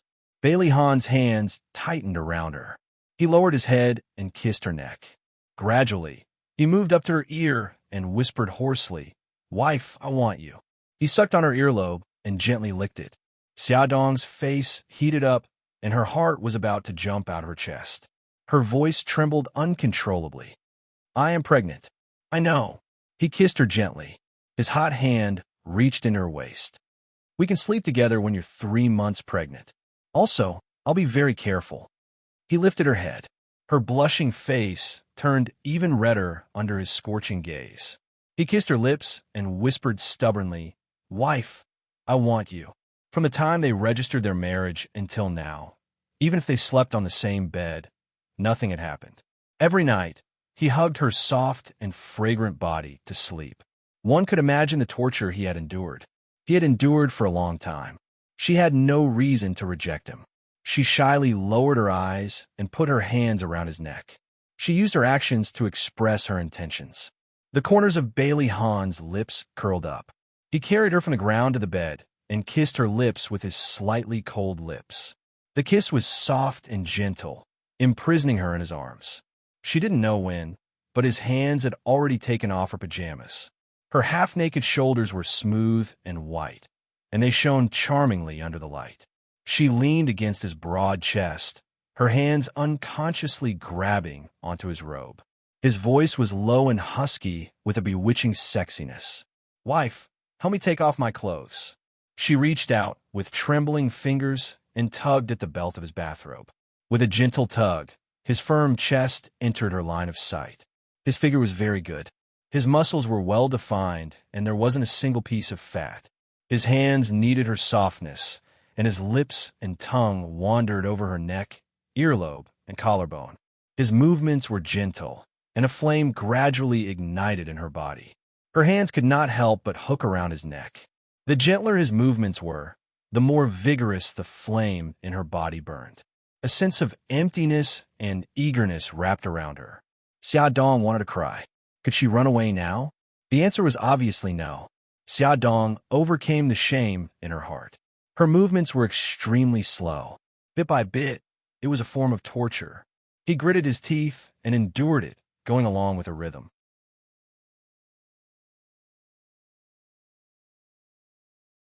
Half an hour later.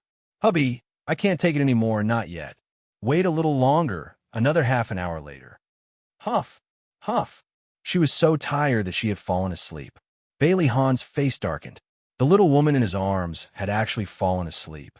It turned out that he was very capable and annoying. He felt so defeated. In the dream, someone's arm unconsciously hit him, and with a pa sound, it landed on his bare chest. His eyes gradually overflowed with a smile, and he tightly held her in his arms. This cute little woman was his wife, the person he would protect for the rest of his life. Asterisk Lin Shihao returned late again. He had just finished a 3-hour operation. When he opened the door, he looked exhausted. He saw Isiki curled up on the sofa with her head down and hugging her knees. She looked so small and lonely.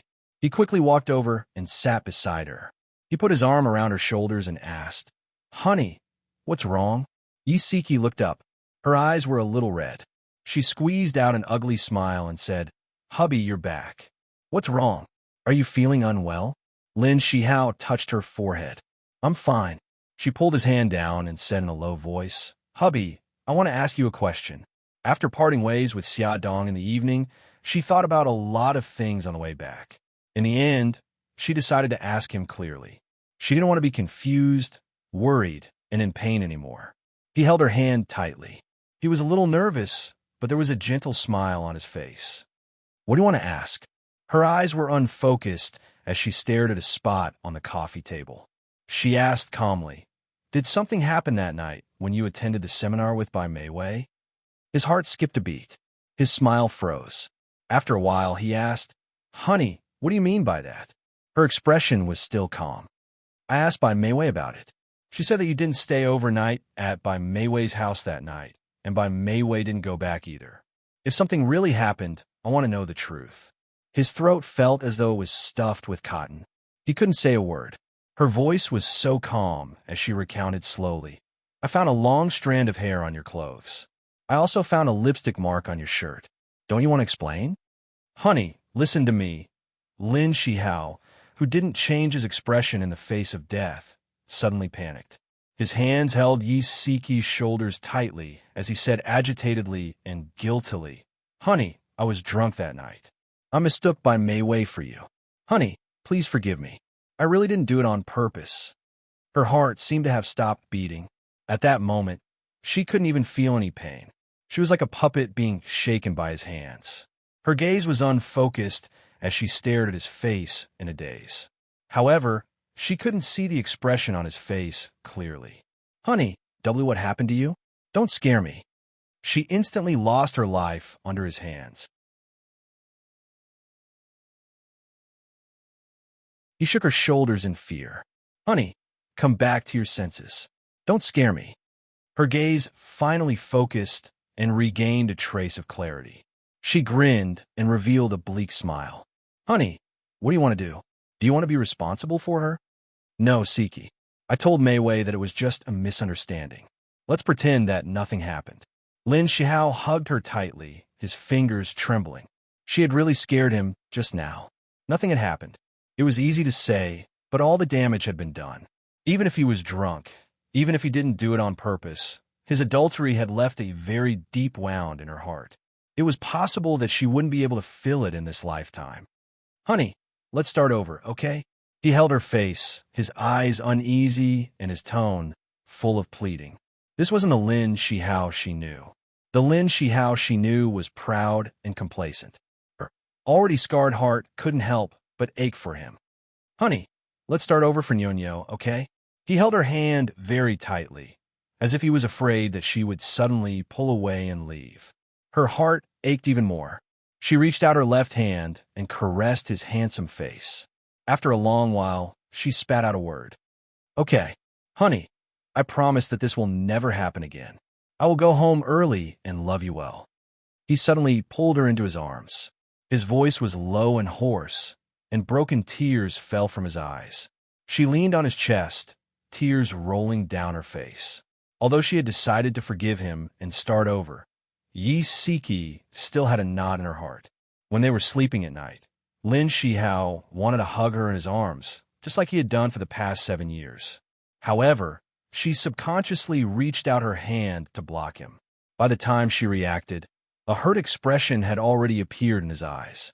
She smiled stiffly and took the initiative to lean against him.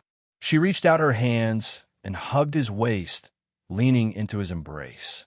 She tried to cover up her subconscious feelings of resistance, but unfortunately, her stiff posture and body told her everything. Lin Shihao's heart ached, and he felt guilty. He could only hug her tightly and try to heal all the scars with time. Powerful novel, Shinwoo, $7.99. You're tuning in to the Romance Rendezvous YouTube channel. We're so grateful for your support, and don't forget to subscribe to join us on this incredible journey through captivating stories. Your generosity through donations truly makes a world of difference, as it's the primary source of revenue that allows me to expand and enhance this channel for you. Thank you from the bottom of my heart for being a part of this adventure.